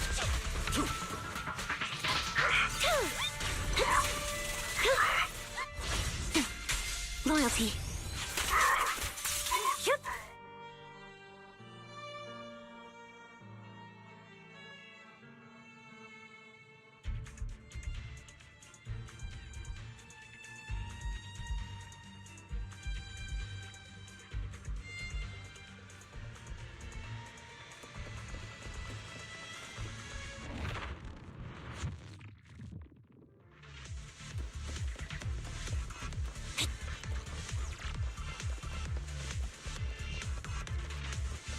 Hugo, don't make a choice you'll regret.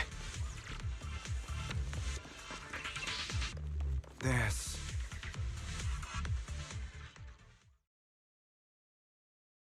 Oh, you guys are such a pain. Hugo, stop standing around. Time for you to act. We had a deal. Give me the sacrifice core now. Did we? I don't remember. I imagine this is your favorite kind of entertainment. Watching allies betray each other, suspicion festering until it all turns to bitter hatred. Seeing people tear each other apart like wild beasts, just like your decaying family. Does it comfort that dead conscience of yours? You. What's that supposed to mean? I am loving the look on your face right now. Right when you think you've succeeded, I'm here to tell you it was all fake. None of it was real. Let this pain sink in. It's karma for what you did to me back then. You're insane. I have no idea what you're talking about. You still don't recognize me, do you? Let me give you a little hint. My full name is Hugo Vlad Ravenlock. That's impossible. You're part of our family? I may be an illegitimate child, but I have the same blood flowing in my veins as you. I know you. You're that bastard of his. Damn it. I could have sworn you were already. My dear uncle, you were never worthy of your position. You have no claim to the Ravenlock lineage. You may have killed all of my father's other children, but sorry to disappoint, I'm still alive. I am the true heir to the Ravenlock family. You're a bastard. You have no right to inherit the family. That's not for you to decide. Master Edmund is very supportive of my claim. Edmund? That's impossible. You weaseled your way into Top's inner circle? Master Edmund doesn't care who achieves his goal. In other words, he'd happily let me take over the Ravenlock family, as long as I'm more competent than you. This can't be! You don't know the family's real secret! I know a lot more than you think, including everything that you've done. Just give up. You never even stood a chance. Damn it. This was all fake, right? You were just putting on an act to fool this old man, right? I actually fell for it. Don't do that again. At least give us a heads up next time. Vivian, everything I did was to rightfully inherit the Ravenlock family. That part is true. Now, I'm going to kill this man who stole what was never his. I'll make sure he can never be a threat again. You can't kill him. We still need information from him on the sacrifices and the Exaltists. You must be misunderstanding something, Lycon. Just like you chose the mayor, I chose Tops. At least for now, Tops has the same interests as me. I'm not going to harm my own self-interests. Be it intel on the sacrifices or the core itself. I'm handing everything over to Master Edmund. Why? I just want to take back what's mine. If fate is not willing to give me justice, then I'll just have to seize it with my own hands. Stealing, robbing, lying, or betraying. I'll do whatever it takes. Even if it means selling your soul to the devil? You know about the power struggle between Tops and City Hall. Those elites at Tops would be only too happy to see the Exaltists plotting a grand attack on New Eridu using sacrifices. That would severely harm the Mayflower's reputation and approval rating in New Eridu. And that's exactly what Tops wants to see. If that happens, countless people will die! I'm sorry it has to be this way, but I have to do this. I'm going to get everything Master Edmund wants. Inherit the Ravenlock name, climb to the top. And then I'll be able to change everything for good. For a permanent and absolute victory. We must endure the pain of cutting away rotten flesh. And persevere through the darkest hour before dawn. Someone has to do it.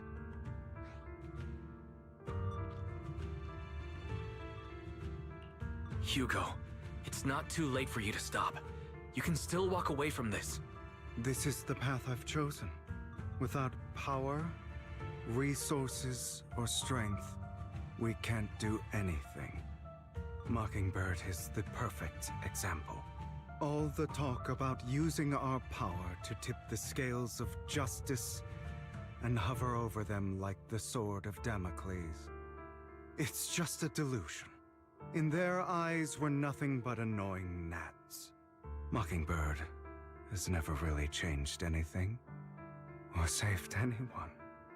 Never in the past, not now, and never will in the future. None of it matters.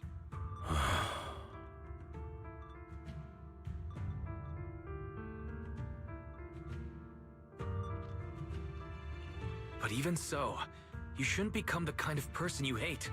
Sorry, Proxy. I know what you're trying to say.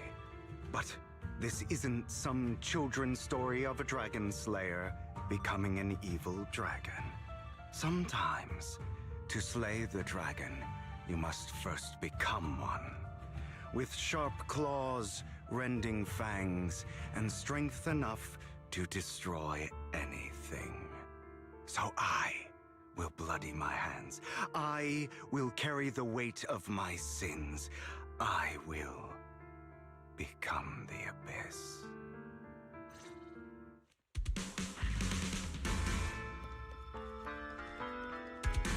Huh? At your service. It's about time you kneel.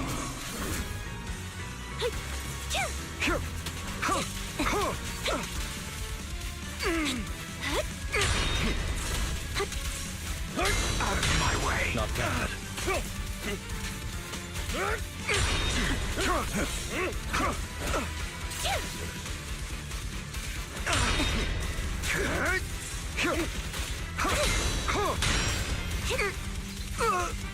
Wide open. Here to assist. Please. The perfect conduit. Everything you just said. Is that what you truly believe? Get ready. Beg for mercy, of course. Are you surprised? I have never once thought that Mockingbird was a failure. I don't want it to end like this. There must be another way. There isn't, Vivian. This is the final lesson I'll impart to you. Those who cannot give up anything, truth be told, Proxy, I envy you. The world needs people like you.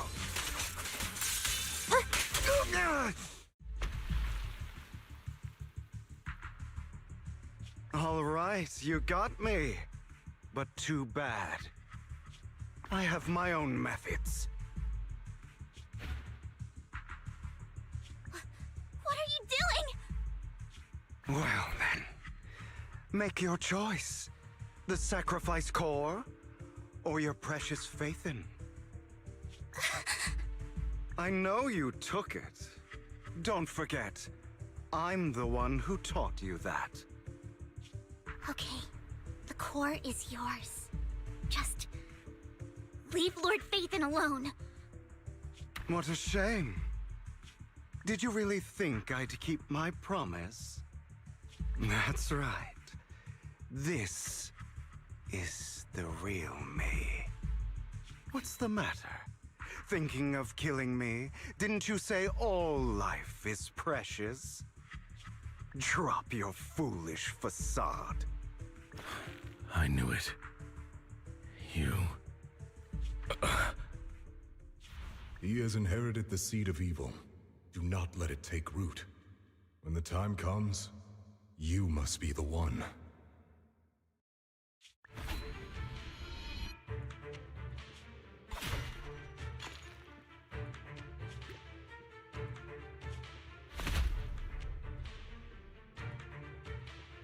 Go on, kill me. If you've got the guts, do it, traitor.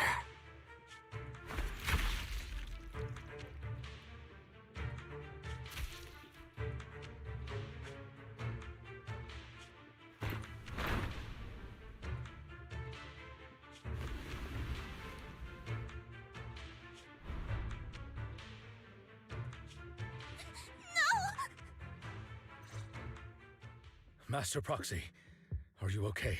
Are you hurt?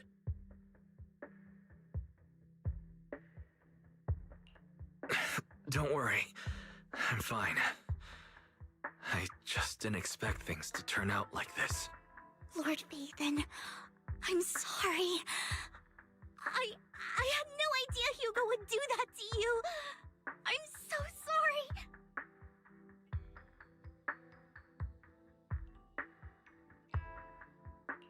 It's all right. No matter what, this isn't your fault, Vivian. If only I'd noticed sooner. I should have realized earlier.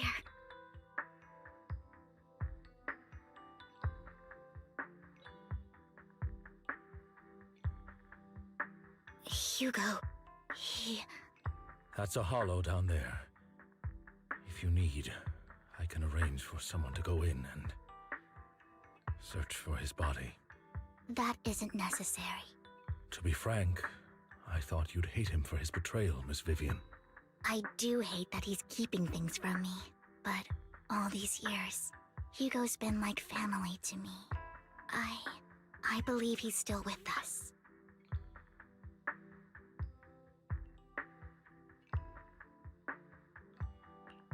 I feel the same. It's possible he's still alive. I'm terribly sorry, but I must tell you, it is impossible for Hugo to be alive. My hand went through his heart. Sorry to interrupt, everyone. But just so you know, Hartman's gone. Probably slipped away during all the chaos.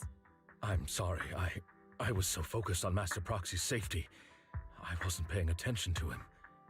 Same, but it doesn't matter. We all know what he did. And he will pay for what he did today. Yes. I'll be reporting all of this to the mayor. He's not getting away with this.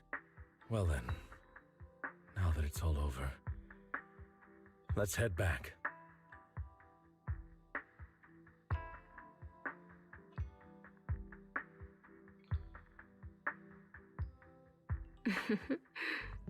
Another obstacle out of the way. She's going to be pleased about this. May the Creator guide us. Fear, suffering, despair, and destruction. That's the future I see. Or faith in.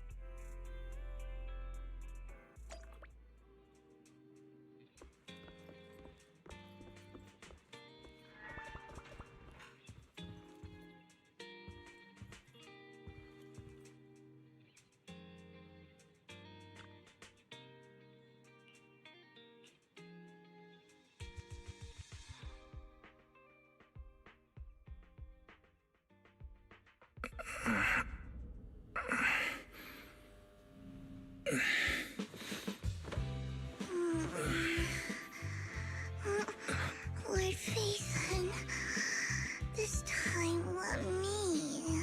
Vivian? Vivian?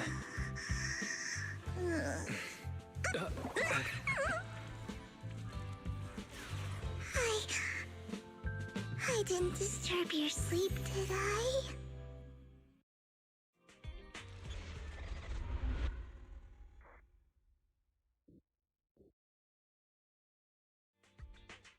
When I got here, the other Lord Phaethon said you were resting on the couch and just let me in.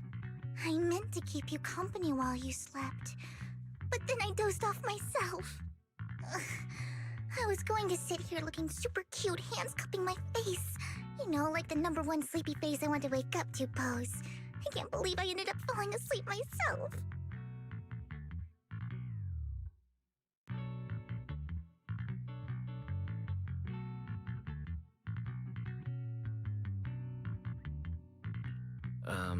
Vivian, are you sure you're awake? That sounded like sleep talk. I'm sure sleeping in that position couldn't have been comfortable either. No, Lord Phaethon. I was just worried that I had disturbed your rest. Just being able to see you sleeping peacefully is already the highlight of my day. No, my entire month. Though it is a bit late, but... Good morning, Lord Phaethon.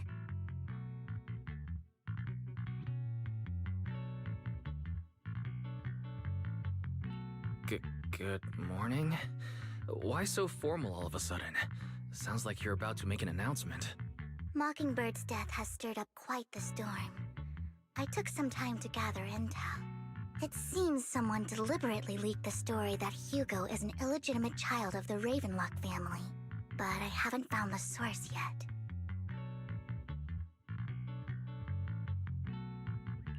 Could it be Hugo's uncle, Hartman? Maybe he's trying to turn people against Hugo and Mockingbird by playing the illegitimate child card. I suspected that too. He could be using Hugo's background to make people believe Mockingbird is just another Top's pawn.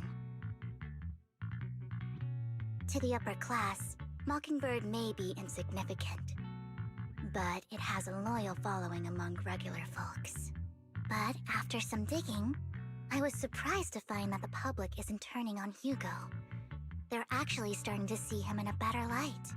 Some people feel bad for him. Some relate to his struggles. And Hartman's the one getting all the heat. Public outcry against Hartman is growing, with many believing he murdered Hugo for his own selfish gain. Tops is hosting an industry summit this week, a responsibility usually handled by the Ravenlocks. But my sources tell me another family has taken over this year at the last minute. If I'm not mistaken, Tops is intentionally keeping its distance from the Ravenlock family due to the current public sentiment.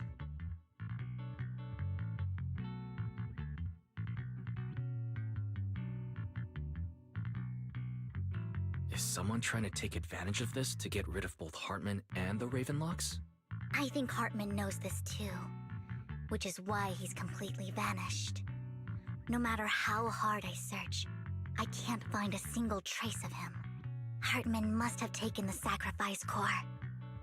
Now that he holds this bargaining chip, he is definitely going to negotiate his way out of this with the Exaltists. Sorry for interrupting. Can I borrow Wise for a minute? Oh, no problem at all. I'm sure you have important faith in matters to discuss. Take your time. I'll just be waiting outside. Wait! Don't go outside, Oh, don't mind me, Lord Phaethon. I wanted to browse the videotapes anyway. I'll be right here. Just let me know when you're done. Thank goodness Vivian didn't walk out the main door. Lycon's been pacing around outside for like half an hour and scared off at least 5 customers. He's stressing over what he did to Hugo in front of Vivian, but he really needs to talk to us. Maybe you should go speak with him first?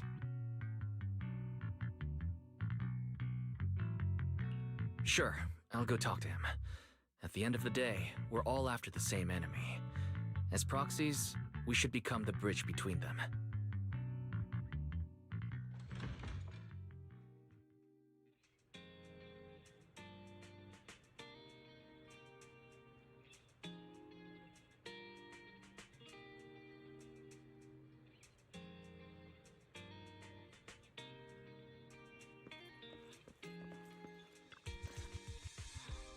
Good morning, Master Proxy. Good morning. Belle just let me know you wanted to talk to us and Vivian about something? Yes. It's an urgent request from the mayor, one that directly affects New Eridu's safety. However, before we get into the details, as a former member of Mockingbird, I'm concerned about Miss Vivian. Hugo made many mistakes and betrayed the principles of Mockingbird, but I'm certain he didn't intend to put Miss Vivian or you in danger. I don't know Miss Vivian very well, and I was the one who took her companion's life. I might not be the right person to comfort her, but I hope she doesn't regret the choices she made, or lose faith in the path she chose.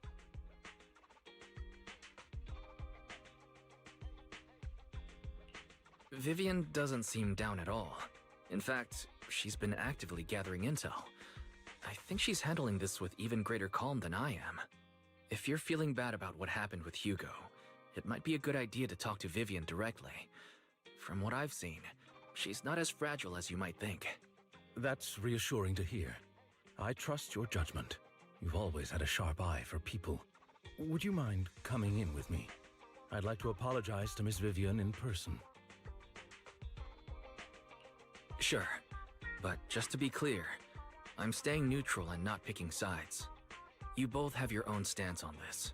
As a proxy, I'll do my best to help facilitate honest communication. I respect that. Thank you.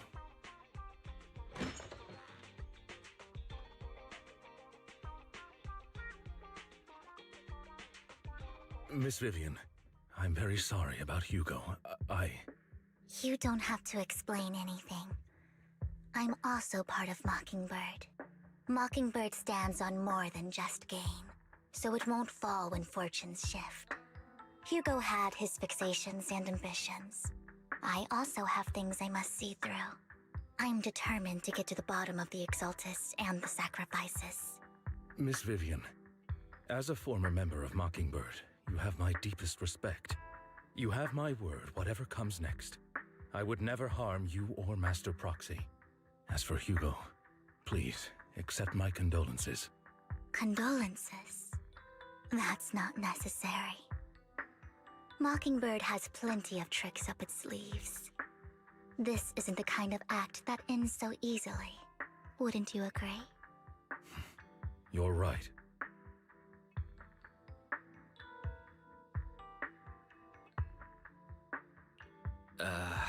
I'm glad you guys are on the same page, but why do I feel like I'm being left in the dark? Master Proxy, I believe we all share the same goal. Uncover the truth of the Exaltists and the sacrifices. The mayor has tasked me with inviting you to take on this mission, and hopes we can work together moving forward. If the mayor wants to work with us, I trust he will demonstrate his sincerity in kind. Mockingbird will not serve as a pawn for the powerful. That will never change. Of course. While the mayor cannot handle this personally, he will make sure we have all the intel and support we need. Miss Vivian, I know you have your own intelligence network, but for some high-profile shady dealings, perhaps the mayor can provide you a different perspective. Please, take your time to discuss. If you're open to collaborating, I'll set up a call with the mayor so he can speak with you both directly. Belle, Vivian, and I need to think this through carefully with everything at stake. It's not a decision we can make lightly. Of course, I completely understand. When you've made up your minds, you can find me at the Ballet Twins.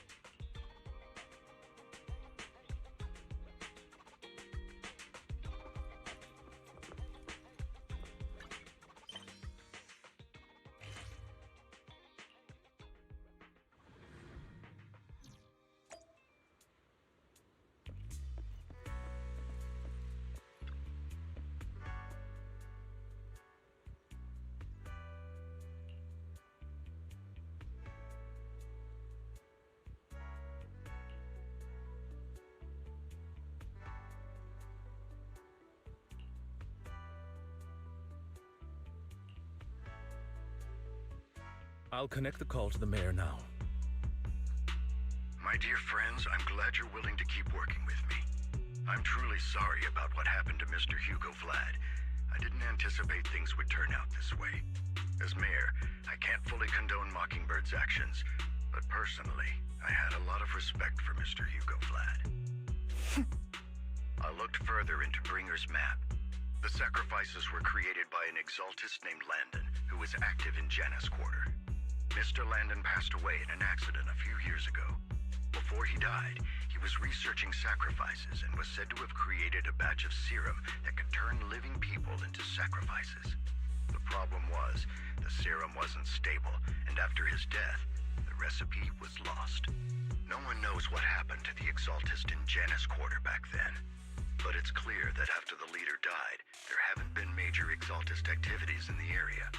Bringer's map marks the locations where the exaltists' most successful attempts at creating sacrifices were.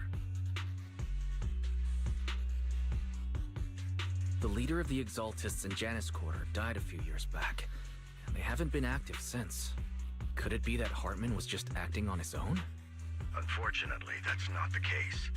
My sources confirmed that Hartman had been secretly in contact with someone, and they only meet inside the Hollow. Is it possible it's someone from TOPS? TOPS is a huge alliance of corporations. They wouldn't bother getting their hands dirty. Instead, they just sit back and reap the rewards. Everything Hartman is doing is to secure his place in TOPS and strengthen his power within the Ravenlock family. If my guess is correct, Hartman has gotten in touch with the remaining members of the exaltists that used to follow Landon, helping them create new sacrifices.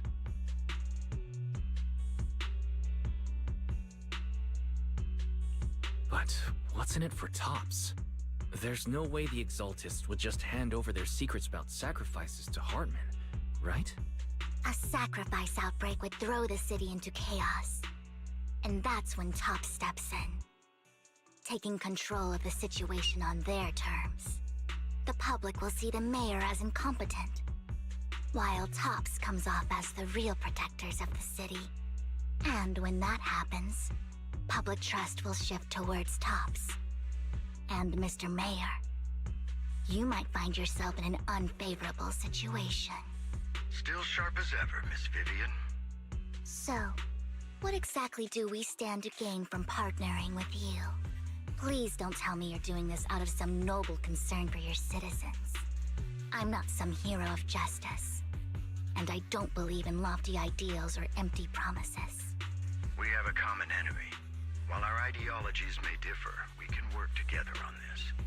And as proof of good faith, I may not know exactly where Hartman is, but I can fan the flames over Mockingbird's death and escalate conflicts within the Ravenlock family.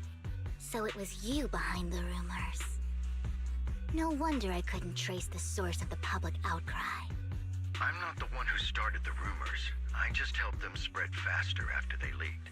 And I pulled a few strings to make sure the story painted Mr. Hugo Vlad as a heroic figure who was unfairly persecuted. As I said before, I had a lot of respect for him, and I'd be happy to clear his name. Now let me lay out my terms for collaboration. After looking into it, I found that the dormant sacrifice you discovered wasn't the only one. There are more places where sacrifices might be lying dormant. Too many eyes are on me right now, so I can't send my own men to deal with it. I'd like to ask you to retrieve the sacrifices from those locations. I'll make sure to dispose of them once you do, so no one will be able to use them again. On top of that, I've asked a friend to help monitor your physical condition, and maybe even uncover more of your potential. Her research overlaps with your teacher's work. You don't need to worry about her capabilities. She's a Void Hunter rank special investigator. Really?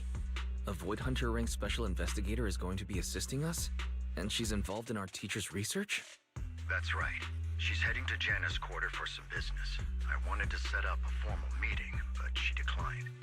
She prefers to assess things on her own, and will reach out when the time is right. She'll let you know the details then. So it looks like you both are on board with this commission and ready to help recover the sacrifices? Okay. This affects a lot of ordinary people in New Eridu. We'll do our best. I know you won't let me down.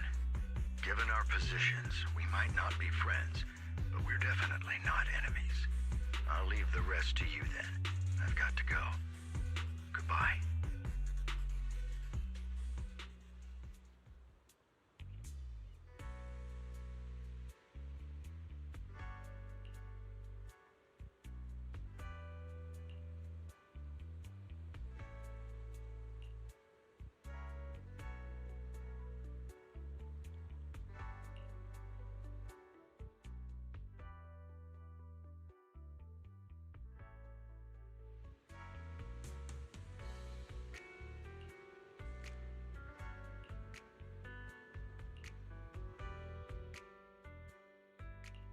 Good day, Lord Phaeton. You have my complete support.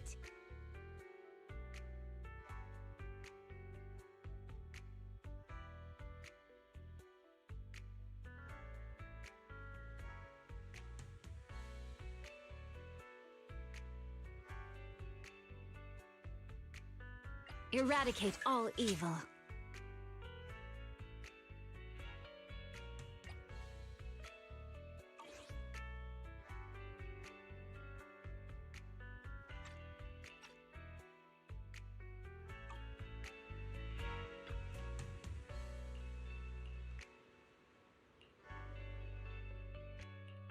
Good day, Lord. You have my complete support.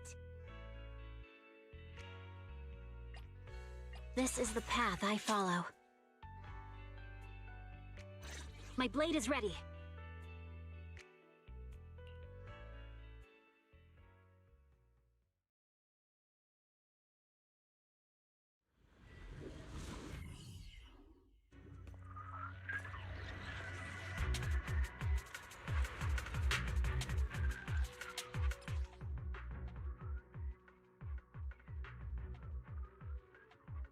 Lord Phaeton, thank you for trusting Mockingbird and me.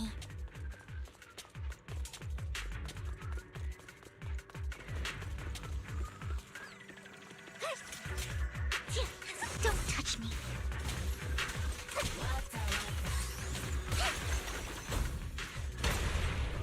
Hello.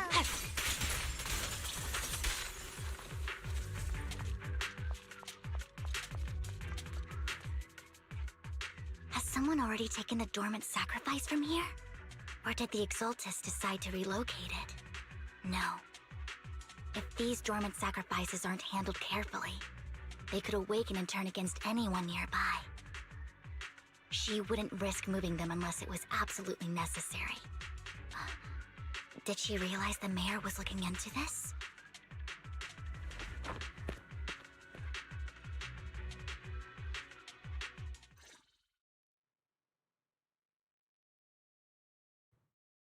Did Hartman just make up this intel to get a shot working with us at Tops? I've been walking around forever and haven't found a thing. The Ravenlocks have always been a shady bunch. No surprise they've gone downhill over the years. I heard they were pretty loaded back in the day. What kind of business did they run? No clue. On the surface, their businesses seemed legit, but who knows what was happening behind the curtain. Probably something with the sacrifices. I mean, how else would he know about the dormant ones left around here for years? And he was so sure that even if those original sacrifices didn't work out, he had a backup plan. Backup plan? What could that be? Well, that's beyond me. I just happened to overhear something while I was next to Mr. Edmund one day. What's Tops planning to do with all these sacrifices, huh? For research? Do you think we'll ever have a normal life in the Hollows? Don't ask questions you shouldn't be asking. All right. There's nothing here anyway. Let's leave the Hollow and report back on what we found. And we'll make it just in time to clock out for the fieldwork shift. Let's get out of here first.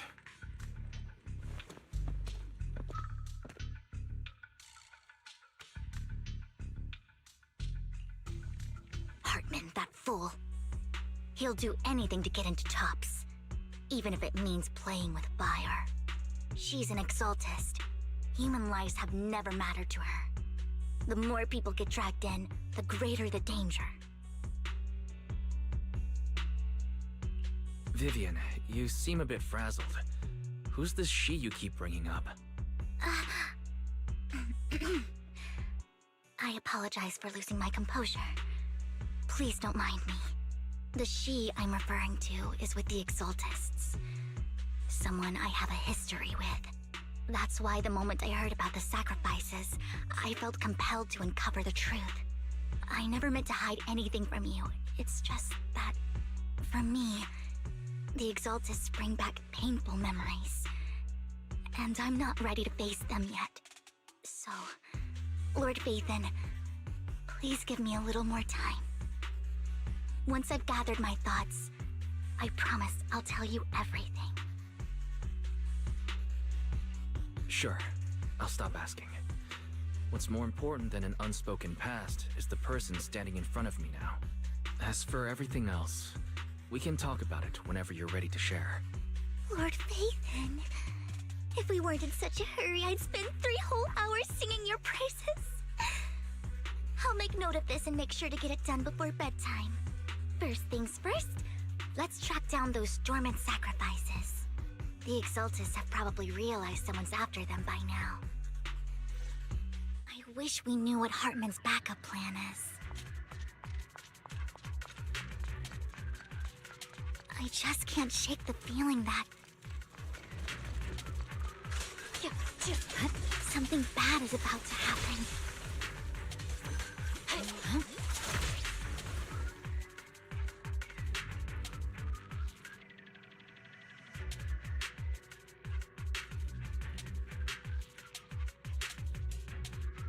Hugo may have done terrible things, but he had his reasons.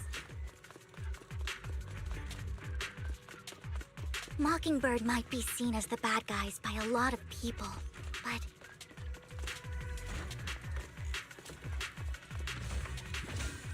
ironically, joining Mockingbird is what put me on the right path.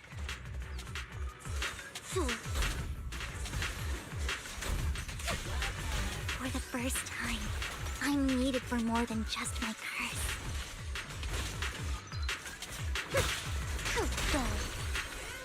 Okay.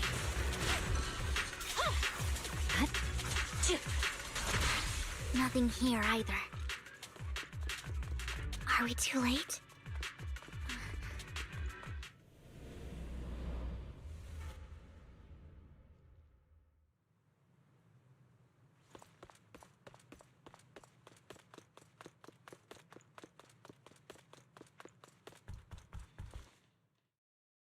I knew it was you, Vivian.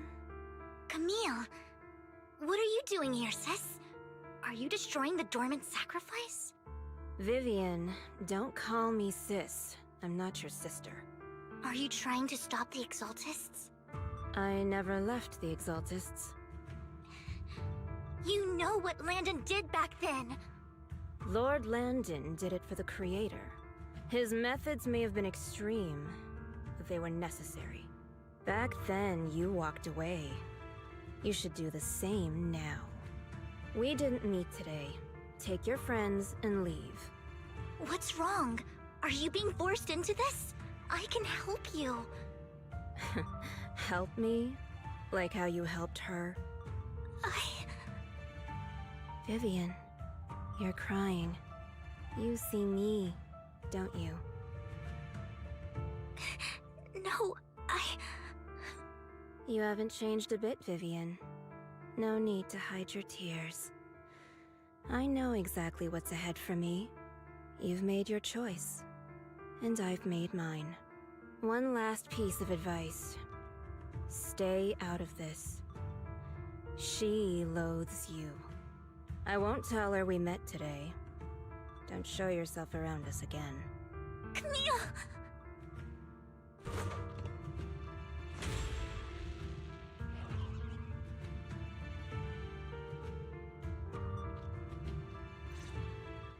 Lord Vathan, watch out! I'll tell you what that was about later. Let's take care of the ethereals first.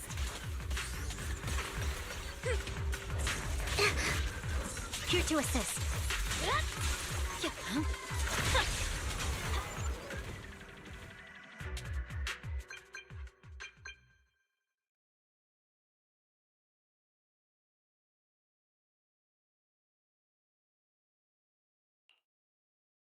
You've been gone forever. Did you run into any trouble? We searched the coordinates the mayor provided. Most of them were already empty. No dormant sacrifices. Camille, the Exaltists have been actively destroying the dormant sacrifices. Why would the Exaltists go after the sacrifices? I saw it too, but I can't figure out why the Exaltists would do this. And one of them is someone I once knew. I thought she would leave the Exaltists after Landon's death, but she stayed. Wait, what did I miss? Why do you know so much about the Exaltists, Vivian? When I was a child, I stayed with the Exaltists for a while. Back then, Landon was one of the most respected figures among the Exaltists in this region.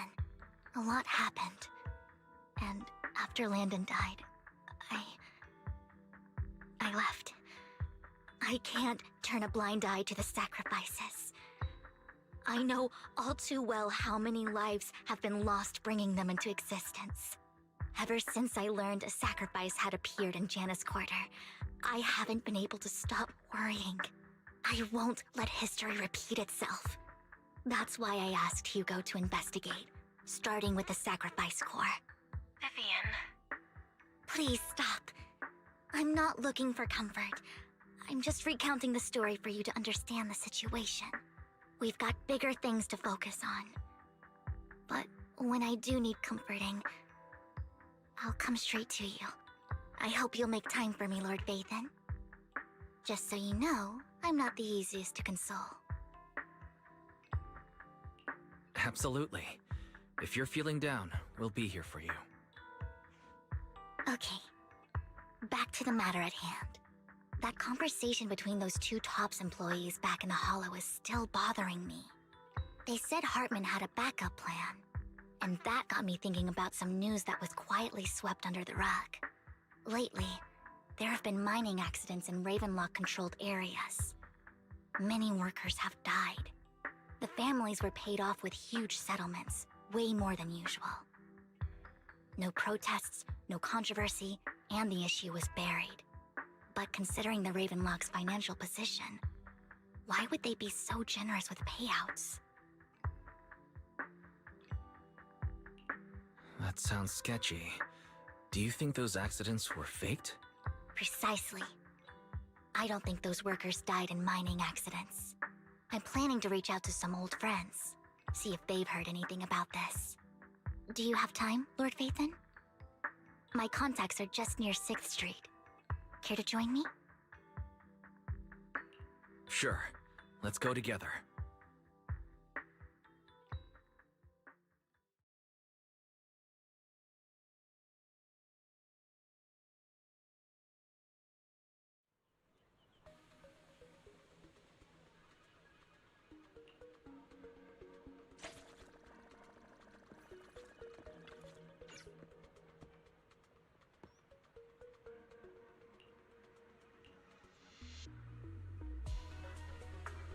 An old friend of mine said she has some new intel.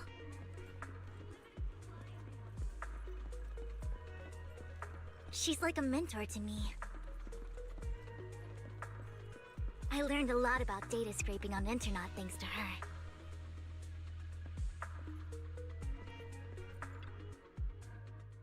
Rain! Long time no see. Yeah, it's been a while. Rain? So you're the old friend Vivian was talking about. Yeah, Phaethon. Long time no see. Rain! You actually know that Lord Phaethon is Lord Phaethon? No, I mean, you actually know Wise is Lord Phaethon. I didn't know right away. One time, I needed a favor from Nicole. I only found out after meeting them. I mean, who would expect a legendary proxy to be running a video store for a living? Oh, by the way, your idol... Rain, let's not bring up old stuff. Lord Phaethon wouldn't be interested in that. Why are you all tense? Right, Lord Phaethon lives on 6th Street too, and might know your idol. Remember when you traced that post on Internet to 6th Street and actually went to check it out? And you came back all bummed, spouting nonsense. Like there was only a black cat at the location, and maybe your idol is actually a talking cat. Or something like that. I think I know that black cat. It hangs around our shop now. Lord Bathan, please, let's drop this topic. Come on, Vivian. It's been years and you still won't say who your idol is. If you'd just let me, I'd have tracked them down ages ago. I get it. You want to find the person who's important to you on your own. But you've tried so hard already. It's okay to lean on me a little, you know. I'm sure your idol won't hold it against you. I shouldn't have come to see you. Huh? What's wrong? Rain, Vivian said you might have some intel for us. Should we get into that first? All right, let's get down to business. Here's something I'm pretty sure about. The Ravenlock family's claim that those missing workers died in an accident? Don't buy it. The last signal from those workers was near the Hollow, then communication went dark. I think they were taken into the Hollow. And yesterday, I picked up that the Ravenlock family secretly hired some people to search the Hollow's perimeter. I caught a weird distress signal from someone and managed to track down the source. When I tried to reach out, the signal cut out completely. The last trace of the signal was near Lumina Square. Finding someone in real life isn't really my thing, so that's where you come in. Okay, we'll take a look around. You just said this is something you're sure of. Do you have anything you're not so sure of? I dug up some info online, and one thing stood out. A few days ago, there were some creepy sounds coming from an abandoned warehouse by the port. The place was locked up, so no one could see what was happening inside. Not sure if it's related to your search. If you don't find anything useful around here, it might be worth checking out. Well, that's all I have for you. Thank you, Rain. Don't get all emotional on me now. I'm just helping out a friend. This one's on the house. Consider it payback for the favor you did me last time. But if you still want to find your idol, hit me up. I've been curious for what... Alright, don't worry about it. I'll manage it myself. Stop being so nosy, Rain. Nosy? Nah, just professionally curious. What kind of person is worth all this searching, huh? But honestly, whoever they are in real life, they've become a part of you. You've come a long way in this search, Vivian. I much prefer the person you are now. So if you find this person, don't chicken out. Go meet them. People will appreciate you for who you are. Rain. I might not care about the real world or what it'll be like, but I hope everyone I know can live a good life. I'm counting on you to save the world, guys. All right, I have other business to take care of, so I'll leave the rest to you.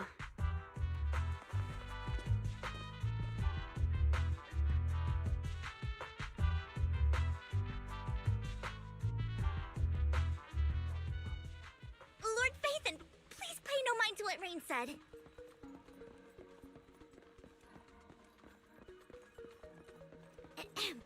That big guy's up ahead. Let's hurry.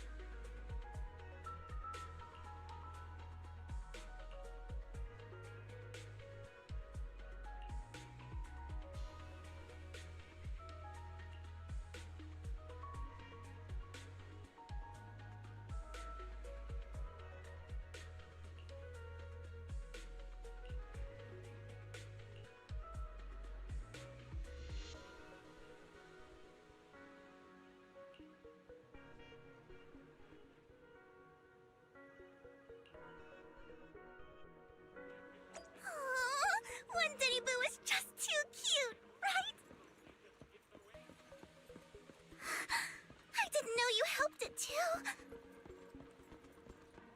I knew Lord Phaethon was the best in the whole world.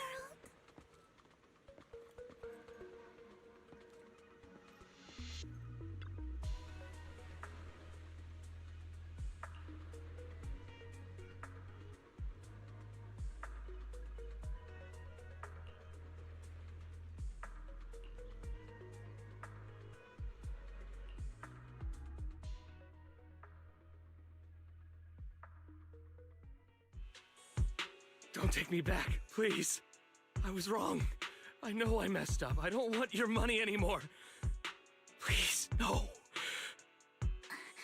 Calm down. Who are you? I won't say anything. Just let me go. I don't know anything. I swear, I know nothing. We're not PubSec, the HIA, or the Ravenlock family. We won't force you into anything. There's no need to be afraid. What do you want from me then? We simply want to know where the Ravenlock family took you and what they made you do. I can't say. I can't tell you. I have a family. They'll hurt them. You never saw me. Please, just stop asking. Don't you wish to see your family? I don't deserve to see them. It's my fault. I was greedy. I did this to myself. But your family must miss you dearly. I'm sure they won't blame you. No, it's my fault. It's all on me. I don't want to drag them into this. If the whole ship is sinking, no one on board can escape. I'm just a nobody. And right now, there's nothing I can do to change anything. If you care about your family and friends, now is your chance to stop the disaster before it's too late. Even a butterfly flapping its wings can send a tsunami surging across the ocean. No one knows how this will turn out. But if you do nothing now, the only thing waiting for you at the end will be regret. We're not here to turn you in, and we won't force you to confront them. You'll be safe with us. I'll help you return to your family. But you must tell us precisely what happened. Hartman offered a huge amount of money, looking for workers to go into the hollow to guard something. The money was way too good. We all kind of figured something wasn't right. I thought it was just smuggling or guarding some kind of illegal ether resources, so I signed up. After we sent in our applications, Hartman's men took us into the hollow. The first place we went, there was a strange box. When we got there, they handed us some pills, saying they'd improve our aptitude for ether, for us to last longer in the hollow. But after I took them, everything went fuzzy. Something was definitely off about those pills. When I woke up, I saw my coworkers dead in front of me. And there was blood all over my hands. They said something about me being a good experiment, moved me somewhere else, and locked me up. They wanted to inject me with something. I got scared and didn't know what was gonna happen. But then a blonde guy found me, gave me a carrot, and let me go. So I escaped. I didn't want to kill anyone. I don't know. It wasn't your fault that your coworkers died. You were just a tool in their hands. Do you remember the place they first took you? Do you know what was in that box? I only remember the first place was like a rooftop. I think it was on top of a tall building. What exactly was in that box? I can't remember. I'm not lying. Those pills they gave us, they make you hallucinate. I took just one and my mind felt like it wasn't my own. My memories turned into a blur. I'm telling the truth. I'm not trying to run from my mistakes. I just really can't remember what happened. I know you're not lying. We'll arrange for your protection. You can rest easy and recover, and your family won't be dragged into this. Once this is all over, you will be able to reunite with them.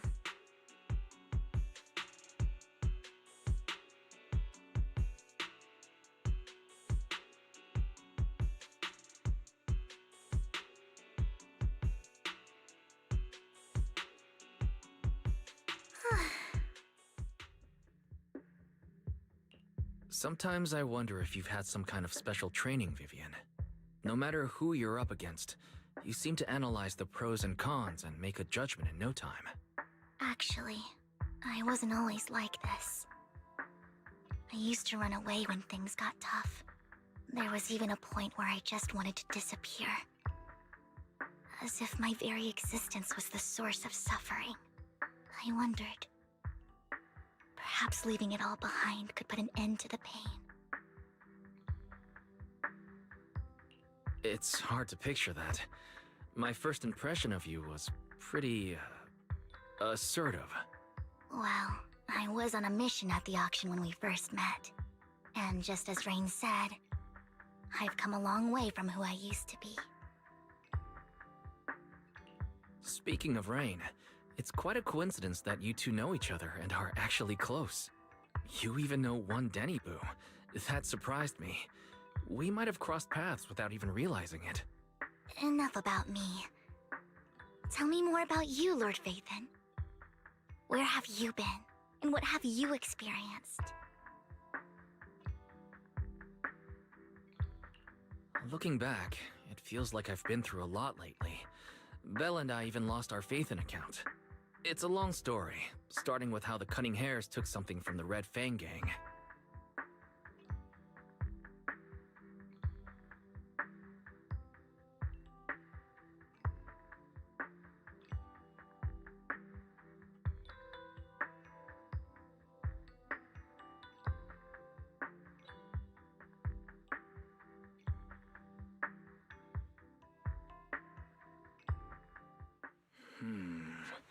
It should be around this area. Belle told me there's a highly rated store here.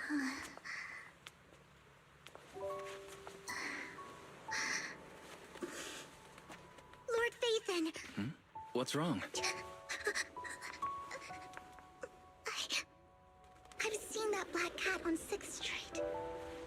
That harmonica in the outer ring you mentioned. I've heard it before, too. I've even been to the monument outside Hollow Zero. But none of that was a coincidence. It was me.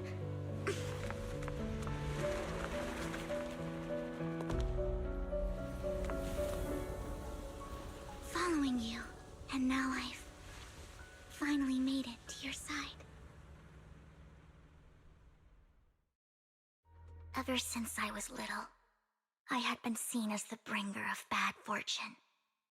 I had traveled to many places and witnessed far too much misfortune.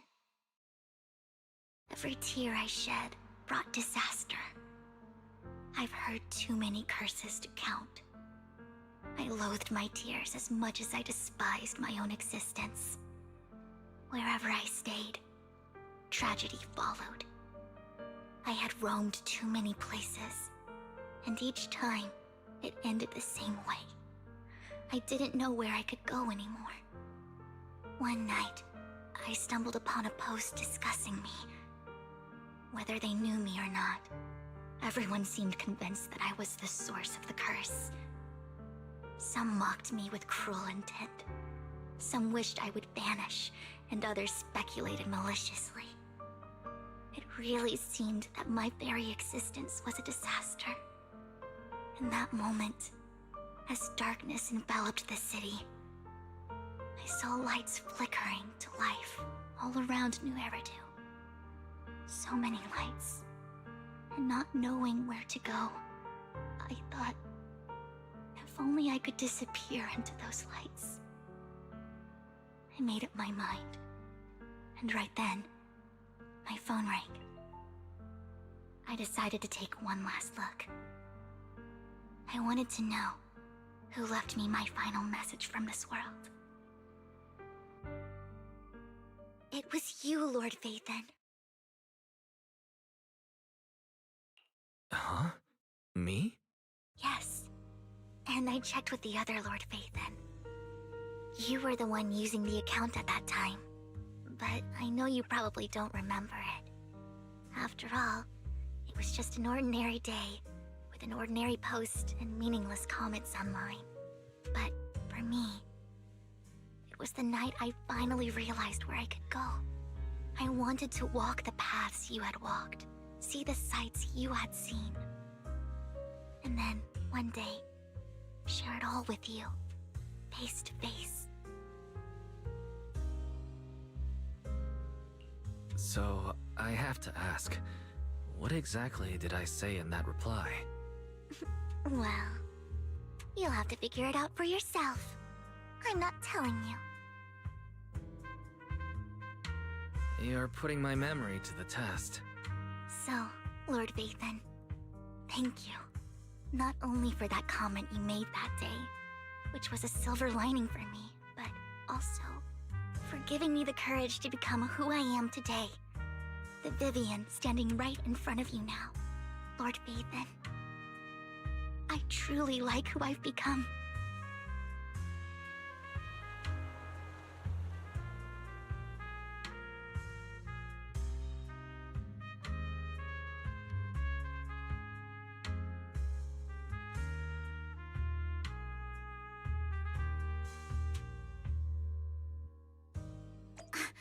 Lycon just sent a message. There's an update. Let's head back to the video store and go over the details together.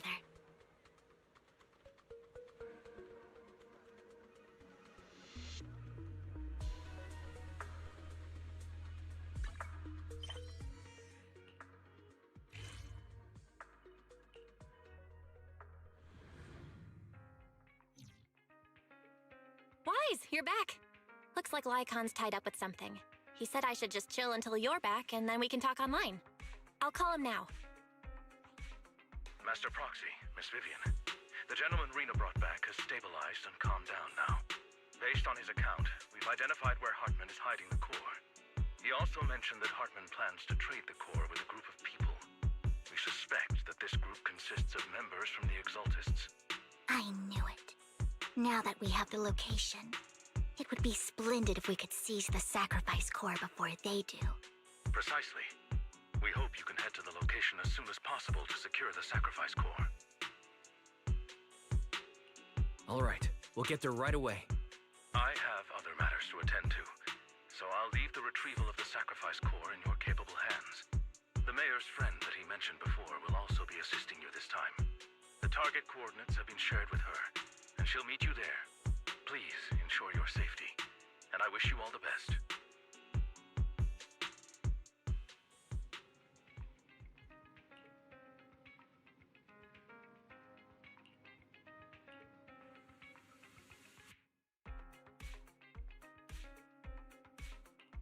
I would never turn down Lord Fate. Eradicate all evil. My blade is ready.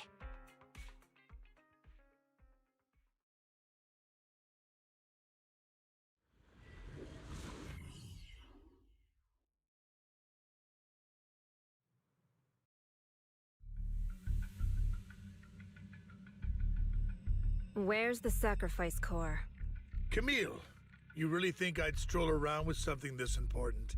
Plus, even though the Ravenlocks and the Exaltists have been working together for ages, I've hardly even met Lady Dina. I'm the one offering the sacrifice core here. I'm curious what Lady Dina's got lined up for me in return? I'm just here to verify that the core you mentioned is real. Once that's sorted, Lady Dina will give you a proper response. Our partnership isn't just talk. We need to be sure you have what we need before moving forward. Sure thing. I'll take you to where I keep the core. Once you verify it's legit, have Lady Dina come over. We'll lay everything on the table face to face. All right, lead the way. It seems Hartman is trying to bargain for more. What a greedy and insatiable man. It's just that, why would they only send Camille for something as important as the sacrifice core? And I can't shake the feeling that Camille doesn't want Hartman and Dina to meet. Why is that? So this Dina they were talking about, is she the leader of the Exaltists? Kind of. Lord Vathan, I really think we should hurry. We must get to where Hartman keeps the core before anyone else does. I've mapped out a shorter route, but there will be ethereals along the way. I'll leave the fighting to you, Vivian. Don't worry, Lord Vathan. You're in capable hands. I'll ensure your safety.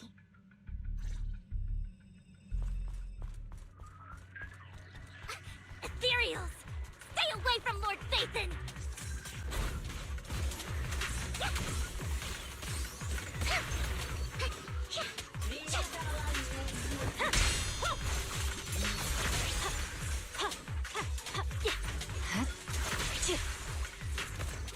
My turn. Looks like Hartman's trying to negotiate for more leverage.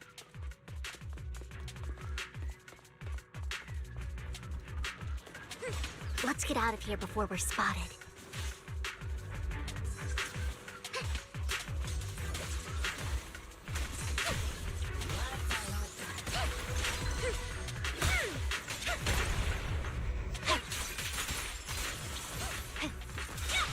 Let's keep moving, Lord Vathan.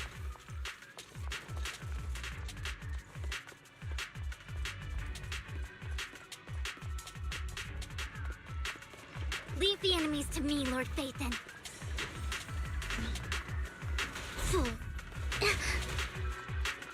Allow me. Look around. The wind is perfect today. Right.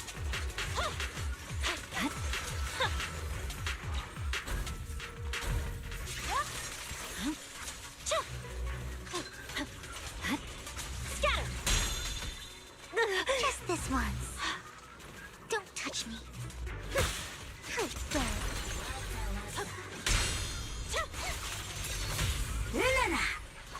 you. They're still over there. Looks like they're arguing.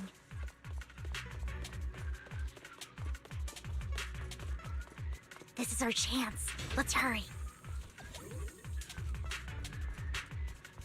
No matter who has the sacrifice core, Hartman or the Exaltists, it would... Hand over what's in the box. Or we do this the hard way. You sure talk big, little girl. Let's hurry and secure the sacrifice core.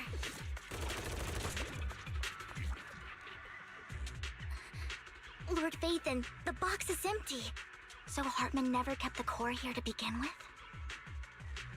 How did you even find your way here? Where's the core in the box? What did you do with it? You call this keeping the sacrifice core safe?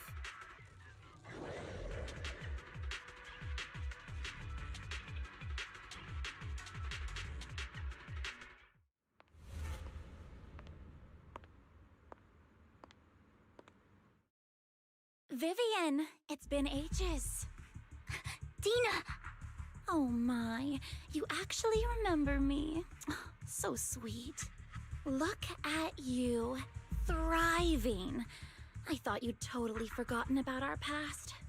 So, tell me, do you ever dream about the people you've killed? Are they crying in your head all night? Back then, I had no idea. You had no idea? While you were soaking up all that love from your daddy and everyone else, you had no idea what was going on? I wasn't... Lady Dina, Miss Vivian didn't actually... Camille, when did I say you could meet up with Hartman today? I just wanted to make sure the sacrifice core is legit. I was worried Hartman might try to pull a fast one on us. Really? So loyal. I thought you'd be more like the old days. Just a few words from Vivian, and you'd be plotting my demise. Just like what you did with Father. I won't, Lady Dina. Don't even think about betraying me, Camille. You owe me for what went down back then. However, I do understand your worries. This core, it's fake. No way! I got this straight from Hugo. It can't be fake. How can you just claim it's fake without any proof? Ugh, seriously?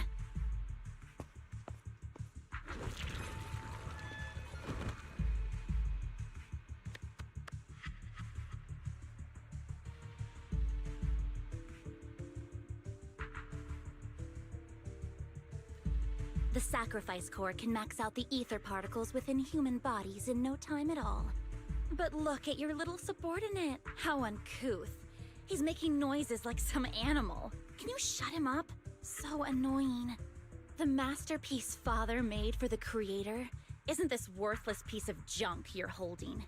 So, the real core. Vivian, where do you think the sacrifice core is really at?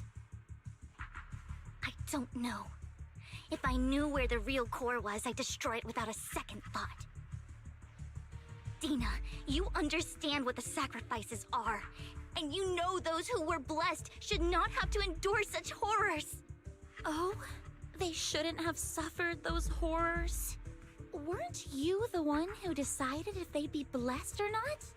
If it weren't for your tears, how would they have encountered such misfortune? How self-righteous, Vivian. Their fates were in your hands.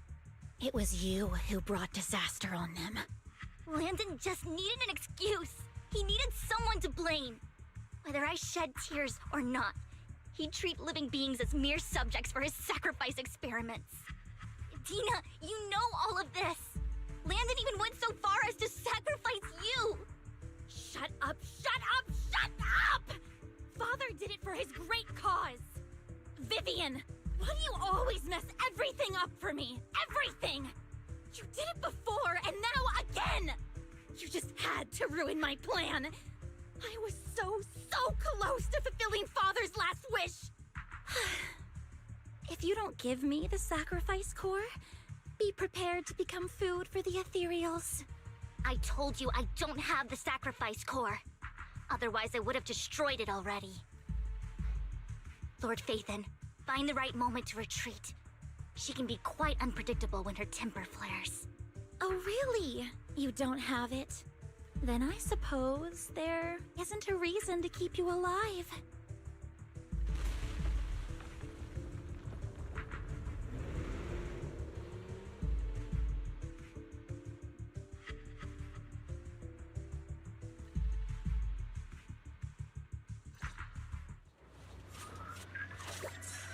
More ethereals are coming.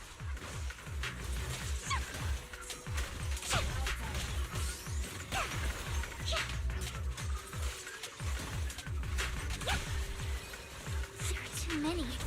There's no chance to get out of this. Yeah. You're done.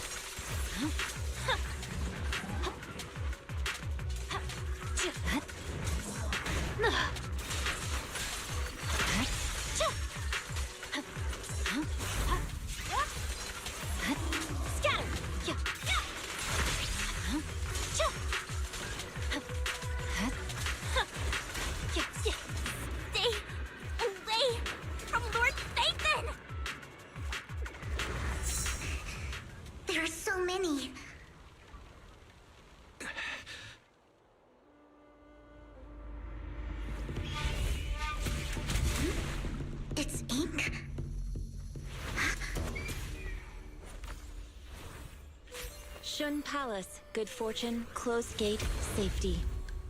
What? An evil miasma gathers here. Another place of conflict. If you wish to avoid disaster, then head southeast.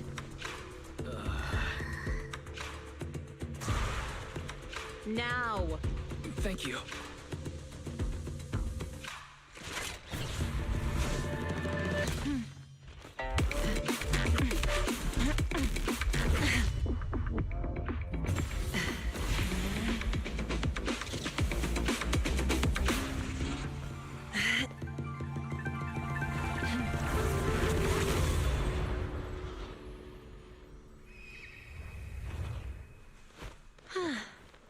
Finally, peace and quiet.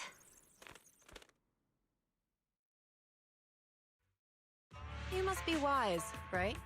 Mayflower mentioned a special partner might need my help. May I ask, who are you? I'm the 13th generation master of Yunquei Summit. You can call me Yixuan. Mayflower passed along your info, and I was curious what kind of person you are, so I came to see. At first, I thought it might be a hassle, but your energy feels really calming. Quite nice, actually. So, you're the investigator the mayor mentioned. Yes. He also asked me to be your temporary teacher and offer you a bit of guidance. Guidance? What does that mean exactly? Unfortunately, this isn't the right time or place to talk. I have some investigation work to catch up on, and it seems you've got quite a lot on your hands, so let's part ways for now. I'll find a good time to visit you soon.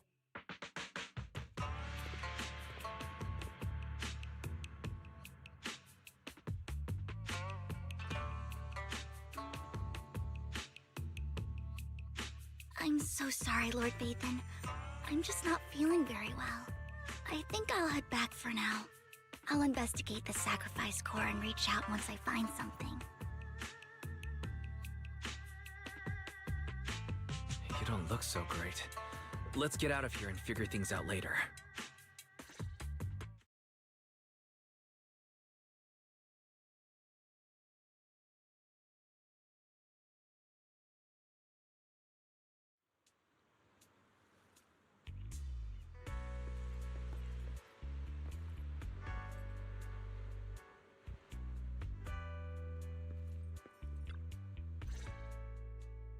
Lord Vathan, are you going to rest now? I can head back later, Vivian. You seem a bit off since we left the Hollow.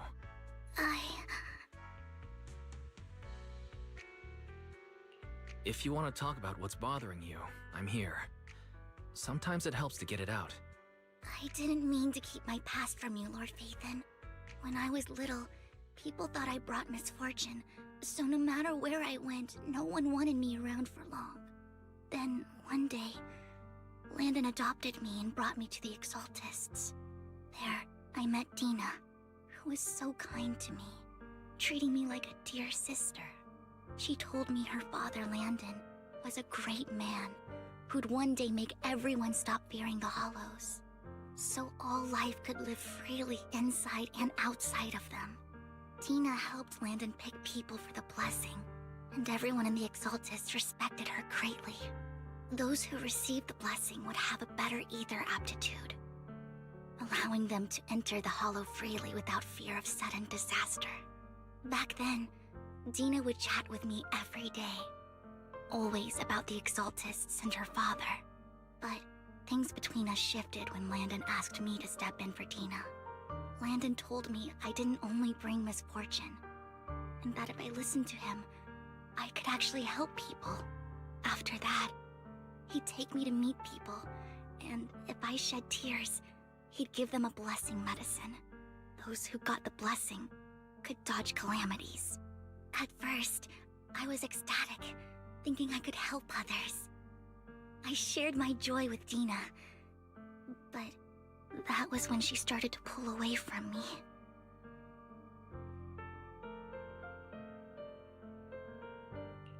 Was that blessing medicine the same sacrifice serum Bringer had? Yes. To be precise, it was an early version of the sacrifice serum. Landon's medicine wasn't stable. The medicine Landon developed could boost abilities quickly, but also sped up the development of ether corruption. In the end, most people turned into ethereals, and a few became sacrifices, losing all human consciousness. The ethereals were killed while the sacrifices were given to the higher-ups of the Exaltists. The Exaltists wanted the sacrifices to hold human consciousness, so Landon's medicine was seen as a failure, and he gradually lost influence within the Exaltists. One day, I saw Dina, and tears streamed down my face. In a bid to save his reputation, Landon decided to let his own daughter receive the blessing. I had always thought that getting the blessing was a good thing, until I saw terror in Dina's eyes that day. That evening, I broke Landon's rules for the first time, and followed him out of the Exaltist's residence. I trailed him to the Hollow, where I witnessed someone who had been blessed becoming corrupted. In the end, that person became an ethereal. Then, without hesitation, Landon killed him. Before Landon returned, I went back to the residence and snuck into his study. And there, I uncovered the truths I just told you. And just a few days later, it was time for Dina to be blessed. I wanted to save her and stop anyone else from getting deceived. So, that day, I told everyone present that Landon should be the one to receive the blessing, not Dina. At first, Landon argued, and no one believed me. But, in front of them all, I looked at him and let my tears fall.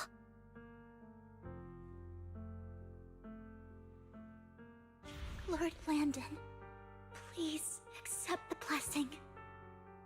Vivian, you... Why won't you accept the blessing? Were you lying to us? Ungrateful fools! You have no use anymore! Liar! Run! Run! Dina! Dina, wake up! We have to go! Vivian? What's happening? Listen to me! Lord Landon's so-called blessing isn't...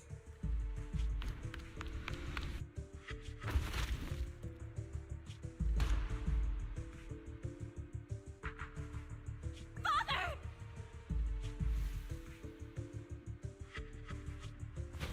No, I was just... Mom, I want to go home. It's got nothing to do with us. This is just what happens when you don't accept the blessing. Vivian, was this you? Dina, I just didn't want you to accept the blessing. Everyone who does ends up... I just don't want to lose my father. You knew? If you knew what he's done, you... He's my father. He's all I have. Stop being self-righteous, Vivian. You only ever bring misfortune.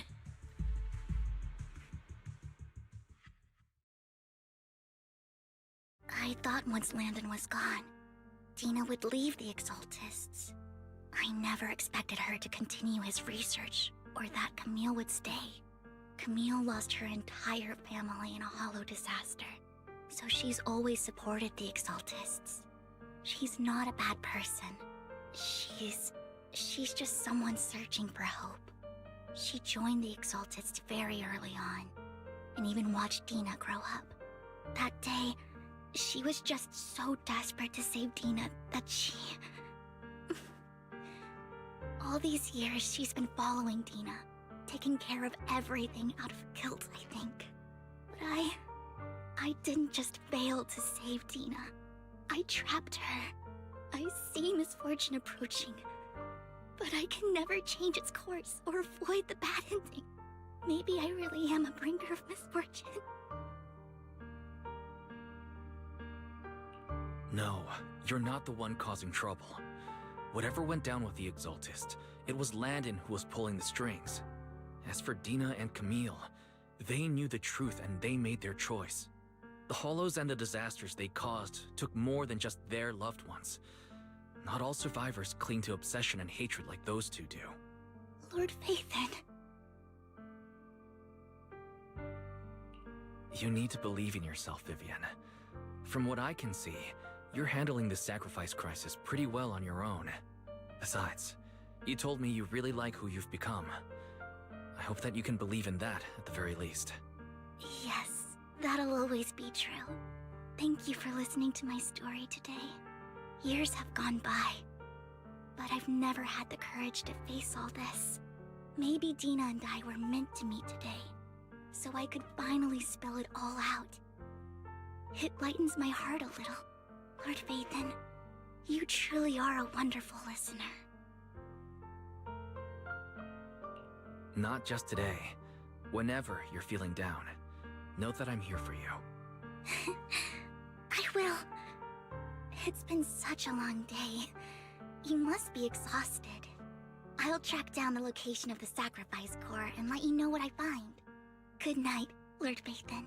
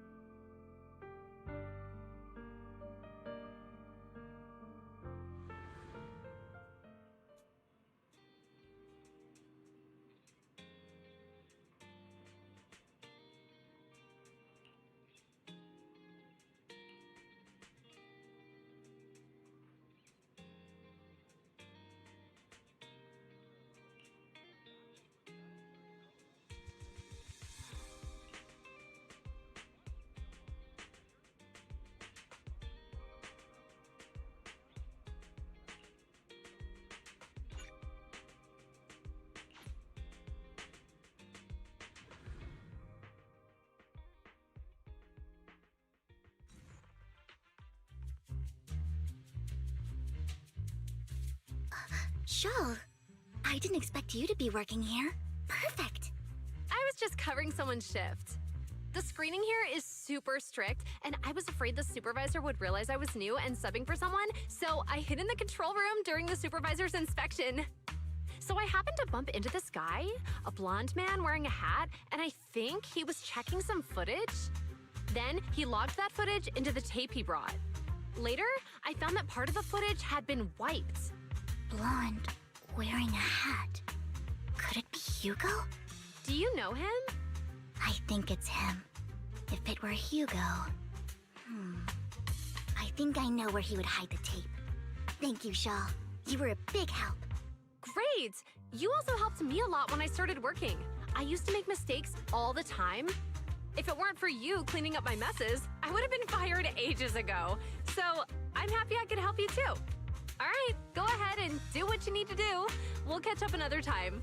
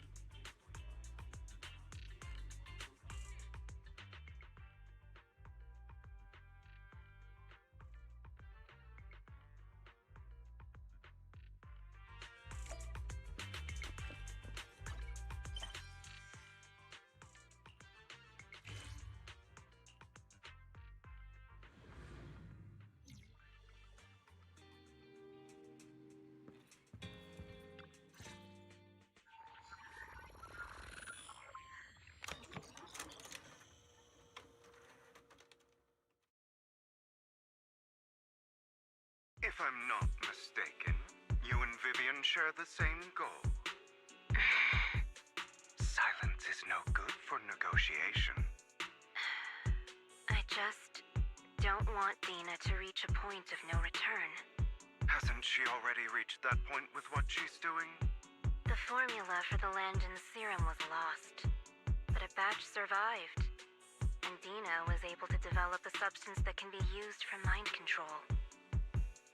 She's trying to combine the two to make sacrifices that would obey human commands. If the dormant sacrifice and the remaining Landon serum are destroyed, we can put an end to this. Dina's concoction can't create sacrifices on its own. And the sacrifice core? That belongs to the creator, not her. Although I find Landon's methods despicable, I can't deny that the Exaltists and the Creator are leading us in the right direction. I just don't want Dina to spend her life trapped by her father's mistakes. I mean, no offense, but I find your protectiveness rather weird. I will confirm the location of the dormant sacrifice and find the chance to relay the information to you. I do not want any of my people to be going into danger. As for the sacrifice core, I can only guarantee that it will not fall into her hands. As for how things will ultimately play out, The Creator will guide me.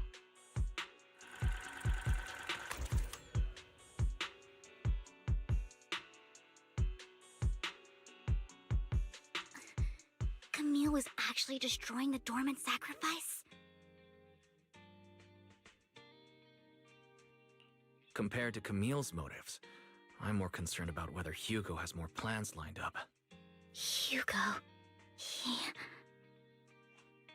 Wise, Lycon just sent a message saying he's got something urgent that he needs to talk to us about now. Alright, let's patch him in. Master Proxy, I apologize for disturbing you. We have just learned that the Ravenlock family will host a banquet tonight. This banquet is rather special, as they're allowing members of their family to invite business partners to attend. With Hartman at the center of controversy, there are many members of the family who are eager to use this opportunity to replace him. The mayor has been spreading rumors of a young tycoon who inherited a sizable fortune and is looking to partner with a person from an old and influential family. This information has lured a young man named Burton from the Ravenlock family. So, you want me to pose as this tycoon and use Burton to infiltrate the banquet? Correct. And Hartman's study is also located within the venue. I see. Hartman's study might hold valuable information. It seems like there's nothing left for me to do. You can attend as her +1. +1? Lord Phaethon, please go with me! Master Proxy, it seems Miss Vivian requires your presence, so... Yes! Just your presence will help me immensely! Sure. If we go together, we'll be able to keep an eye out for each other. I'll accompany Vivian. I'll send you the time and place for the meeting with Burton. If you encounter any danger, please evacuate immediately or contact me for backup. I hope everything goes well for you tonight.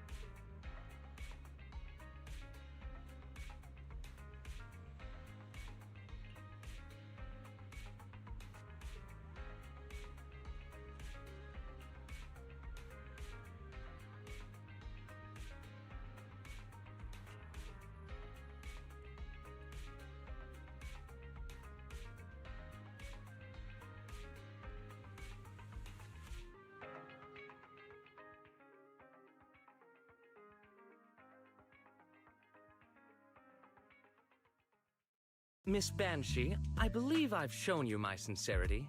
Now how about you? Sincerity? My presence here is a show of sincerity. If we're to work together, Miss Banshee, you should drop your pretentious act. I am well aware of the ways of the Ravenlock family. If I were to come empty-handed, I probably wouldn't even be able to make it out the front door tonight. Since I agreed to come with you, and even brought along my most precious companion, does that not show my deepest sincerity? No need for such an off-color joke. Our door is always open for those coming or going. We both know what's what, so let's cut the small talk. I know far more about how the Ravenlock family made their fortune than most here. I am also well aware of why Hartman, despite such a massive scandal, still remains in power. Oh? Do tell. Exaltists, blessing, sacrifice, Landon. Where would you like me to start?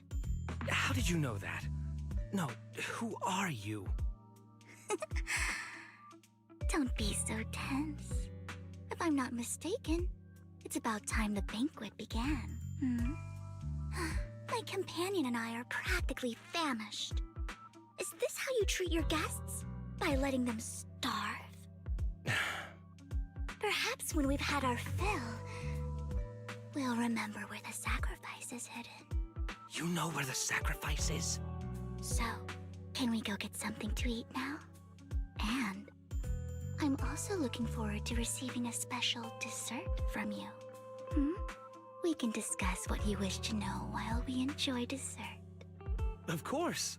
I wouldn't let such an important guest discuss matters on an empty stomach.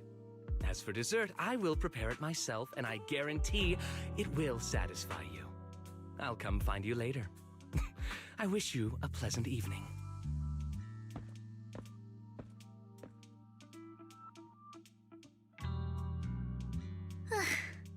These kinds of people are exhausting to deal with.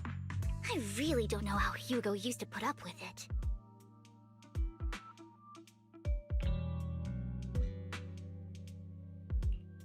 You always manage to surprise me. You sent him off with just a few words. If I were him, I'd think you were a powerful noble lady. It's just some techniques Hugo taught me. Like that dessert I mentioned. It means I want them to offer more if they want to come to an accord. Fortunately, that old fox Hartman is terrified of losing power. He's definitely keeping the destruction of the sacrifice and the fact that the sacrifice core is fake hidden from the other family members. Otherwise, Burden wouldn't have been so willing to raise his offer. Lord Phaethon, let's find Hartman's study when the banquet is at its busiest. All right. I've already taken note of the surrounding terrain. Once more people arrive, we'll enter the garden through the door in the corner of the banquet hall. Wherever you go, I'll follow, Lord Phaethon.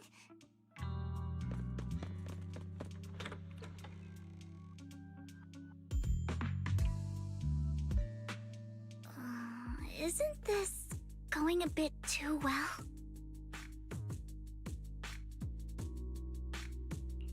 The security outside of the manor is really strict, but maybe it's more lax on the inside? Just in case, though, let's contact Lycon. Right. Having some backup would be safer. Let's check Hartman's recent correspondences for clues.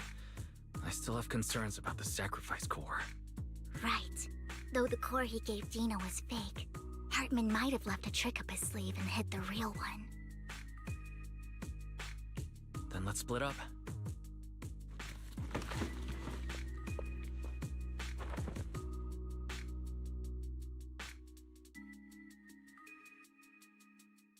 Esteemed guests, is the catering at the Ravenlock family banquet not to your satisfaction?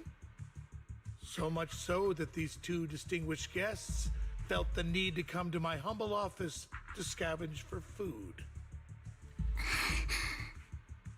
Don't want to come out? Well, after all, you don't have long left.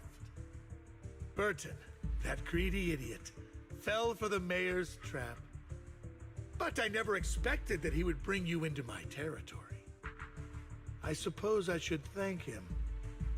Otherwise, I would have had to go to great lengths to eliminate you. Vivian, Phaethon, give Hugo my regards. Tell him I shall be taking the wealth and power of the Ravenlock family for myself.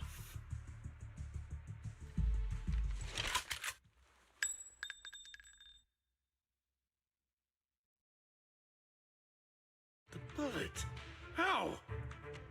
Dear uncle, why must we be so distant with one another? You can just tell me what you want to say directly. Hugo! Impossible! You're... Uncle, you must know a Ravenlock will never stop until they get what they want. Did you really think I would be defeated so soon, when I have yet to trample you into the dirt? You filthy bastard! You only know how to resort to these petty tricks! Petty tricks?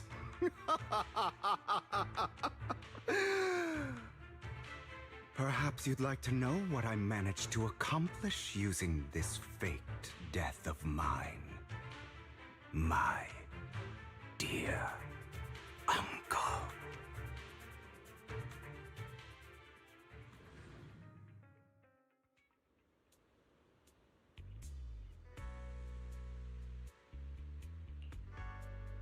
Faking my own death. Hope it's all worth the theatrics in the end. It was just to keep Hartman off my back, but maybe I went a little overboard. The manager must be pretty shaken up. I should apologize at some point.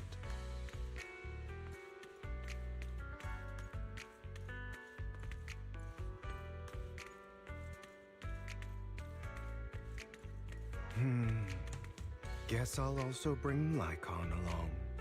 He's my partner in crime, after all.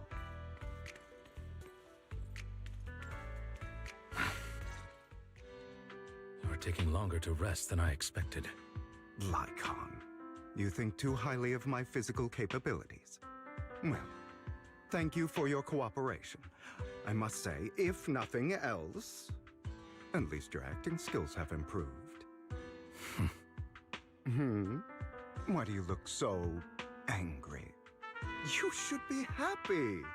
We pulled that off together with flawless teamwork and managed to fool everyone. Drop your foolish facade. I'm glad you still remember the code we set all those years ago. And thank you for ensuring your sleight of hand didn't deteriorate. Oh, right. I should also thank the blood bag hidden in my clothes and our other props. Do you remember when we last used this trick? It was probably ages ago. Sometimes I really don't understand you. Have you never thought about what the consequences would be if I didn't understand your code? If I decided against helping you? Or if I just couldn't control my strength properly? You'd understand it. Of course, if things really did go awry, I had alternative plans. You wouldn't be so arrogant as to think I'd bet everything on you, would you? You're insane. Aw, I'm flattered. So what exactly is the purpose behind all this? Surely after going to such great lengths to erase your own existence, you don't just plan to hide here and reminisce about the past with me. Don't try to brush this off. I've already helped you enact your plan. Tell me the truth. Don't get your tail in a twist. I have more plans that require your assistance, so naturally I would not hide anything from you. Simply put, as things stand, whether as Hugo Vlad or as Mockingbird, I am doomed to die. Seems you've made quite a few enemies. As a member of the Ravenlock family, I negotiated with Edmund and managed to obtain resources from Tops for my future plans. I also confirmed what attitude they held toward your master, the Mayflower family. Meanwhile, I used my identity in Mockingbird to strike a deal with Hartman and gather information on their collaboration with the remnants of the Exaltists. That's where I got my intel on what Bringer left. Oh, by the way, the crime declaration letter that your dear mayor received, that was also sent by yours truly. He's probably figured that out by now, right? Though I'm not sure if he told you. The mayor learned about the sacrifice attacks through his own means, but lacked an opportunity to take action. That warning letter was precisely what he needed. You aren't hopeless yet. How delightful. In short, I'm more well-informed than your lot because I get around, dealing with all these different important figures. But of course, it comes at a cost. It's only fair. After all, you can't hide the smoke from a wildfire. Rather than trying to carefully tame it and risk setting yourself alight, it's better to let it burn free. When I helped you put on your little act, killing you in front of everyone, you left the sacrifice core to Hartman. That was intentional too, then? Oh, yes. And it worked like a charm, didn't it? Now no one cares for me anymore, and all eyes are on Hartman. A perfect situation for keeping the Ravenlock family in check while dealing a cutting blow to the Exaltists behind them. Another crucial point is Vivian and Phaethon. I must sever any ties they have with me or Mockingbird. Although I feel bad for Phaethon about what happened, but it had to be done. That's the only way they would be safe, allowing the plan to continue. I noticed that you never turned your blade toward Master Proxy. So, those words you said back then were also... I will bloody my hands. I will carry the weight of my sins. I will become the Abyss. Obviously, it was all an act. My acting has always been impeccable, as you know. Hugo, you are taking such a tremendous risk. Why? Would you believe me if I said it's for justice? But unfortunately, it's not. I want revenge on the Ravenlock family. And I will make sure that despicable excuse for a human being, Hartman, suffers a slow, torturous end. Of course. I also promised Vivian that I would help her investigate the whole thing with the Exaltists. That's all. You don't look too good. Is it your wounds? No. This is the first problem I plan to resolve. Nikon, do you have a place that is sufficiently discreet, quiet, and can take a lot of damage?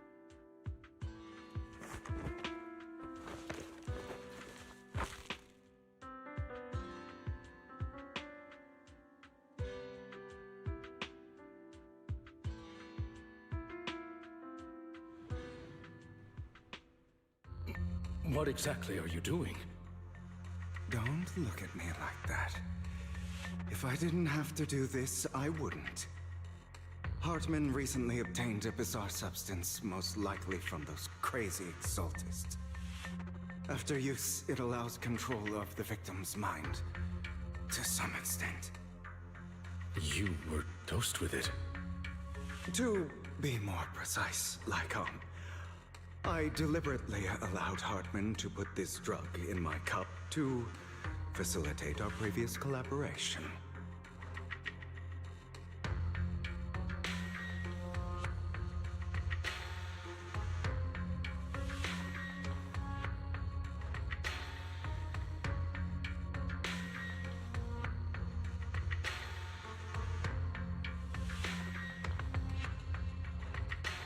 After finding out about it, I quickly found someone to help analyze its composition.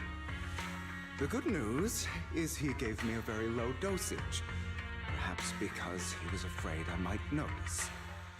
There's a different medication that can delay its onset, preventing me from actually being under his control. I simply need to put on a show in front of my dear uncle. The bad news is that currently there is no antidote. When I delay those effects, however, they will accumulate and erupt when my body reaches its limit. It may even break my mind. And that's exactly what's happening now. I need to endure those accumulated consequences. So, I will lock myself in this room for however long that takes. I've tied my limbs to prevent me from smashing this place or accidentally hurting myself. Anyway, after you leave, do not open this door, no matter what you hear. I recommend seeking professional medical assistance. This is advice I received from a doctor. Or are you saying you don't believe I can make it? So, Nikon, come find me here at the scheduled time. All you need to do is smile and await my victory. What if I want to stop you? You know you won't succeed. You never have. And you never will. Time is short. Let's begin. I understand. Don't die, you stupid bastard.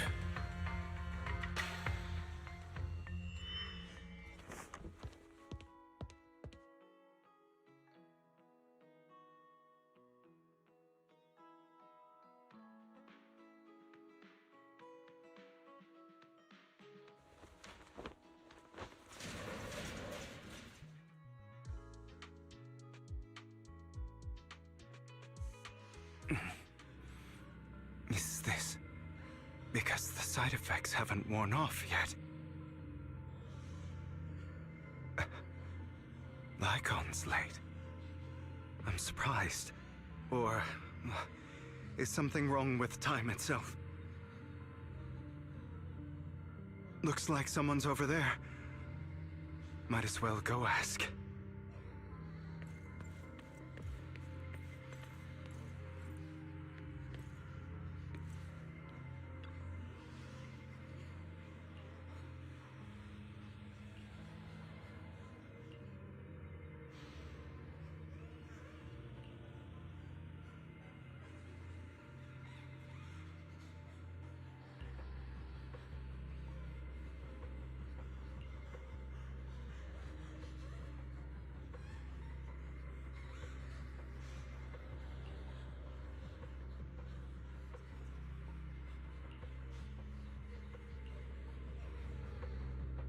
It's all your fault. I wish I had never given birth to you!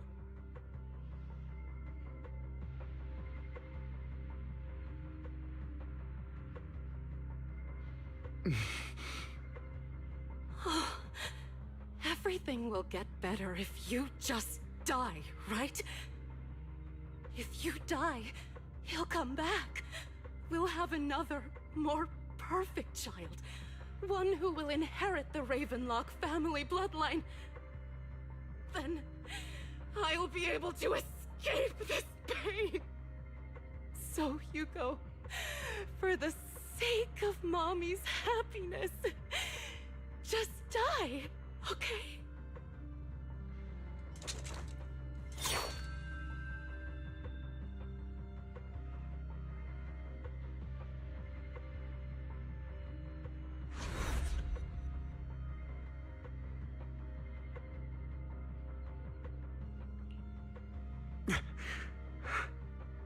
So, I wasn't awake yet after all. That's because you don't want to wake up again. Who are you? I am you. Hidden deep within your heart. Your most true self. You want to kill her, don't you? Your so-called mother.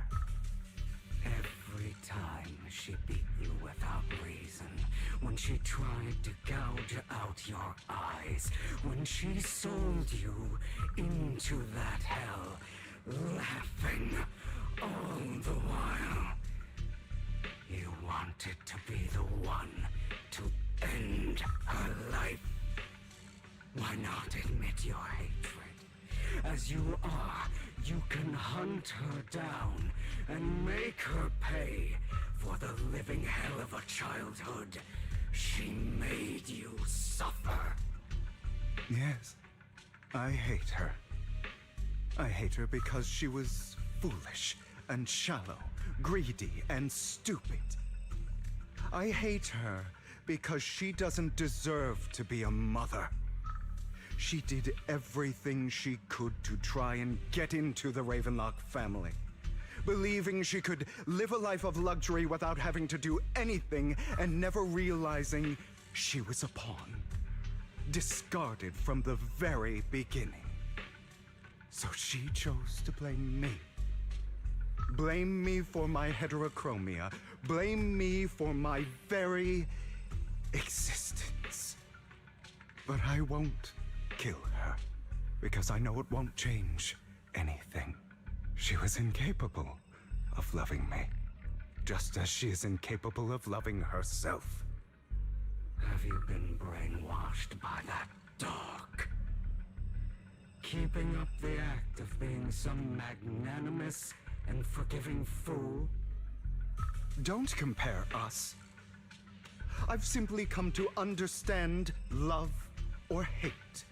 I make my own choices, and they have nothing to do with anyone else. She sold you to the Ravenlock family for a huge sum of money.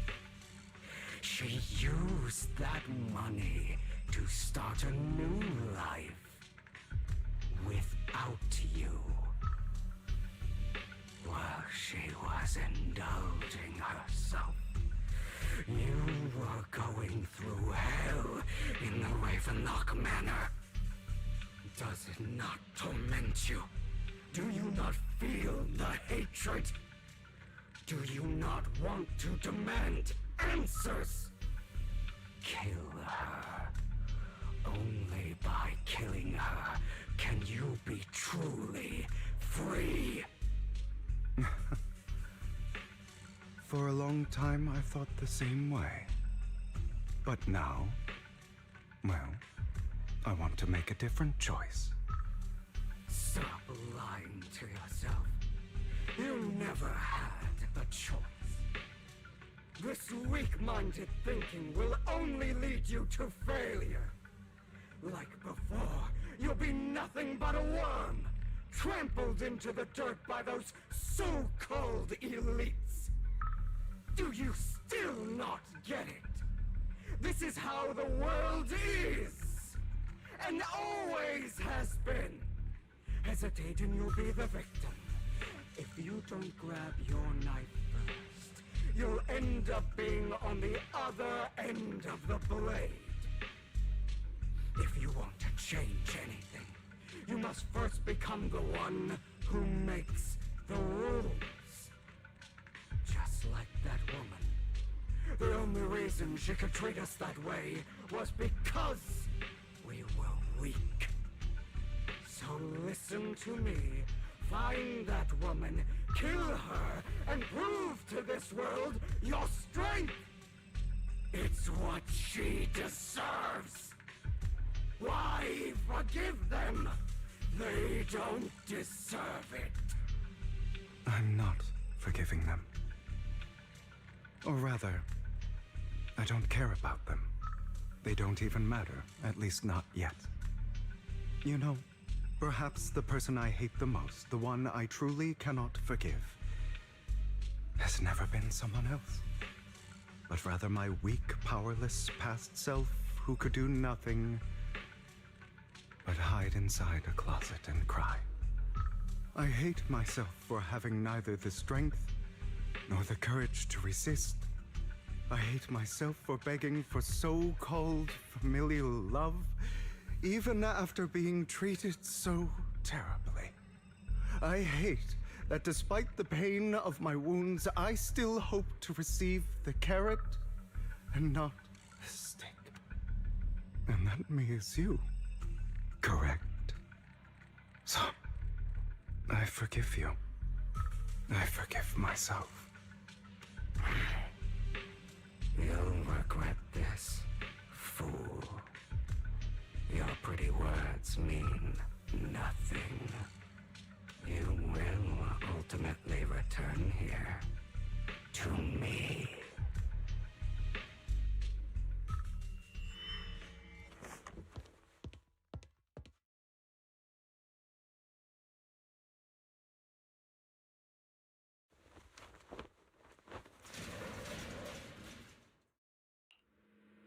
I see.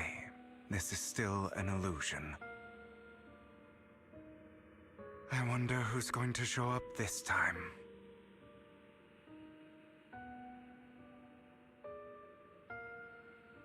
Brother!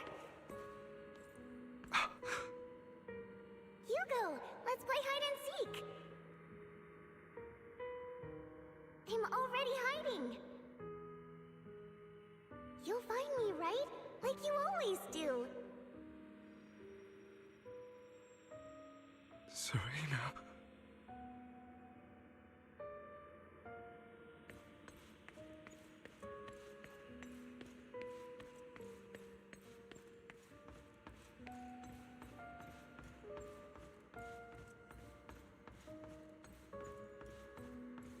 You're looking in the wrong place. I found an even better hiding spot this time. Harder to find than any place you showed me.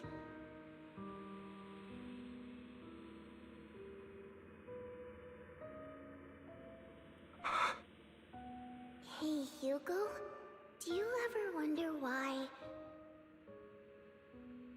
I had to die? It was because of me.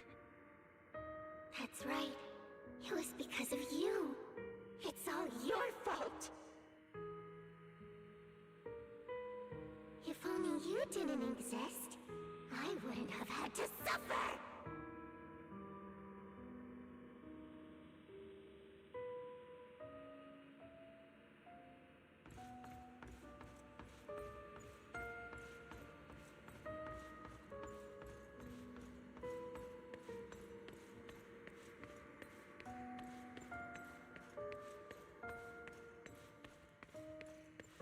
Still looking in the wrong spot.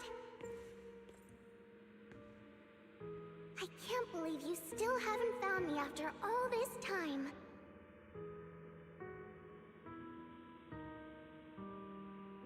Have you forgotten about me?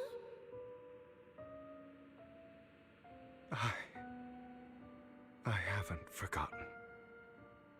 It's okay. I'll forgive you. I'll still be nice to you, just like before.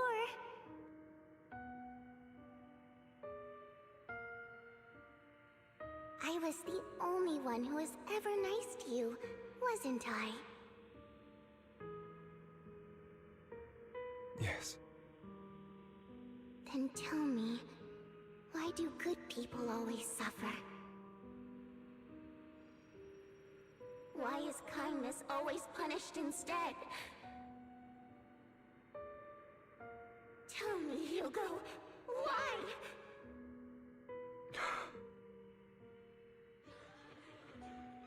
Hugo, are you lost? Go back the way you came. I left you a surprise there.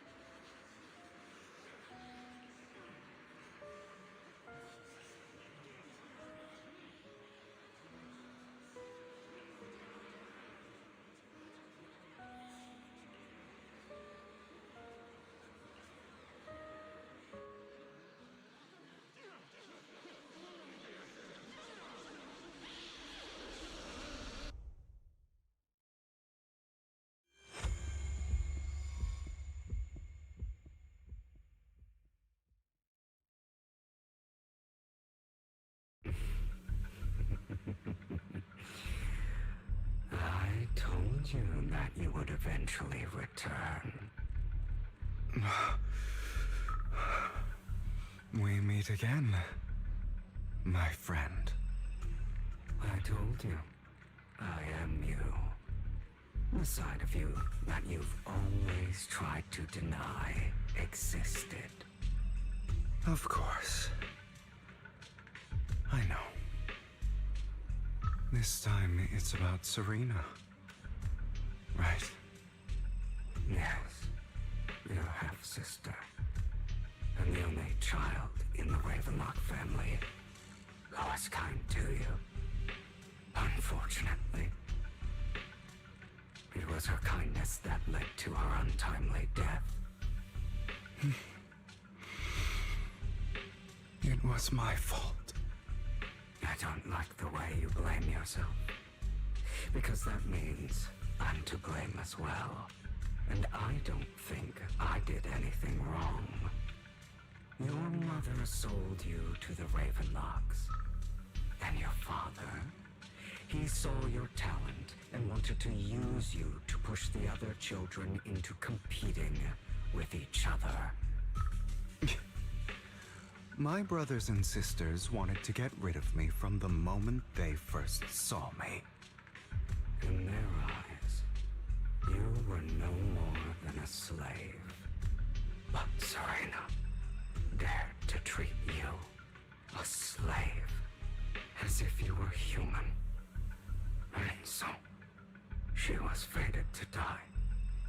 They tried to kill me many times, but I was careful, and they did not succeed. So they killed Serena, who was weaker, an easier target, and pinned everything on you. Serena died in your place. Those cruel brats thought that by reporting this to Father, they could use it to get rid of you, a rival who threatened their positions. Yet, not only did Father not blame you for the incident, he praised you for it.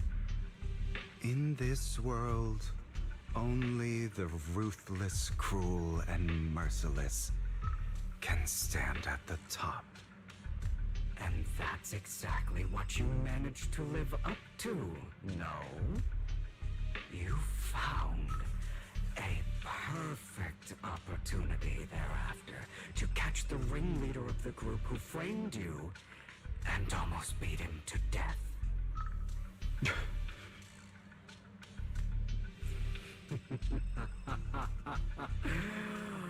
Oh, you should have seen the expression on your face back then.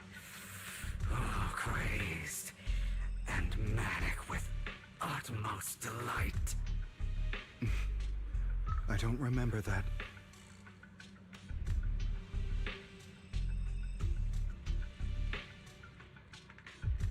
Here you go again, trying to deny your desires. Deep down inside, you've always wondered, asking yourself why these evil people never got the punishment they deserved. Why the world is so unfair. Don't you want to rip them to shreds? Just like that day when you beat that boy's face into the dirt until he was barely recognizable. His disgusting blood staining your fists. Recall your exhilaration, your cathartic release of rage, that outpour of hatred. That victory belongs to you. You deserve it. Those brothers and sisters of mine are all dead. I cannot take revenge against the long deceased. They died by Hartman's hand, dying in the power struggle to become the Ravenlock family's heir, rather than by our scythe. Boring. Boring. I find it hilariously ironic. Children who would murder their own kin for scraps of power dead at the hand of their uncle who followed their example. Is that not karma? Power struggles pitting kin against each other, betrayal, suspicion, and hatred between people of the same blood. It's like a curse written into the Ravenlock family's genes. Laughably stupid. Don't forget, my dear, that the same blood flows through your veins.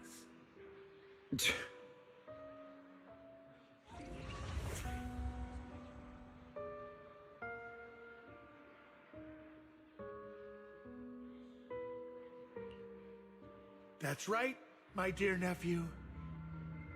No matter how much you deny it, the blood of the Ravenlock family flows through your veins. Survival of the fittest. Only the strongest deserve to live.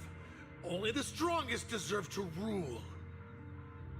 This is the path of success that has led the Ravenlock family to victory countless times. A blessing and a curse etched into your flesh and blood. As long as you live, you'll never escape the mark of family. You are destined to one day become someone like me, like your father.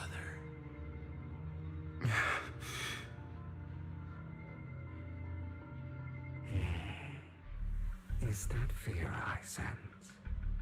I can see you trembling. Why does the Ravenlock bloodline terrify you so? I won't become like my father. Never. You won't become a failure like him. So relax. Our power eclipses him, and so does our ambition. So, do not deny your own desires. Do not resist your own ambition.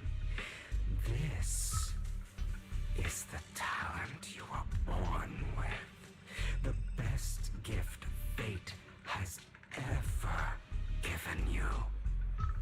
Admit it. Deep within your heart lies a spark, yearning to ignite a raging inferno that will burn everything down. And I am that spark.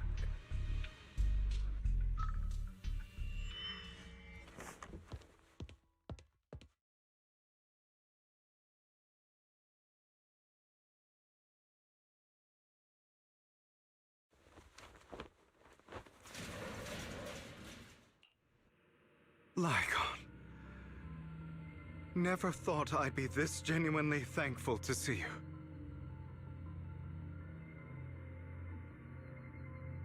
Seeing you means this never-ending nightmare is finally over, right?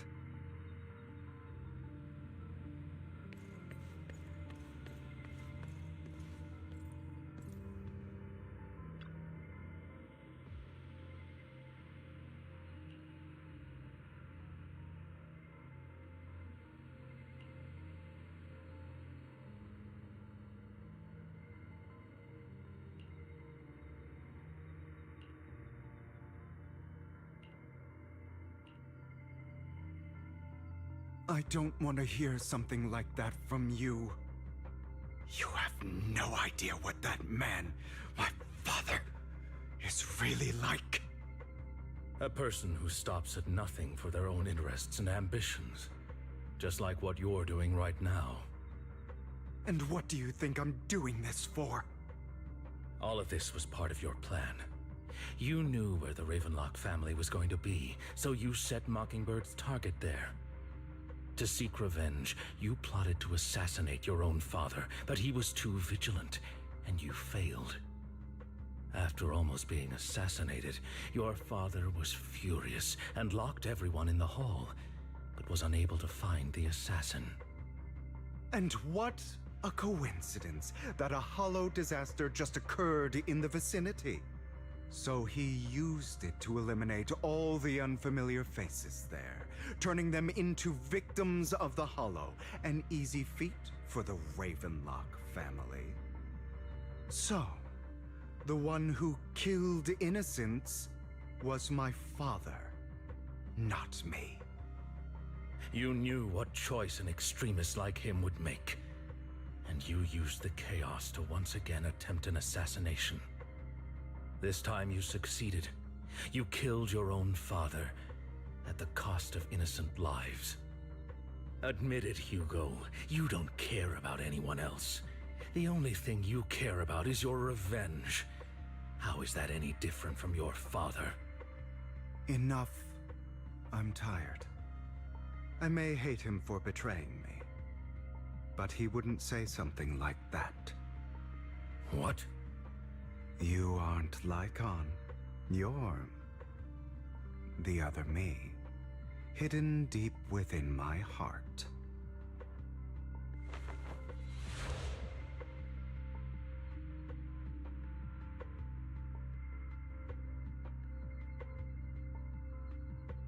I've been waiting for you, my dear. It seems you've already grown accustomed to this place, even turning the tables on me. Just as you said, you are me, and I am you. There's no such thing as having an advantage over oneself. We are ultimately one and the same, forever inseparable. Then you should know what I want to say. When you and Lycon split, you didn't even try to clear up the misunderstanding, didn't deny or argue against what he said. Because you realized that deep down, he was right about you. You just hadn't acted on it yet. Some people live only to bring more suffering into this world. Sometimes, murder is what brings justice back into this world. For that, I must stain these hands in blood. That's right. Just like what you said before you faked your death. Were those words really just an act? To slay the dragon, you must first become one with sharp claws, wending fangs, and strength enough to destroy anything. You know the truth better than anyone. If you hadn't hesitated, and instead seized the first opportunity to kill your father, none of what followed would have happened. Innocent civilians wouldn't have died.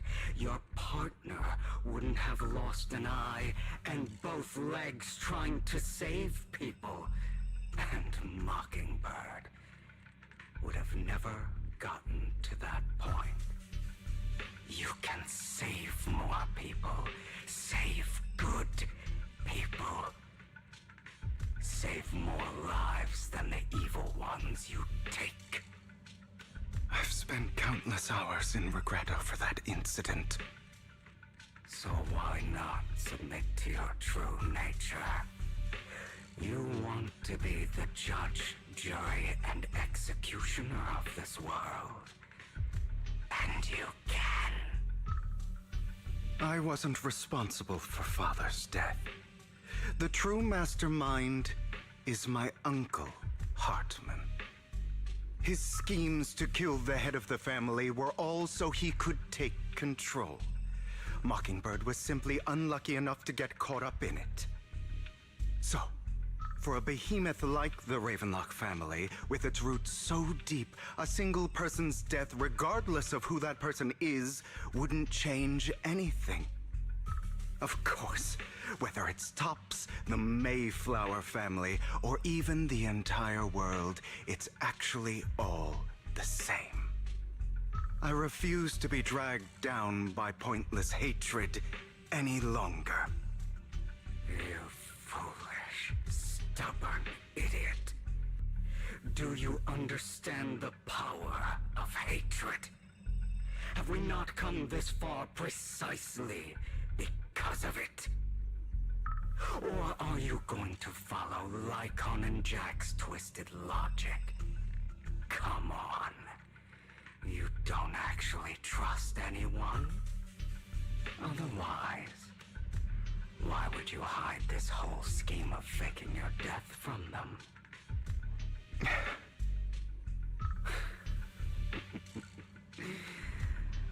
You've built an impenetrable wall around your heart, keeping everyone out. Of course you are right to do so.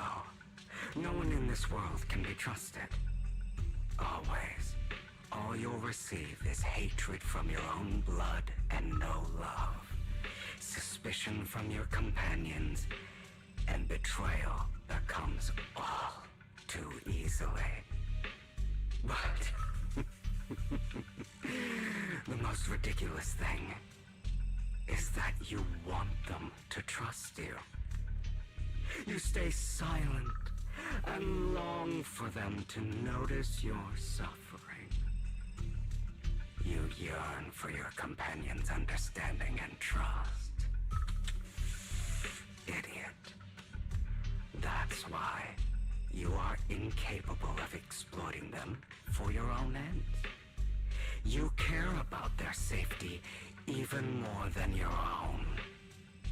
But remember, only the weak need companions. And we are children born from hatred. We are different from them. I will never be like them, and I don't need to be. Come, let me show you what powers we can wield. But you are me, and I'll never lose to myself.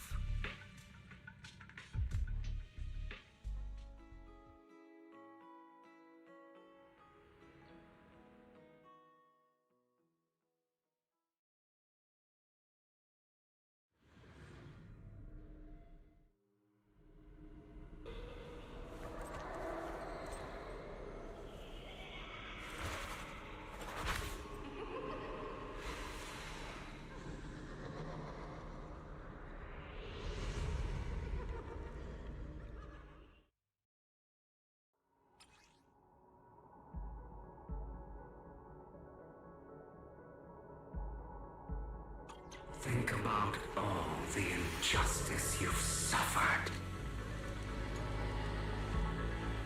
If you choose to forgive, you're betraying yourself.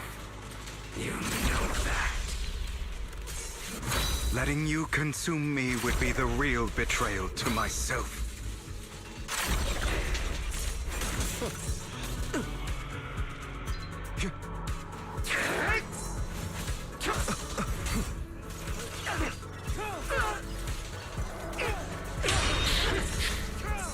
Out of my way!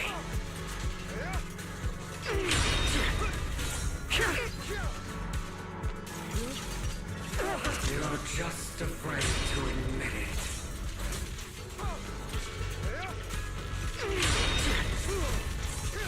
Is that all? You're too scared to face your true self and what you truly desire.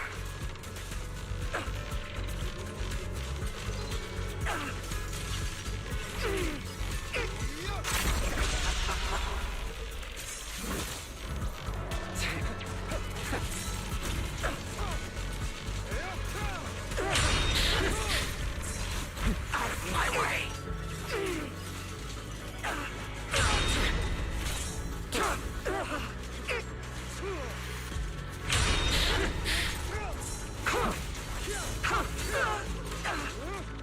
I'm scared! You fool. Are you trying to kill me? You think you can just get rid of me? Without me, you are nothing. For what it's worth, thank you. Don't be afraid. You and I are inseparable. You're part of me, just as I am part of you. Fancy words won't change anything. No. It's not just platitudes. I finally understand now. Some pain only fades when it's seen, when it's accepted. So I won't fight you anymore, hate myself anymore. Weakness, hatred, malice, strength, forgiveness, justice.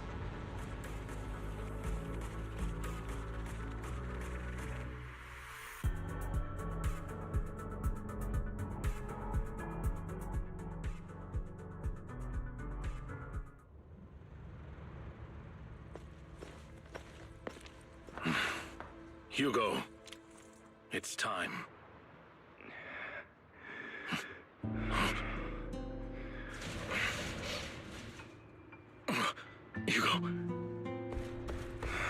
Hugo, you... Did I scare you? I made it through. I won. No praise for me, my dearest partner.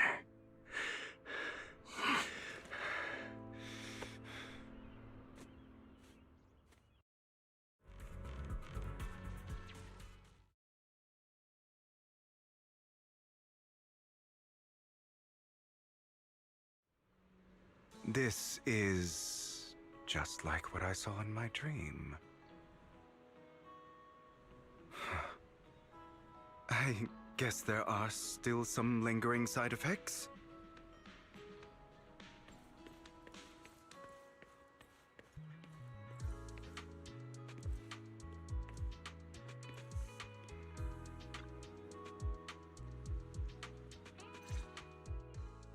Ah, my former partner. You're still as punctual as ever. Are you sure you're fully recovered? How about we fight, and I'll show you how recovered I am. I refuse to fight someone who is in need of medical attention.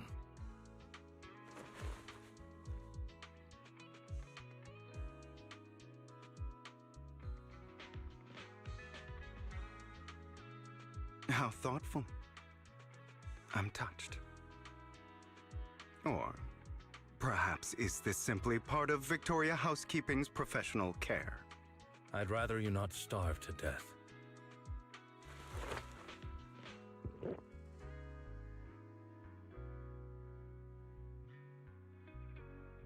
Not to your liking. I'm fairly certain this is the same kind as before. No. I've just gone too long without food. It feels a bit uncomfortable. Either way, thank you. Now tell me, what exactly happened in the warehouse? Just going a bit crazy from... you know what? Were you expecting anything else? But... I did have a very long dream. A dream about many things from the past.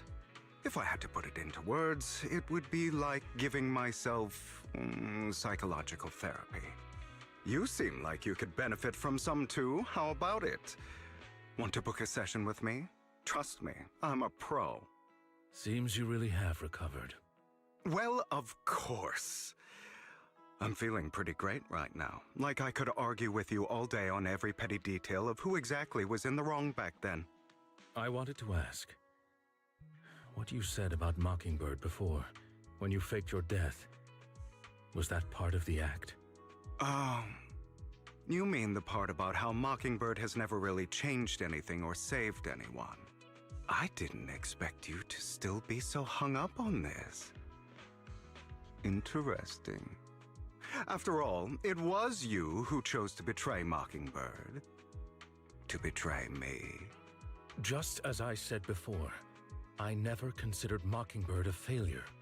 Perhaps Mockingbird deviated from its origins, but it has its value. You shouldn't reject the things you've done. Or Mockingbird. I have contemplated this before. Yes. Mockingbird has helped some people and has genuinely managed to cause trouble for those who abuse their positions of power for evil. Yet those in high positions still possess immense resources, and the people we helped remain destitute and suffering, willing to become slaves to those in power for scraps. But just as you said, even if what we did was childishly idealistic and flawed, as little as we actually achieved, even the slightest change is by no means meaningless. Nothing holds more value to me than Mockingbird.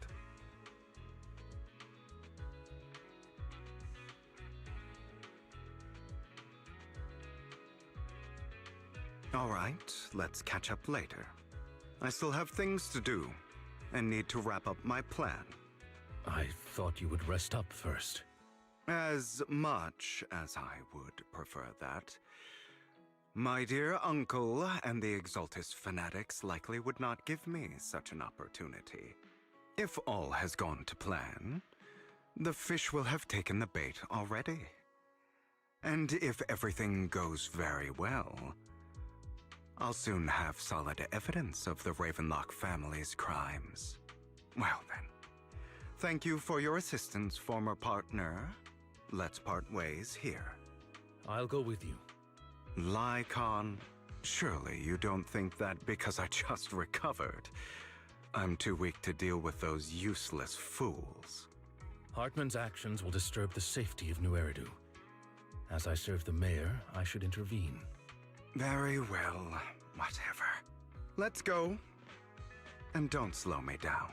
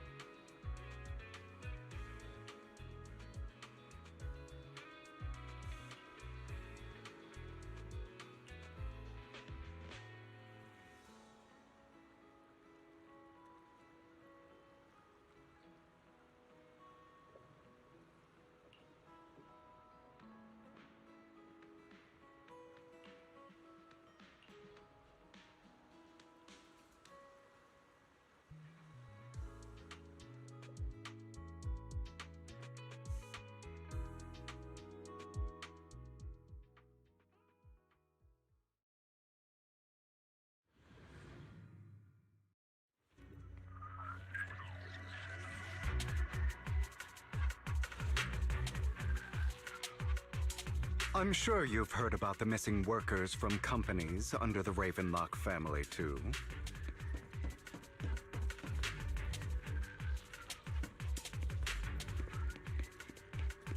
I know where they are.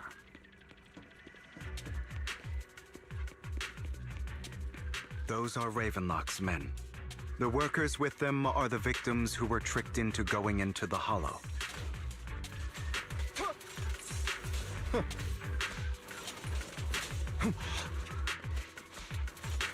Come on, let's get them out of here.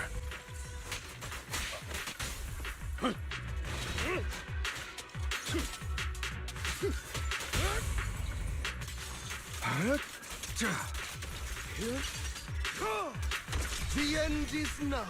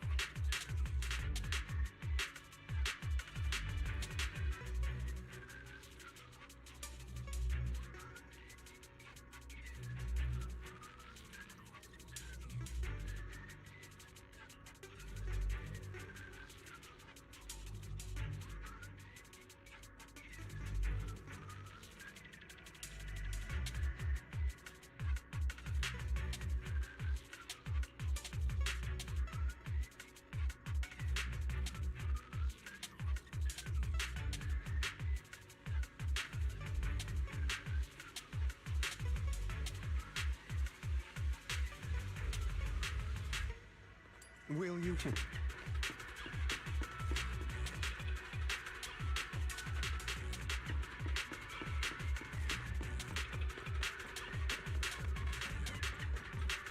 Bunch of nobodies. Annoying as hell. Kill them! You're welcome to try.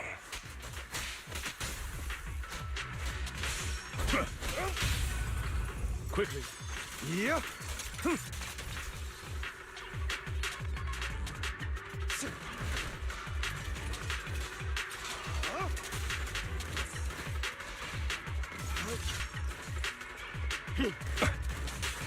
Take this, please.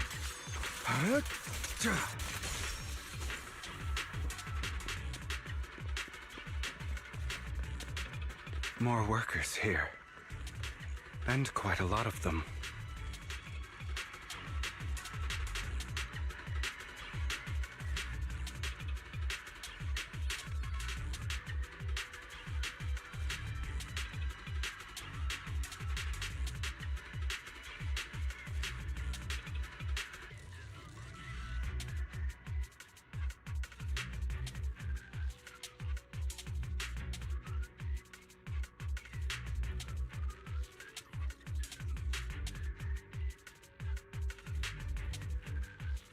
Is Hartman behind this, too?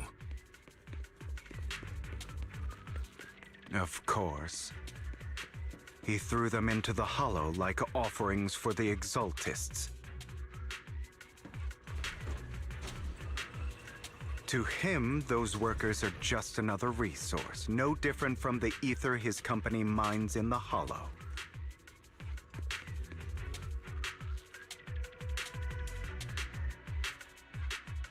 There's more over there. Let's hurry. It's different this time. Don't rush in. Let's listen in on what they're saying first. I still need more direct evidence to ensure the plan is absolutely foolproof. The compensation you promised, it's all real, right? All we have to do is follow you into the Hollow for some simple tasks, and you'll give us a huge sum of dennies. Sounds real suspicious. Shut your trap. You keep yapping and asking questions.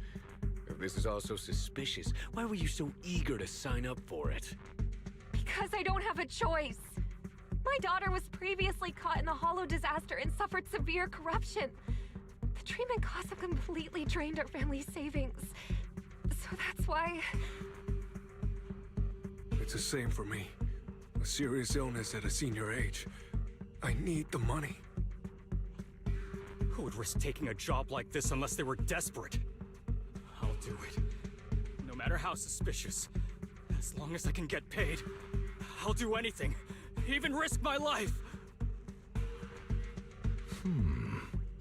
Wait, you people from the Ravenlock family, you're part of a big company in Tops. You wouldn't go back on your word, right? Don't worry, you'll get every dinny you were promised. But before we start, you all need to take this medicine first.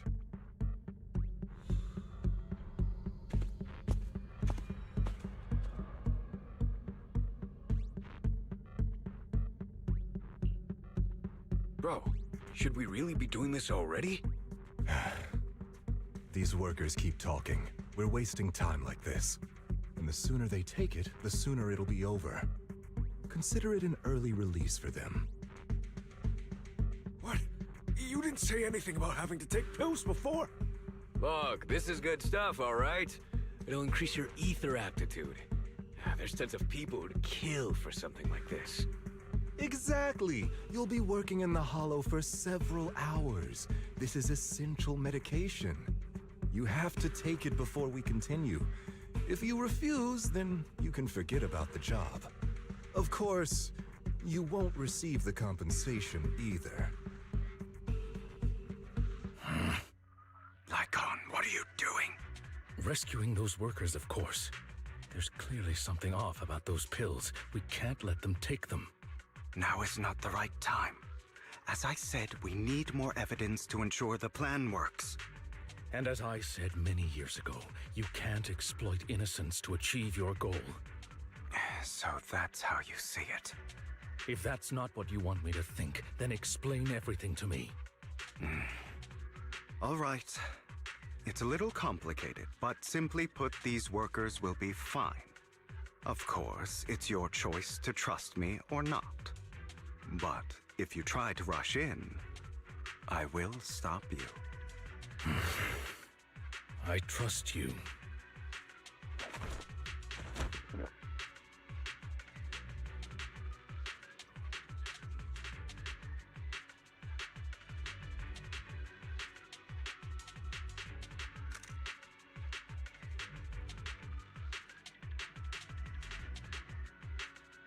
All right. That's the evidence. Now we can go and beat them into the ground as much as you want. Don't forget, you owe me an explanation. Also, don't overdo it and kill them, even if they're the worst of the Ravenlock family. All right, Your Holiness, Saint Lycon. Who the hell are you? Why don't you take a guess? We're the ones here to stop you.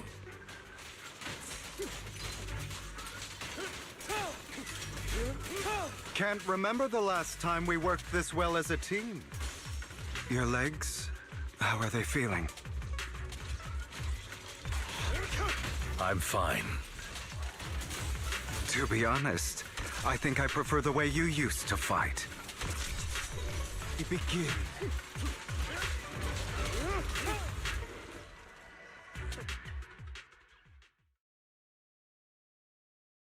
God damn it!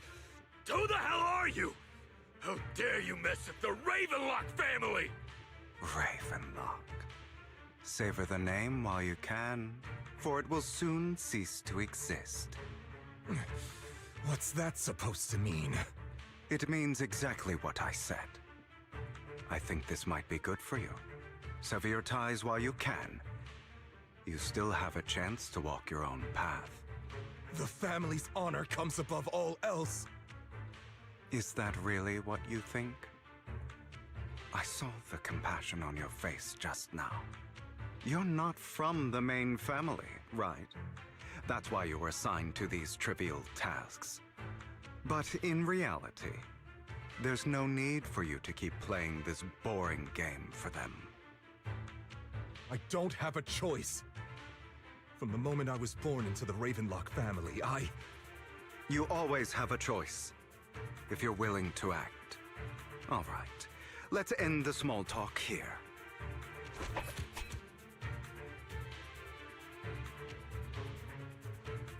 Don't worry, Lycon. I didn't hit them too hard, just enough to keep them quiet. How's that? My acting's pretty good, right? As always, a certain someone should take some lessons from you. I'll leave the rest to you then. Okie dokie.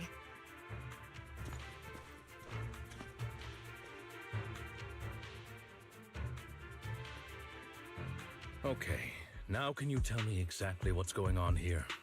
As you can see, that worker just now was actually an informant of mine. The pills were swapped out with vitamin tablets. Outside of this batch, some workers have already taken the actual substance Hartman has. But rest assured, the antidote for it is already in development. I found the best in the field to help, and with the data I collected before, we should have results soon. I wanted to ask. The reason you decided to lock yourself in a room and endure the effects of the drug, besides getting evidence, it was also to collect data on this drug in order to create an antidote, correct? It seems you're not completely beyond hope. I thought you were just being stubborn. Sometimes I wonder if you know me at all. Then, I have one last question. Why did you never tell me any of this back then? The truth is, I heard everything. That entire conversation between you and Jack. Before he passed away in that small attic. When Jack called you aside and gave you those warnings. When he told me you might go down the wrong path? That's right. You never said anything. What would I even do? Scream and rage over your suspicions, or get on my knees and beg for you to trust me? You know there's no way I'd allow myself to do such a thing. Besides, back then, even I was confused about myself. Jack, he... It's all in the past. You don't need to explain anything to me. Enough. We should get going. If we're going to reminisce over the past, we should find a more suitable location.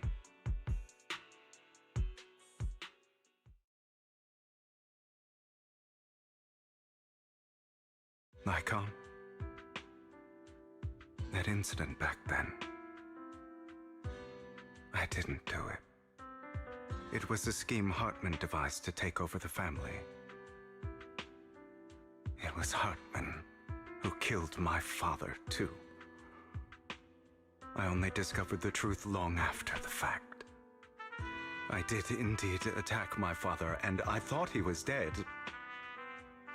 But he wasn't. I couldn't kill him. And even before that, if I hadn't hesitated, none of what followed would have happened. Even now, I still think they deserve death. But I no longer care to personally deliver that fate. They're beneath me. And I have more important things to do. You? I know we may never agree on that point, Lycon. I once wanted to fight against those ugly truths that defined me, but I discovered that the more I rejected them, the more painful it became. So, I could only accept that crazed, hateful, and malicious side of myself. As long as I know I will never become like my father, like Hartman, that is enough for me. You've changed. But I think that might be a good thing. Don't patronize me. You've changed a lot too, compared to before. I still disagree with Jack's words, and I won't forgive your betrayal. I will walk the path I believe is right, even if I must tread over thorns and through the mud. But I will also allow you to walk your own path. Lycon. Should I say thank you? You're welcome. Come to think of it, we haven't talked about your legs and eye. It was just an accident, not your fault. I'm doing well now. I hope you are too. On the contrary, perhaps I should be the one apologizing. I misjudged you. I used to think you wanted power, that everything you did was for your own ambitions. I thought you wanted the power to pass judgment on all in this world like a god. I am a god. I am my own god. Or you could say that in this world, everyone is their own god. There are many things that we are powerless to change. But there are also many choices we can make. Just as I said before, I am the only one who can kill me or save me. I'm glad you think that way. Let's go. I still have one last thing to do. To witness the end of Ravenlock.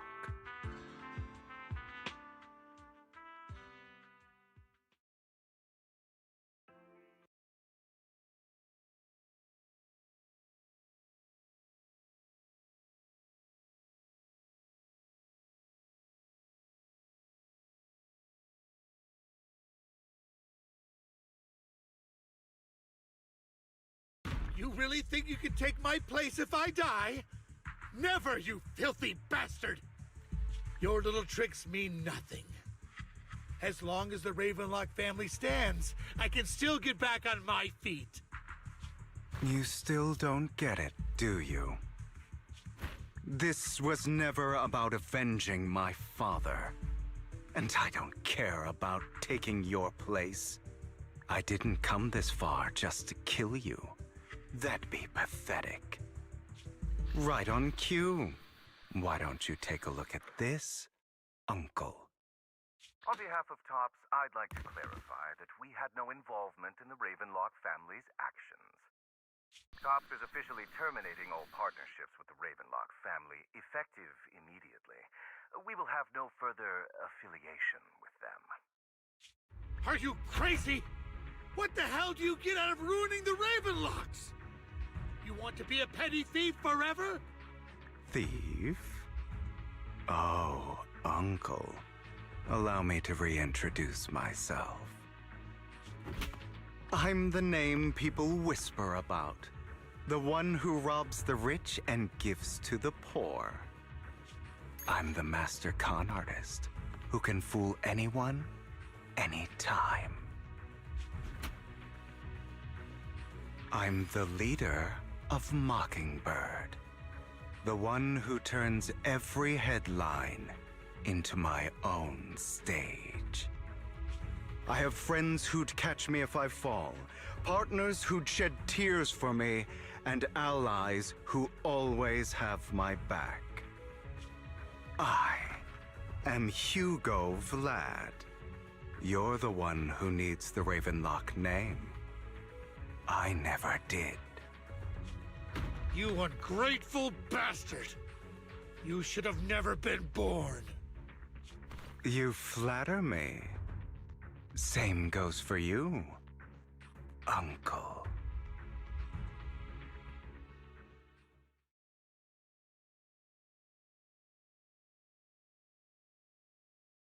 You've done well, Vivian. You had better give me an explanation. And here I thought this would be a touching reunion. What's with all the anger? Hugo, I'm a member of Mockingbird too, and I mourned your death. Listen, Vivian.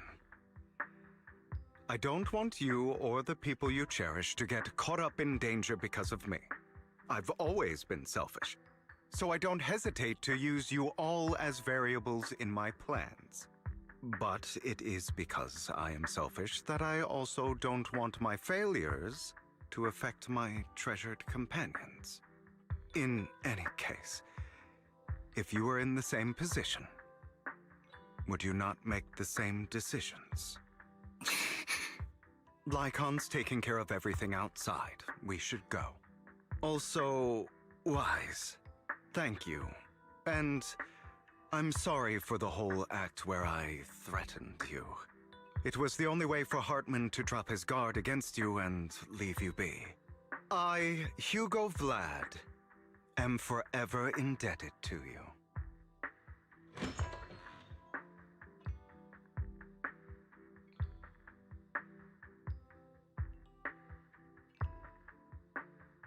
Master Proxy, although it is late, there is some important intel that I must give you now.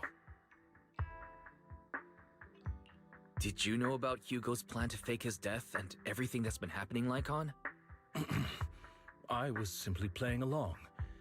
After all, I could not determine whether Hugo's plan would pose a threat to you. You are a student of the mayor's late friend, and I am obligated to protect you. You still have that habit of finding awkward excuses when you're embarrassed. Mr. Hugo Vlad, if you have any important intelligence to share, please do so with haste. I need to return to rest before midnight. You two sure are, close? For the sake of a certain old fossil's sleep schedule, I'll keep it brief. I learned from Camille that Dina intends to embed the sacrifice core into the sacrifice. Apparently, it will make the sacrifice much stronger. Sacrifices created this way will not retain their minds and will indiscriminately attack all living beings, including their creator. So the Exaltists don't do this. It would bring them no benefit. But Dina's concoction can control people's minds. If a person takes the pill and is injected with the serum Landon left behind, the sacrifice would be under its creator's control. Although the dormant sacrifice has been destroyed, Dina found a batch of that serum her father created and wants to create new sacrifices. Putting aside the sacrifice for now, Hartman's sacrifice core is fake. We don't know where the real one disappeared to. The real core has always been here. Here? In Lord Phaethon's video store?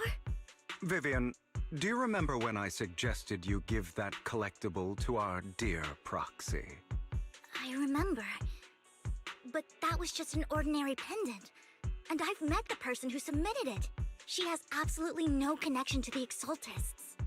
How about our dear Proxy take out that pendant so we can take a look?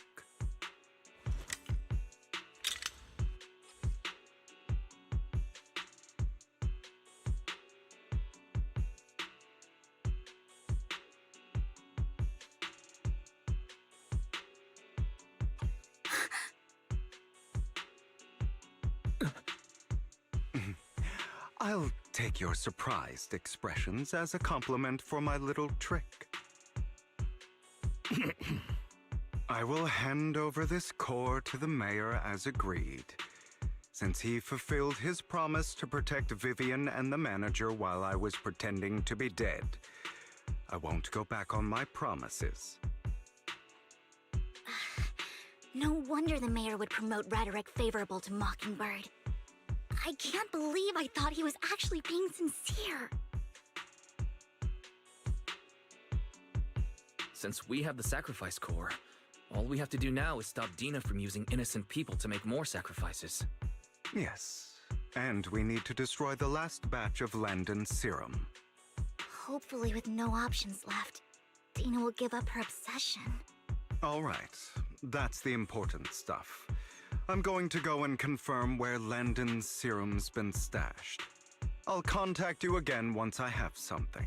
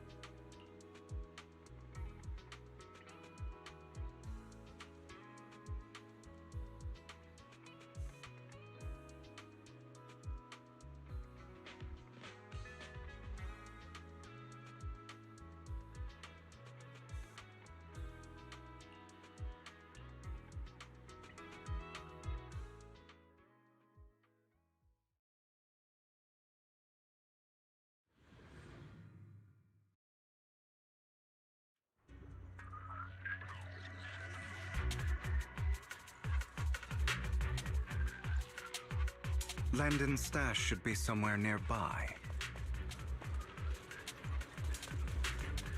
I did some digging. Some of the missing workers were brought here too. I'm part of Mockingbird too. Dina's getting ready to make her move. Don't worry, we'll clear them out.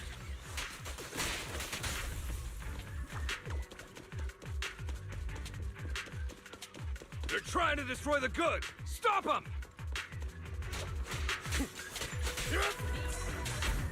We need to take care of the guards first.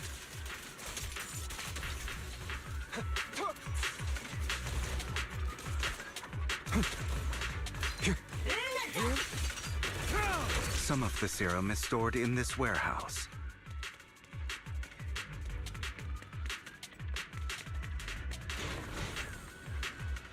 You're not taking anything from here!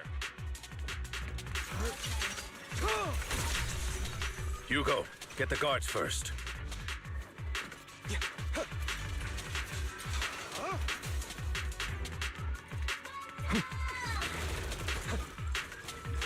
You just stepped into your own grave!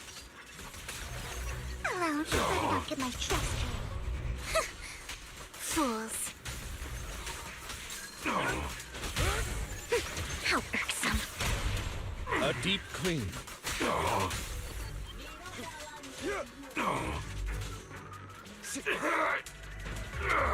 I'll take you.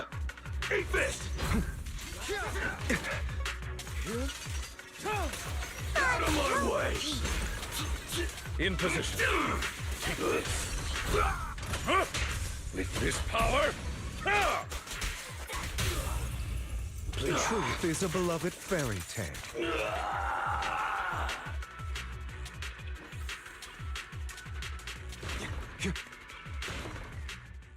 More of Landon's serum survives than expected.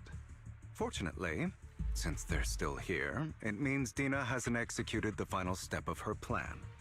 There's likely a lot more stashed around here, and we have yet to locate the missing people. Our actions here won't go unnoticed. Perhaps they're making plans to deal with us on their side. With Landon and Dina's concoctions combined, she may be capable of creating a sacrifice that obeys her.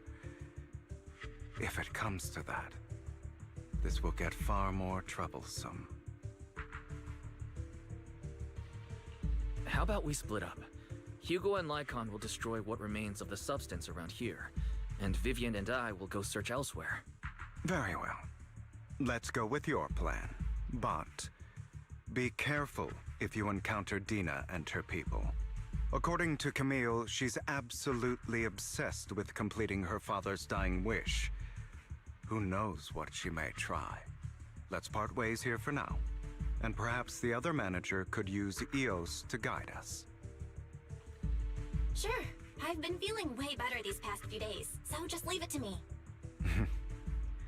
It's only now that I realize how fortunate we are to have two Lord Faithins.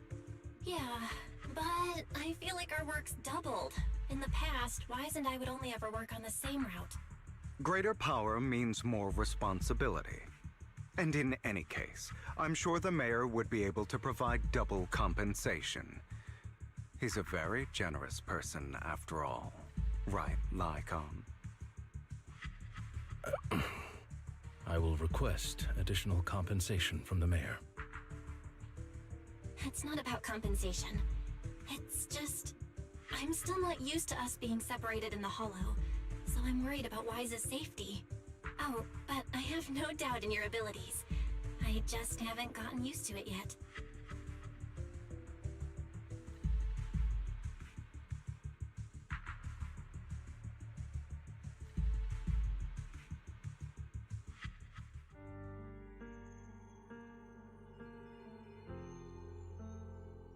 This is the future I saw. Lord Pathan.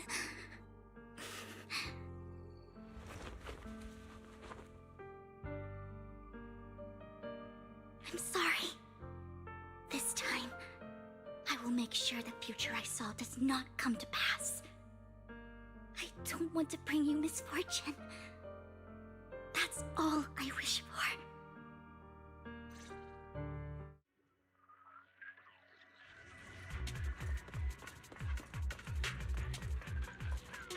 me, Lord Phaethon. Together, you better not get my trust. What's up?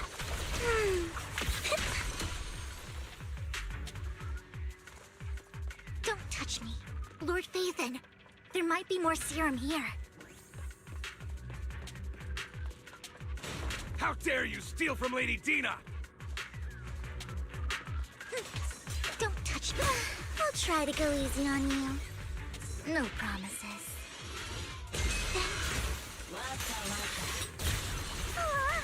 Lord Phaethon just so help.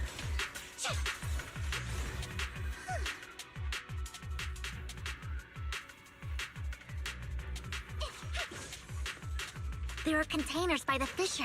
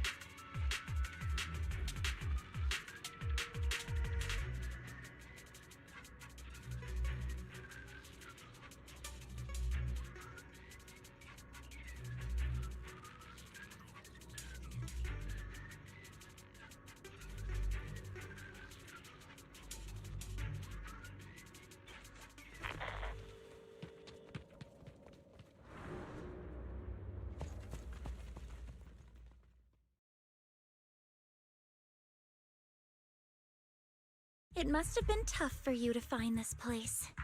Vivian, if you had stayed out of it, I wouldn't be so eager to get rid of you. Those people have been taken to safety. You're all out of options. They're just mere test subjects. So what if they get away? There will always be people consumed by greed, and therefore, they will come willingly to me. In any case, what are a few sacrifices in comparison to the completion of Father's grand ambition? Dina, you deceived those people.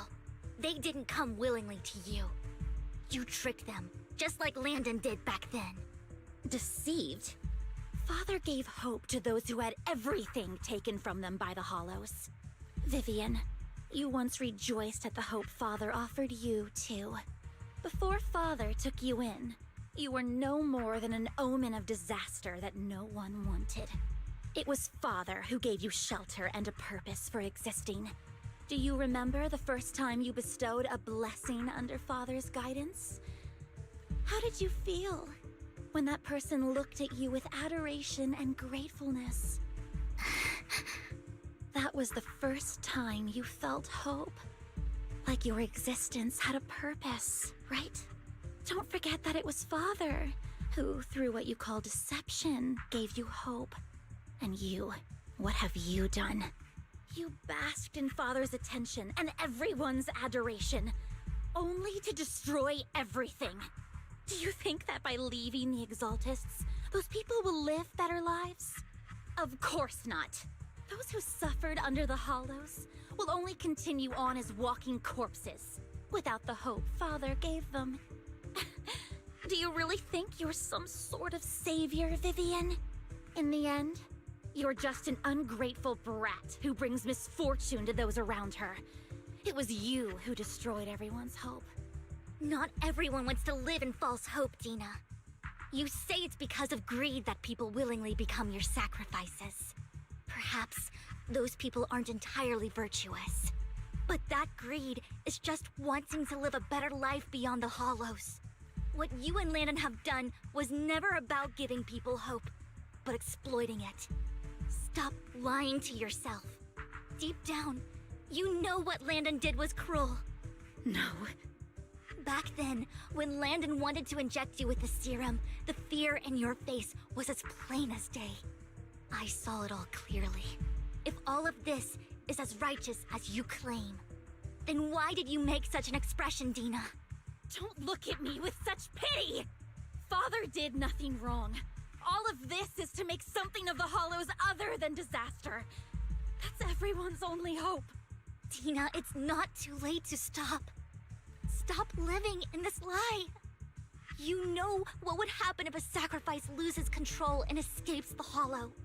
It's not the Hollows that are to blame for those people's deaths, but the hope you keep talking about. That will cause more despair and claim more lives. That is merely the necessary sacrifice to accomplish a greater goal. No one deserves to be a sacrifice. Your hypocritical magnanimity disgusts me. I can always go and get more test subjects if they've escaped. And I will be able to replicate Father's serum with enough time. With you gone, I'll be able to complete Father's gift to the Creator and fulfill his last wish. Camille, release the failed subjects. Lady Dina. Camille, are you going to do what you did before? You keep saying you'll follow the Creator, but it's all lies. Lady Dina, the Hollows took my family from me. I understand that there's no way to get back what I've lost. It was Lord Landon who told me that the Creator would guide me. One day, Hollows will no longer be disasters. Everyone will be able to survive inside them. I look forward to the day when this hope becomes reality. I watched you grow up, and I know that you've always looked up to your father. He gives you hope, and I destroyed that hope with my own hands.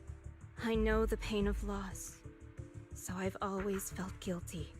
I want to atone for the hope I destroyed. Wants to live in false hope. So, please, stop. Camille, are you abandoning me too? I'm not abandoning you. I just don't want to see you go past the point of no return. The point of no return? I passed that point ages ago. No, Dina. You can still turn back. I'll be your way back. Where are you going, Camille? I made a deal with Hugo and the mayor. If someone needs to take the fall for this, let it be me. I did it. All of it. I've been forcing Landon's only daughter, Dina, to research how to create sacrifices. I colluded with the Ravenlock family for my own gain. Everything Dina did was under duress. Since I've kept her captive for so long, she doesn't have the skills to survive as an independent member of society. She'll need a caretaker and teacher. Someone who will look after her and educate her. No!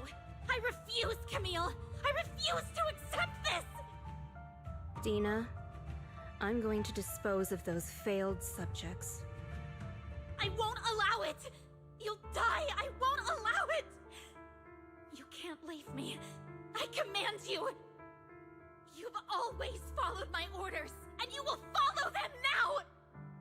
It wasn't your orders that I've been following. My younger sister, who was stolen from me by the Hollows, also had such beautiful red hair. When Landon told me the Creator could bring me hope, you were standing there, right behind him. I was certain, then and there, that this was the hope the Creator had given me. Start over, Dina. You still have so long, so much time. You'll make friends, find people who love you, and make many beautiful memories. That's not what I want! Camille, you're not allowed to die! I won't allow it! I won't allow it! Goodbye, Dina. And I'm sorry, Vivian. I'll leave the rest to you.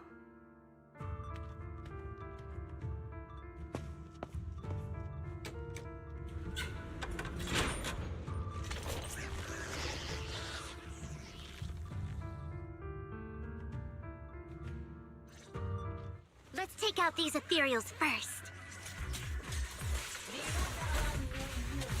We can't let Camille's efforts go to waste.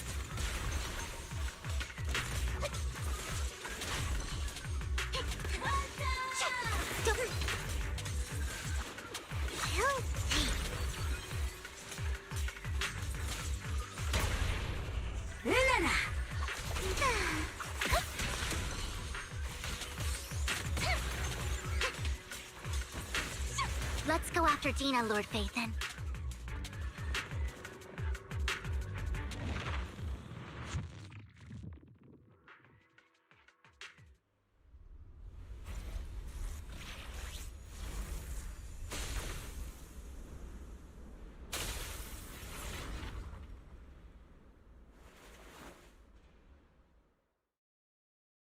Are you satisfied now, Vivian? You were the one who brought yourself to this point. You're saying this is all my fault? Losing my father, losing Camille. I wish you had never come into my life. At first, when father brought you home, I was happy. There are so many Exaltists, yet father never allowed me to get too close with any of them. I never had any friends either.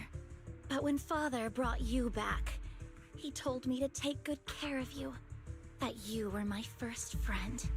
I was also so happy the first time you took my place in helping father select a person to receive the blessing, because it meant you were different from all those other people. You could stay with me. But soon, I grew jealous. You took the attention that should have belonged to me. You even took father's love from me. It's only because of my ability that Landon... I know, but... Vivian, jealousy is something you cannot control. Of course, the same goes for fear and hatred. I was terrified that one day you would look at me and shed tears. I knew if that day ever came, father would not hesitate to force the blessing upon me. And when that day did come, I hated you for causing my father's death. Tina, you knew everything about what happened back then, so... why are you still defending Landon? And why didn't you tell me back then? If I had known earlier, maybe I could have found a way. Because it's the only thing that makes me more special than you, no? It proves I had father's trust. I was more useful to him. Vivian, you said you wandered without a home ever since you were young, hated by anyone you encountered. You were happy to gain recognition from everyone and help father when you were among the Exaltists. But in the end, you discovered you were being used, so you felt betrayed and hurt. Then, what about me? All I ever had was my father. I've never known a life outside of the Exaltists.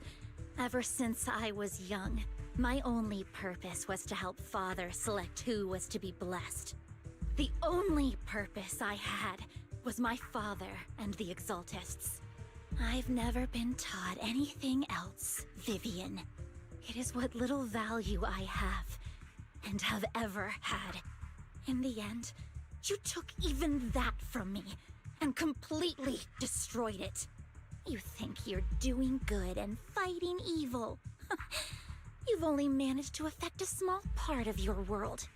But have you ever wondered if maybe that's all there is to my world? I never wanted to hurt you. You were also my first friend. And that's why I wanted to save you back then. Save me? You and Camille all talk about saving me. Why don't you understand? To me, loss is so much more painful than death.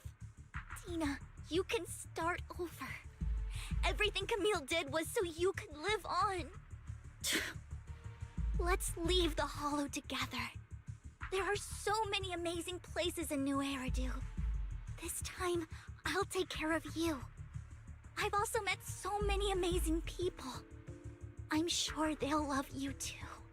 Okay, Dina? Vivian, I can't forgive you. And I don't want to forgive you. I have nothing left. If what little hatred I do still harbor were taken from me, well, I refuse to be so pitiful. I won't apologize, Vivian.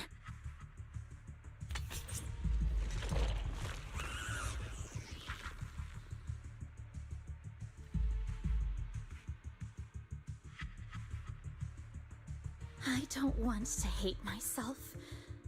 So I can only hate you for killing my father, and hate Camille for leaving me. That's just the kind of person I am. Hateful and despicable. I refuse to owe anyone anything. I refuse to feel regret. I won't. Vivian, I will keep hating you. I will take all who are precious to you. I will also hate Camille, so I won't do as she wished and start a new life. Vivian, if you had never existed, if I had never, you would be... Lord Phaethon, please do not interfere. She was my first friend. I'm going to bid her farewell.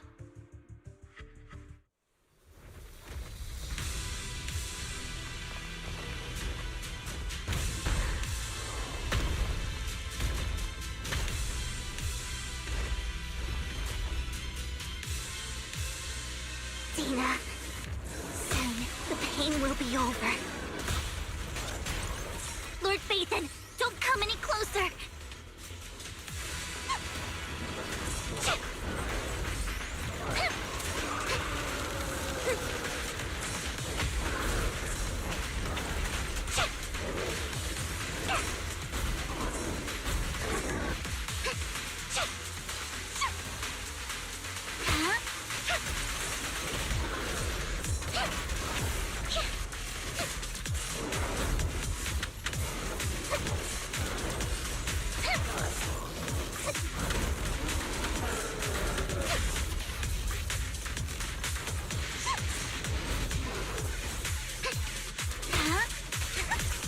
Don't you know?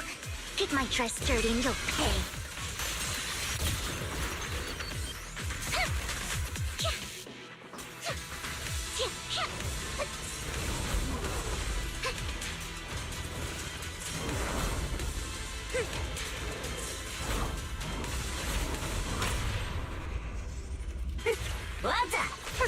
A boring opponent.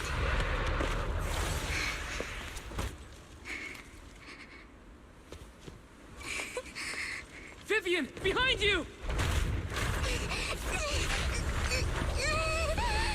Lies!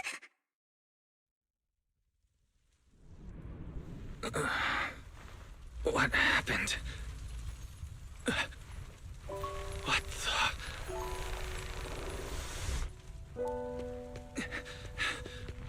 Vivian! Lies. Don't come near me.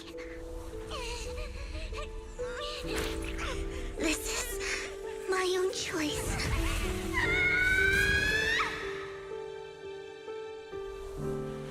I will change the fate I saw. Vivian! I just want you to remember me when I looked my best. Vivian! Careful. Vivian, your body... I'm sorry you had to see me like this, but I don't want to be the one that only brings misfortune anymore. No. There's got to be another way. It's so warm, and the night is beautiful. Vivian?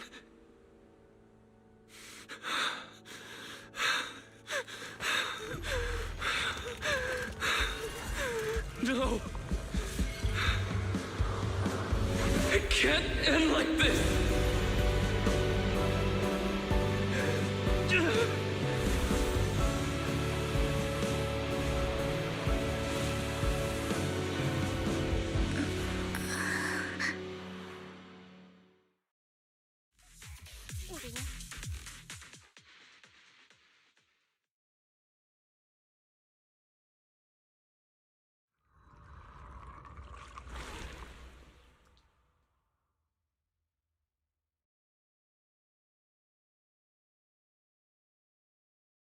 Wise.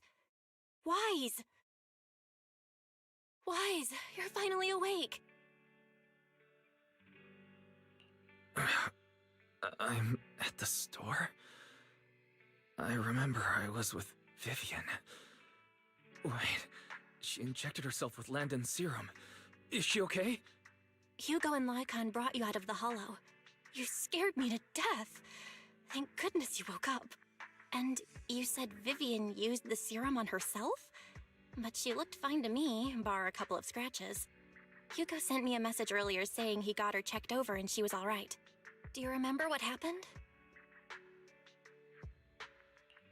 The situation was dire, so Vivian used the serum on herself to defeat the ethereals. I saw the crystallization process starting to occur. I can't describe exactly what happened. I saw something blurry, but I just wanted to stop Vivian's corruption process. I don't know exactly what I did, but then I lost consciousness. What happened after that? When I let Hugo and Lycon there, it was just you and Vivian lying there on the ground. We couldn't wake either of you. Let's put that aside for now. Do you feel any discomfort-wise? I'm a bit dizzy, but otherwise, I'm fine. Don't worry. Phew, that's good. You should rest for tonight. Hugo and Vivian said they'll come over tomorrow, so we can discuss the details then. Okay. Sorry for worrying you, Belle. Good night.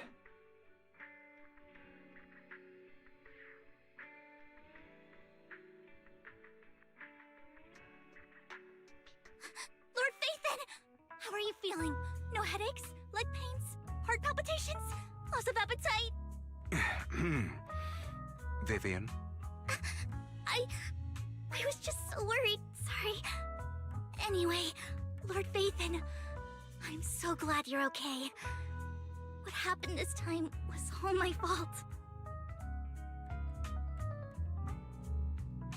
Things were dire, and you did what you had to. Plus, if it weren't for you, we wouldn't be here now. So what happened? Wai said he saw the crystallization process start, but I didn't see anything through EOS. Hugo? Lycon? Did either of you guys see it? Allow me to explain. Miss Vivian told us what happened after she awoke, and the mayor arranged a full medical checkup for her. Based on the results, Miss Vivian indeed shows mild corruption sequelae. But if the crystallization process had already started, the lingering effects should be far more severe.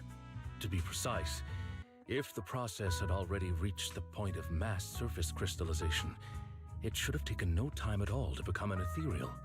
So, the mayor theorizes that it was the etheric energy within Master Proxy's body that affected Vivian's condition and the surrounding etheric particles, causing Vivian's corruption to recede. Essentially, corruption is a reaction between the etheric particles inside the body and in the surrounding environment. Therefore, it's not necessarily irreversible, just that currently our mainstream method of defense is prevention.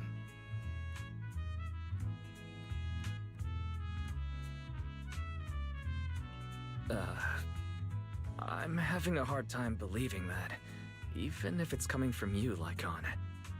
It's almost like you're claiming I can manipulate etheric energy. Master Proxy, you are special.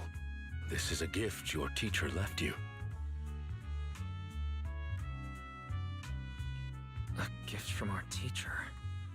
How come I never knew about it? I don't know all the details, so I cannot explain everything to you. My apologies. However, Miss Yixuan might be able to answer some of your questions. She will visit you sometime soon, so please feel free to ask her any questions you may have. She has quite an eccentric personality.